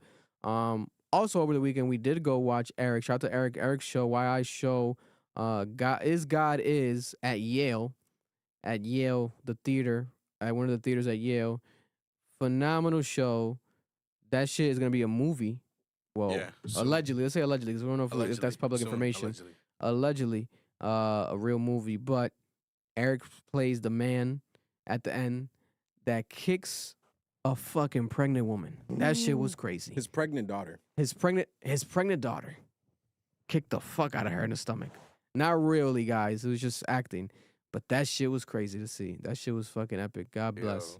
Yo. Man, I love that shit. That was pretty The crazy. Or the part where he kicked the girl. Everything. It was when he was on the floor screaming with the fire and that the blood came out of his mouth out of nowhere and he pulled the other girl down. That shit was crazy, bro. That shit was crazy. So, shout out to you guys. Can eventually check it out. Not to play, but if they put it again, they could put it again somewhere. They could take that shit to Broadway. Who knows what happens with that? But it's called Is God Is, and it's about a woman who got abused by a man and their daughters seek revenge years later after surviving a fire that they thought their mom died in the fire, but they all grown up now and the mom's alive and the mom's like, go kill that man, go kill your dad. And they tried to do it. There's a lot of shit that happened. They try to do it. The journey to do it, they try to do it. So it actually sounds like a really, I think it'll be way better as a movie. So we'll check it out when it comes out. Shit, hopefully they cast Eric. It makes perfect sense. And local news, it's Rhode Island. Local news, local things have happened. We had Nick. Shout out to Nick who came through real quick. My guy Nick right there. Locally we have here in Rhode Island. They released a list that Rhode Island got included. Open Table released a list of the 2026 this year's top 100 romantic restaurants, and Rhode Island's a part of them. Barlino? Imagine. Shout out to Barlino. That'd be crazy. That'd be insane. That'd be fucking nuts. That'd be so funny to me. Barlino, one of the top. What the fuck, Barlino? Rhode Island, we have 2 picks on this. Rhode Island romantic restaurant in Rhode Island. In America, 2 of them are in Rhode Island. The Boathouse Waterfront Tavern Dining looks fire because it's waterfront dining, and then the White Horse Tavern in Newport. I have been to neither, but I'm going to go to both. I'm gonna take my fiance to both. I gotta take Shorty to both of these because if they're on Open Table is very people are very critical on Open Table. So for these to be ranked top 2 in the state of Rhode Island as the 2 most romantic restaurants here, it's gotta mean something. I thought I was gonna say, what would you, if you had to guess, what would you say is the most romantic restaurant in Rhode Island, just off the top of your head? Off the top of my Yeah, head. what's that go-to spot for you? You taking girls? What's that? You What's guys that gotta relax. You I guys are heard you got crazy. your spot. I got spots. You guys are crazy. I'm not gonna expose myself. I heard you be going to Cellos. You be going to you be going to Cellos, I heard taking some days to yeah. I Cellos. heard you a Yeah. fan of that Biggie bag. Yeah. Wait, nah. You niggas is disrespectful. I buy steaks. I buy steaks. I drink wine. I don't know what you niggas talking about. I would think it's like, doesn't every girl's first day in Rhode Island always end up being the T-bone steak from what is it? Fleming's? The Fleming's T-bone steak. I'm never taking a girl to Fleming's. It's like there's like every girl's first day is always Fleming's I've T-bone never steak. been to Fleming's. Yes, you have. I don't play. There's way For better real? spots in Fleming's. You took a couple girls, Mar. Stop playing. Stop You've been to playing, Fleming's, bro. You've been to- I Dang, haven't, so- bro. You've been to Capitol Grill too. I haven't been to Capitol Grill yet. No. I'm broke, dog. Turn up them comments. Turn up the comments. Yo, there's people Say your watching. spot, bro. Why you on my dick, nigga? Maybe Yo, I'm because you know what the fucking problem maybe I'm is, nigga? planning on taking a girl there. Yo, nigga, because I don't want niggas to know where I be at. wants a Nigga, fuck. recommendation. Text it to me. Text it to me. Text it to me. He wants a text it to you, recommendation, text it to you, bro. Text it to me. God damn. Also, people have been going off here locally in Rhode Island, especially in Providence, because of the snow cleanup. A lack of the snow cleanup. And they still haven't done shit. Execution here. A lot of these sidewalks, a lot of kids have been struggling. I was taking my son to school, and the school sidewalks, it was a mess to park. It's still a mess to park because there was so much snow that dropped, and it wasn't properly cleared on time. To this day, that a lot of that shit got frozen over. Now it's blocks of ice everywhere. There's mountains of snow all over Providence. And the mayor came out. The mayor himself, Brett, said that he's not happy with this, right? There's reports about 100 workers or so, or 100 like trucks out currently every day. Like over 300 truckloads of snow have been taken out. Now, is this how people are saying? Are people? This is like we see Where both, are they both removing that sides. snow? What snow are they removing? No bullshit. That's the thing. So people are saying it's a mix of both, right? It was a lot of fucking snow, so people are blaming the mayor, but people are also saying, I saw on Facebook some gentlemen say, "Hey, let's be patient. Let's be patient. They're taking their time, or not. They're taking their time. They're doing their job, but there's so many streets in the city that have to be taken care of." So you can't shovel the bus stops? I haven't seen a single bus stop shovel, bro. Yo, facts. The only ones in downtown. I've only seen the ones in downtown shoveled. Mhm. I haven't seen ones in South Providence, West End. You can't even walk. The ones outside of Classical, bro, niggas That's is just cooked. cooked, bro. Niggas is climbing over snow to get out. The kids are standing on the street waiting for the fucking cheese bus, bro. Yeah. What are we talking Cheese about? bus. Oh, the school bus. The school bus, yeah. What the fuck, This Mark? nigga's hilarious. You fucked me up. This nigga fucked me up too. When's the last time someone called it the cheese bus? I haven't heard that shit in years, bro. Insane, bro. The Showing cheese my bus, age, I nigga, made me guess. hungry, bro. I am hungry. You made me hungry.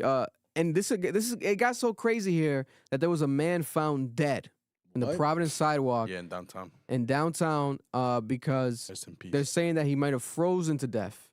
This man, Probably homeless, mental illness. it might have been a homeless man.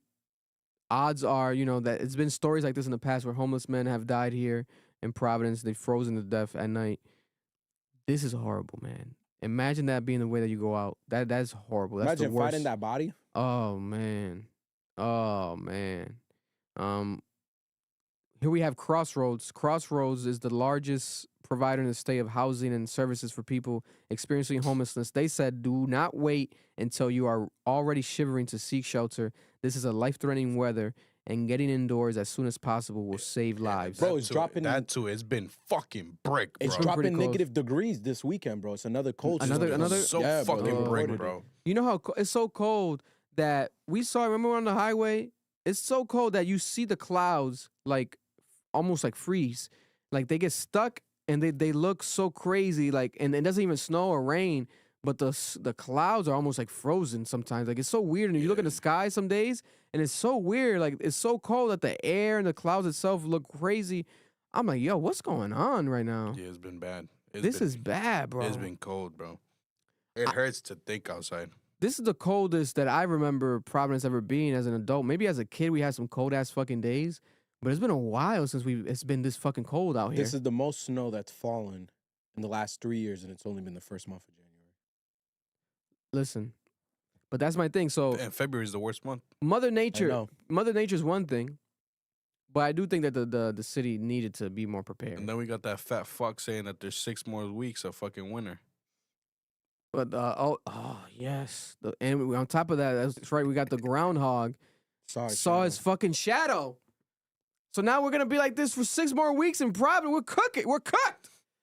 All I know, if it snows again and they don't properly do that shit, I'm be heated. Because Parks and Rec, not Parks and Rec, I'm sorry, who's in charge of that, I think it's DPW. Whatever service in the city, there's mad niggas working over there. Yeah. You niggas need to get the fuck out them trucks. Because, bro, when they be plowing the streets, I be looking at them. They be chilling in them cars. Bro, dog shit, bro. Dog shit, bro. I've caught them motherfuckers chilling around my crib, Yeah. or supposedly cleaning the street, bro. And Yeah. all they're doing is going through the middle of the street, Yeah. picking up the snow that was already fucking picked up, Crazy. not touching none of the fucking sidewalks or anything that. Man, fuck them, bro. Them niggas need to get the fuck out them trucks and Outsource the shovel some fucking snow. work, pussies. Outsource the work is crazy. The Bars fuck? fed up. Someone's gonna be. I'm over it, bro. Someone gonna be in the comments like, "Fuck, outsource that fucking producer." Outsource the fucking work, bro. There's mad motherfuckers out there that have their trucks and shit like that dying to go plow. Get some kids going. Get some of these kids working. Be careful shoveling snow. That shit is a big heart attack producer. Careful. Bro. Yeah, shoveling snow, yeah. It gives you heart attacks? If dependent, yeah. Because it's a cold out and like you're doing. No, it's very stressful to the body. Nigga, how do you Like know it's like fact?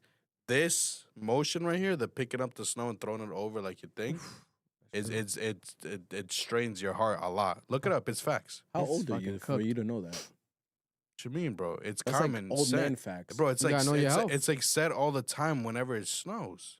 You niggas got old man facts. Last story, and it was a local story. What do you This- think you're passing out after like 2-3 shovels? That is true.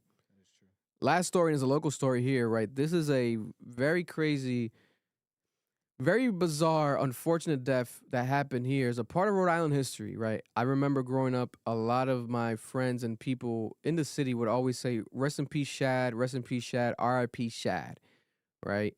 It was almost like a local legend.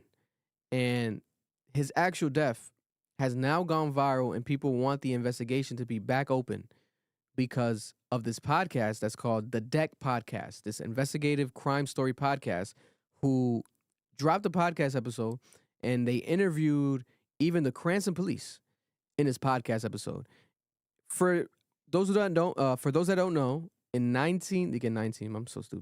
2013, about 13 years ago, almost the exact date, 13 years ago, in March, this 22-year-old Shad Gandhi, Kadia, was found dead in Rhode Island in a cemetery. More than a decade later, there's still unsolved questions. There's unanswered questions. The case is unsolved. No one has come out to find out what happened. There's no justice served at all. The actual family is still worried and actually wants people's help. Specifically, Cranston police, not Providence. Some people misreported Providence. Cranston police. Cranston police is something that people are right now wanting to highlight more than ever, right? When you look at the case here, for those who don't know, this man was strangled and his body was burned in a cemetery. This is fucking crazy. I personally did not know the details of this. I've heard some similar stories, but I didn't know that it was exactly like this, right? He was an aspiring rapper here in Providence as well. This was March 20th. Firefighters respond to a brush fire at the Pocasset Cemetery in Cranston, where his body was found burning. The Rhode Island medical examiner later determined that he had been strangled before he was set on fire. Providence and Cranston police treated the incident as a homicide and believed that it was a gang-related, though there was no arrest publicly reported till this day. This man, Shad, was known in the local music scene, he was working on his GED, and he had some following on his social media as well. And this man, unfortunately, left a daughter behind. He was a father of an infant daughter at the time. He has a daughter still alive today. Very sad. Now, when you listen to this, right, it gets crazier and crazier because the main thing that people are highlighting is an incident that happened between his baby mother, Shad, and his baby mother's uncle, Ruben. This Dominican man, Ruben, right? And there was an altercation that happened inside of the La Gran Parada, and basically, he wasn't a fan of Shad, and it was as if he didn't approve of the relationship, and it came off literally like on some racist shit, on some traditional old school Dominican racist where they don't want the couple to happen. I don't want my daughter to date nobody that's not Dominican. I want her to date I don't want her to date a black man. It has to be someone that's Dominican. Keep it within the family, which a lot of cultures are, and a lot of cultures traditionally do that, where they want to stay within their race and stay within their actual family and, a very traditional, old school racist style, which a lot of older grandparents and uncles and aunts to this day carry on. Right? It's very unfortunate, but it's true. It's a fact that this shit is real life. And he went to this restaurant, specifically on Broad Street, which was La Gran Parada, right? La Gran Parada, and he wanted to see his daughter. He wasn't able to see his daughter. It was a whole situation between him and the uncle Ruben, right? Till this day, people are now asking, where's his uncle Ruben? Because there was an actual insurance policy taken out, life insurance policy for Shad months before he died. This podcast has made everyone now on Facebook an investigative journalist all of a sudden, right? Because people are coming up with their own theories. And there was a bunch of people also shitting on the Dominicans in Providence and fully attacking the restaurant. And it's created a lot of differences and controversies within the comments section of these Facebook posts. And I'll say this.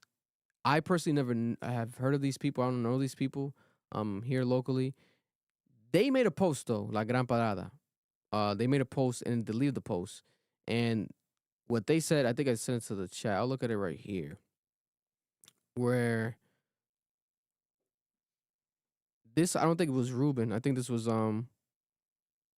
might have been Ruben's brother. But this was La Gran Parada. La Gran Parada responded. They said that they did not think that they would have to do this, but we see many people running with the narrative that a recent podcast has painted a taint in our character and integrity. At the time when these unfortunate events in question took place, our camera did not work for longer than that podcast painted in their narrative of shock value. For context, the police, after Shad's death, wanted to get camera footage from La Gran Parada of the incident between him and the uncle and him, Shad, trying to go see his daughter. And they said that they did not have the footage, that the cameras were not working, right? And this is now something that people are questioning. Did they delete the footage? Was the cameras actually not working? Why would they delete the footage? Is it because it's suspicious and it makes them feel like, this is evidence of something that could have led to it, right? They said in a Gran Parada post, they continued on saying, so much so that we had ongoing issues with the company that we hired to put the cameras and eventually hired a new company to switch our camera system out after so many disparities. Also, I am divorced from the family in question and they no longer work at my establishment. They have gone on to business ventures on their own. So this is La Gran Parada saying that they have no affiliation with the Ruben, the uncle family, that had the dispute with Shad, right? Our condolences go out to the family of the young man who lost his life. This is a very tragic and unfortunate situation. Hopefully they catch whoever is responsible for this tragedy. May he rest in peace, right? People are asking for this man, Ruben, to be turned in, to be investigated again, for Cranston police to open this investigation. This was 13 years ago, mind you, right? But this podcast, the Deck Podcast, has now made this now as if it's a brand new case, which I'm all for as far as his family getting justice. I definitely want his family to get justice, but I want it to happen properly. The podcast interviewed the police. They interviewed some family members. If anybody's watching, we did have some of Shad's friends reach out to us. Specifically, I want to get some family. But they told me that I guess some of his family doesn't really live here no more. They move out the state. But I would love to interview and sit down with Shad's family, his actual closest family and closest friends, to give their perspective on this story and give more of an explanation, because I think that more context needs to be broken down. Now, I will commend that podcast, though, the Deck Podcast, because they did interviews. I was listening, and I'm like, they're playing old. They must be playing old shit from YouTube, like from the news. These were interviews that they conducted. I'm like, wow, they sent people here. I'm like, damn, this fucking podcast. But for those who don't know, the most financially savvy, and you can be the richest podcasters. The richest podcasters are crime story podcasters, because girls love listening to crime stories. It's like a known thing. You look it up. They make so much money. These audio podcasts about crime stories, they make millions of dollars a year. So they go, especially if they go hard like this. Like this one literally sent people here to interview the police, etc. They did a whole investigation here. They definitely made it seem like this restaurant was suspicious, and this guy Ruben sounds guilty to me, right? But I'm not a judge. I'm not a jury. A proper investigation needs to happen. Attorneys need to get involved because there could be some shit that I don't know, right?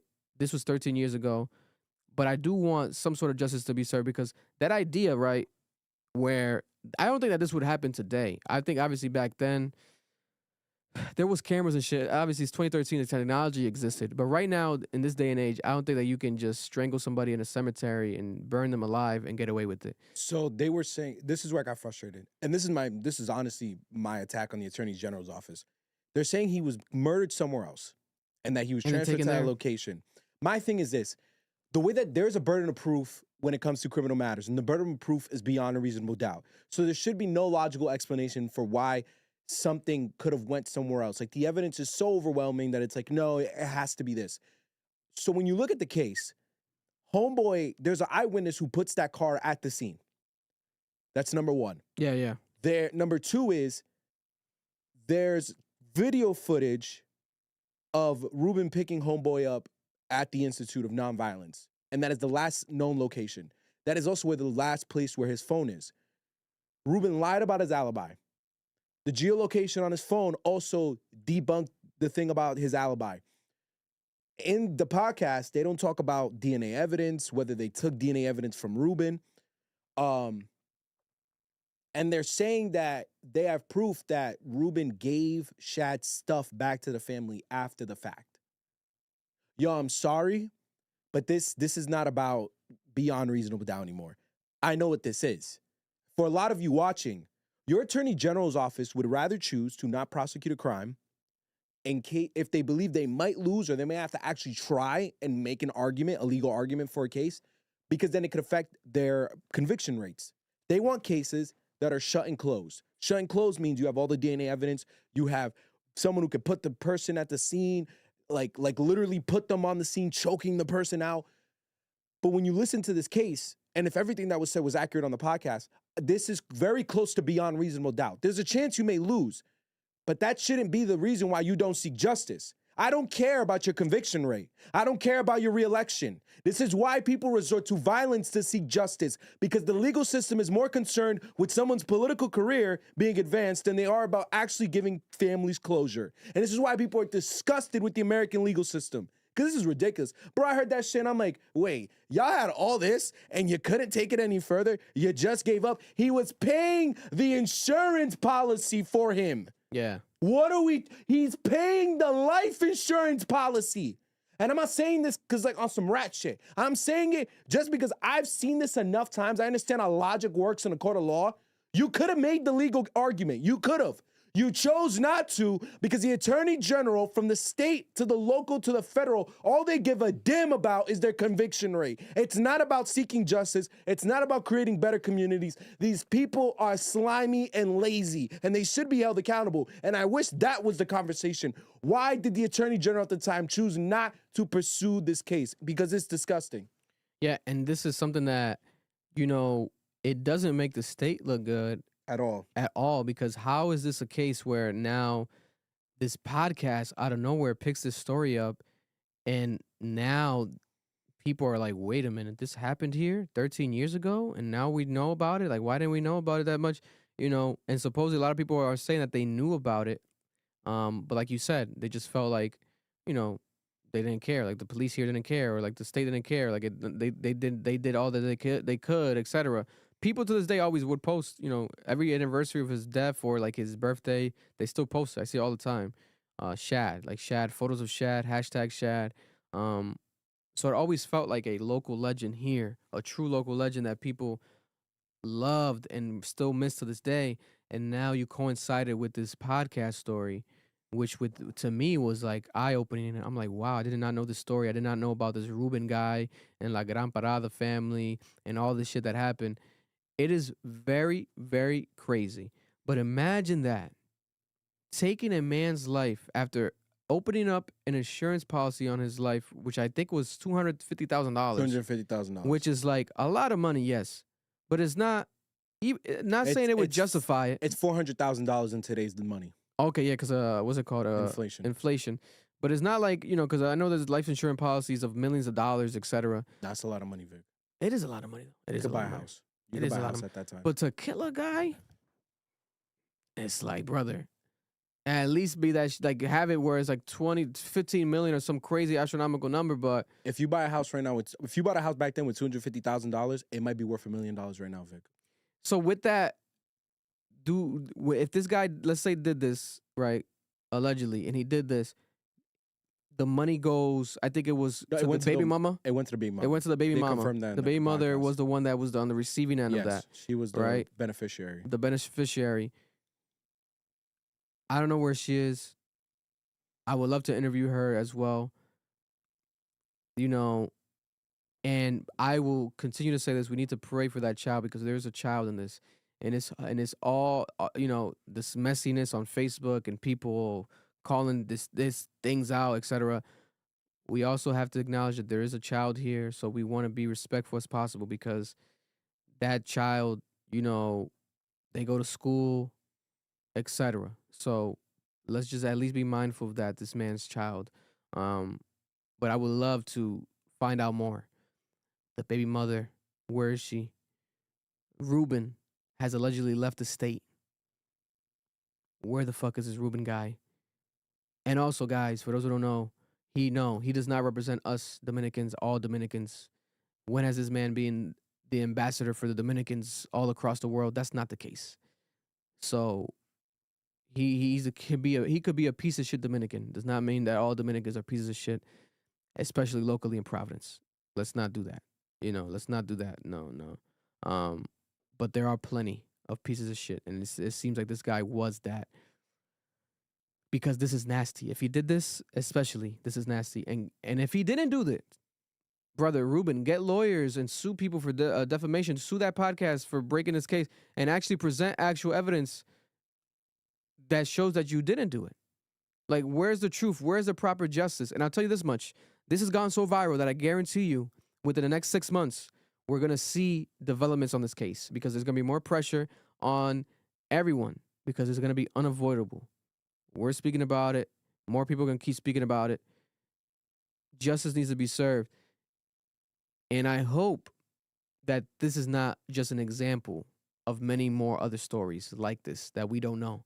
Like, does it take another random crime investigation podcast to pick up another murder in Providence that's gone unsolved for people to actually start caring and actually start calling people and figuring things out? Like, that's very unfortunate. That's very sad. Like, was this covered up by the state at all? Did actual political figures get involved with this? Because how the fuck does a man get strangled and then burned to death at a cemetery and then 13 years later, nobody's in jail? Nobody's in jail? Like, this is very crazy. That's just common in every state at this point. Very crazy, very unfortunate. And want to say justice for Shad. Rest in peace, Shad. Condolences to his family and friends. And again, if any of the family and friends want to reach out properly to schedule, let's get you guys on here to properly speak about this more in depth because you guys know more than us. I would love to. And yeah, people are boycotting La Gran Parada. To each their own, man. La Gran Parada is a staple, a classic staple here. Me personally, I haven't eaten there in years because it's just expensive. There's other more affordable Spanish spots that I go to. And they used to not take card. Now they take card. I think in the past 2 years or so, they take Apple Pay, I heard. But they used to not take card from that long. So that's why I also didn't go. I'm like, I'm not going to go here in general. Like, I don't have cash on me. But it's a hood staple, classic staple of restaurant, classic restaurant here. And in Providence is a part of the Dominican culture on Broad Street. That restaurant, I would love more. If I'm them, speak out more properly. Because that post that they made it, but then they deleted it.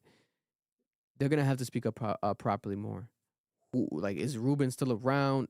Who is the owner? You know what I'm saying? What's the ties of the daughter?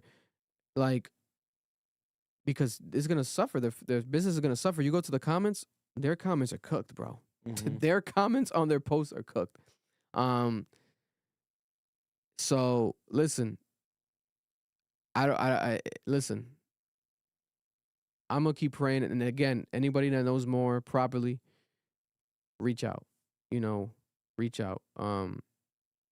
and Cranston Police. I would love to interview the chief of Cranston Police too soon, because this is one example of something that I think could have been happening way more, you know. And but the Cranston Police is weighing heavy on it being more of a gang related thing, and they want the gang or the streets to speak, etc. But this podcast alludes to it basically not being that. It feels like it's more of this Ruben guy type of thing. God bless. We shall see. But justice for Shad. Very crazy how this happened. It was like a wild. I don't want to say the term, but it was like a wildfire. No pun intended at all. But it picked up steam. Like I saw it, I checked it out. And I'm like, oh. Then people were talking about it on Facebook, and it kept going and kept going. And then they made the podcast made like Instagram posts about the podcast episode, and it picked up more steam, and it kept going viral. And now it's like you can't go on Facebook and not see people talk about it. Like it's everywhere. So yeah, we had to cover it. Shout out to everybody that's seeking justice for this and that actually cares, and they're campaigning. Right, they're asking the questions. As you see behind me on the TV, we have Justice for Shad. Where is Ruben? What happened inside of this restaurant? Where is the baby mama? Why so much evidence but no justice?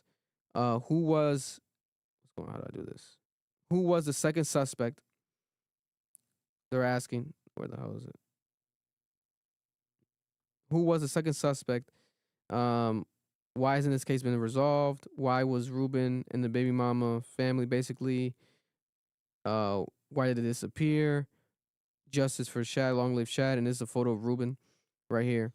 We need answers. We definitely need answers, man. That's the main thing we need here with the situation, because it's getting crazy. How the fuck? What's going on? Shout out to Olivia Dean.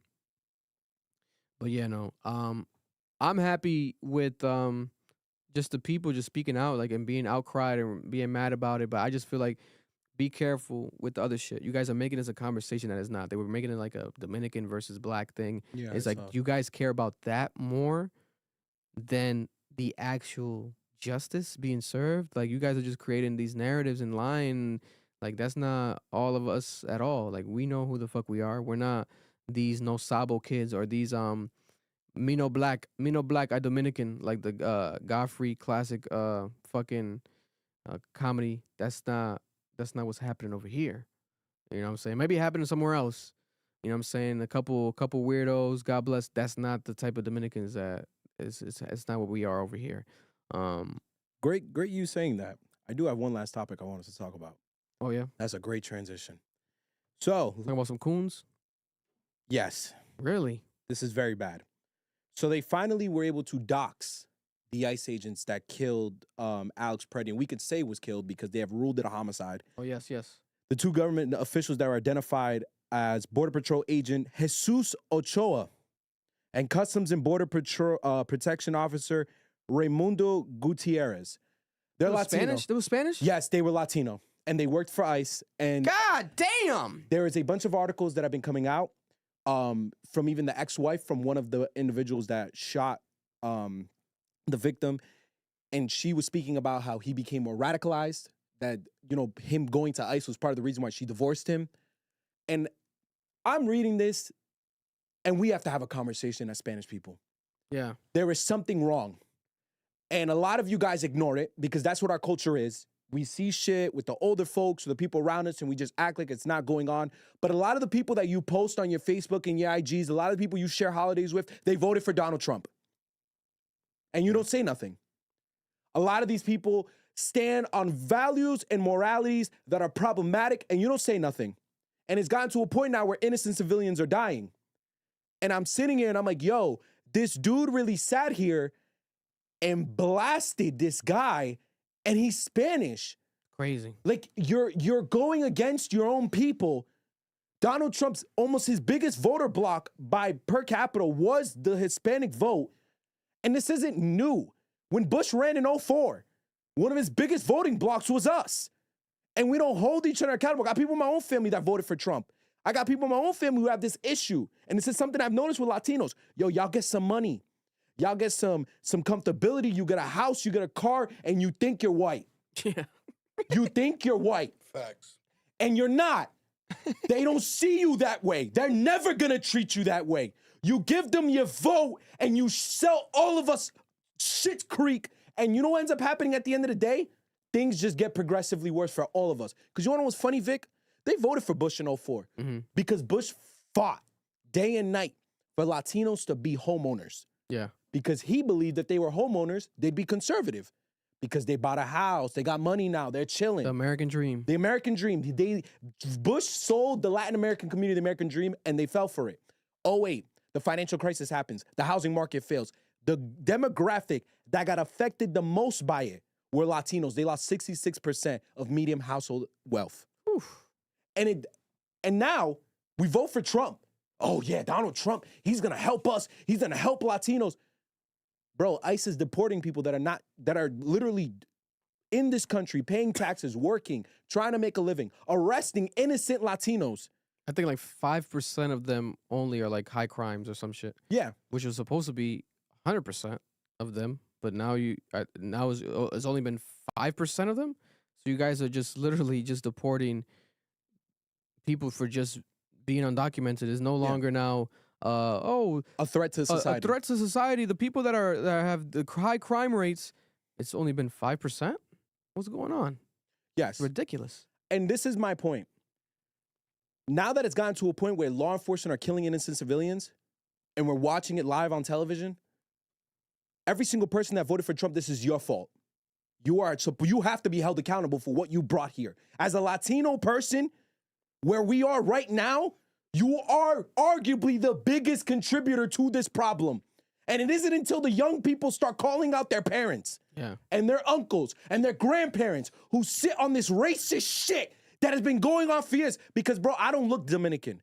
I've been walking into Spanish households, they talk to me in English. And niggas have been getting some disrespectful shit off in my face, on my friend's face. My mother has said disrespectful shit to people's faces. Like, I have seen this my whole life. And I always hated it. And we never call it out. We never speak on it. We never stand on shit. And now it's affecting people's everyday life. And I need it to finally matter to us. Because, bro, at one point, we're going to be the biggest voting bloc. And I promise you, if these uppity-ass fucking Spanish niggas that got some fucking money who think they're white, think that they're going to manipulate the political system for these white people, you can genuinely fuck off. You're nasty and gross. You know, it's a lot of hypocrisy, man. A lot of it. Latinos for Trump. Gross. I will vote for Donald Trump. Like that song, and they had a whole movement and everything. You got the egg on your face now. You look nuts. And it's like I think it was Marloon someone sent me that on TikTok, like that ICE agent in Minnesota, where he was like, you raise your voice, I erase your voice. I erase your voice. And I'm like, brother. Motherfucker, struggling to say that He couldn't even say it, how heavy his accent was. I'm like, brother, what are you doing? This is our people. I erase your voice. You erase your voice? I erase your voice. And I'm like, oh, like you said the same shit, bro. They were brainwashed. They were making fun of the chief, the Providence police officer's chief, when he was doing the whole like the Brown University press conferences. They were making fun of his accent, calling him a beaner, all that shit on social media. Bro, they were going off. Yeah. These are the people that you support and you voted for. This is my point, Vic. Crazy. You know how much fucking self-hate you have to have as a human being? You know how much self-hate you have to not only vote for Trump in this scenario, but to work for ICE? You people, that's disgusting. Bro. That's disgusting. Whitewash people is gross. I remember my dad almost got into an argument with this guy when we went to vote because the guy was like, a Spanish guy proudly just talking about Trump out loud. And my dad got heated, bro. He said, maldito desgraciado. Because it's true, bro. It's like these people. No respect for themselves. Oh my God. But then now more than ever, I'm assuming, I mean, obviously we can't see it again because he can't run again as of now. You know, hopefully it stays that way. Please, they can't run for Nadine. Let's say that he runs again, right? Like, how will the numbers look this time around? It's going to be very interesting. I think J.D. Vance is going to feel the impact of this. But this is my point, Someone has to suffer fully. Like, this has to be lopsided election results. It can't be, come on, guys. At this point, Latinos of the United States, I beg you, hold your family members accountable. Hold your 100%. people around you accountable. Because, Vic, I can't do this no more. I can't deal with niggas trying to be white. It's gonna take a couple decades. You know, our generations are gonna definitely lead the charge, but it's definitely gonna take decades. You know, unfortunately, our grandparents and our older generation before us has to die off. These niggas were young though. Which one? Oh, the cops. Both of them were young. They had to be what, in the 30s? They look 30s. They look the I race no voice. I race your voice. That motherfucker look 32. It's sick, bro. That pick me energy, yo. It don't matter how hard you dance for white people. They're never gonna look at you as you're white. You are nothing more than a beaner, brother. Sorry. Facts. You look goofy. No, Like hell yeah, bro. Tap dancing for the oppressors. I hear it. I bet that shit. Yeah, you couldn't have said any better. Bro, you think white people are judging you, bro? The fact that we judge you knowing that you one of us doing this type of shit is even worse. Yeah, like You that. look stupid. How can that guy go to sleep? That I erase your voice. I erase your voice. Like, how can you say that? You know you're on camera. You see it online. It's like he said, bro. Your family has to like be embarrassed. They think that they're being accepted. They think they're being accepted, Vic. That's the problem here. They think their credit score went up. Imagine you have a daughter and shit, nigga. Oh my god. So desperate for wealth and Bro, status, they're willing to act like that. Oh my god, it's Gives me disgusting. the bro. chills. I know so many people like that. Nasty, man. I'm not gonna get into it. Oh no, we all do. That's the problem. And niggas just don't speak up. Gross, we have bro. to start calling that shit Gross. out, bro. This shit's gross. Disgusting. Disgusting. I make fun of them every day. We love you guys. We appreciate you guys. God bless you guys all out there. Rest in peace to Shad. Also, Super Bowl weekend's coming. Check out our live stream of the Super Bowl halftime show reaction. Watch our faces react. I'll probably invite Loco Tron, get some Spanish in here. We gotta have some Spanish vibes in here because it's Bad Bunny. You know what I'm saying? I hope he shits on ice. That's gonna be crazy. I can't wait to witness history together. But join us and witness it with us on the live stream here this Sunday night or afternoon, whenever the Super Bowl happens. But we love you guys. Club Mission Podcast, episode 227. Shout out to Nick for stopping by, Grammy nominated out of Rhode Island. Shout out to Big Tony's, Mother Earth, also Dave's Hot Chicken. We love y'all. Peace. Be safe, everybody. God bless. Stay warm. Try your best to stay warm out there.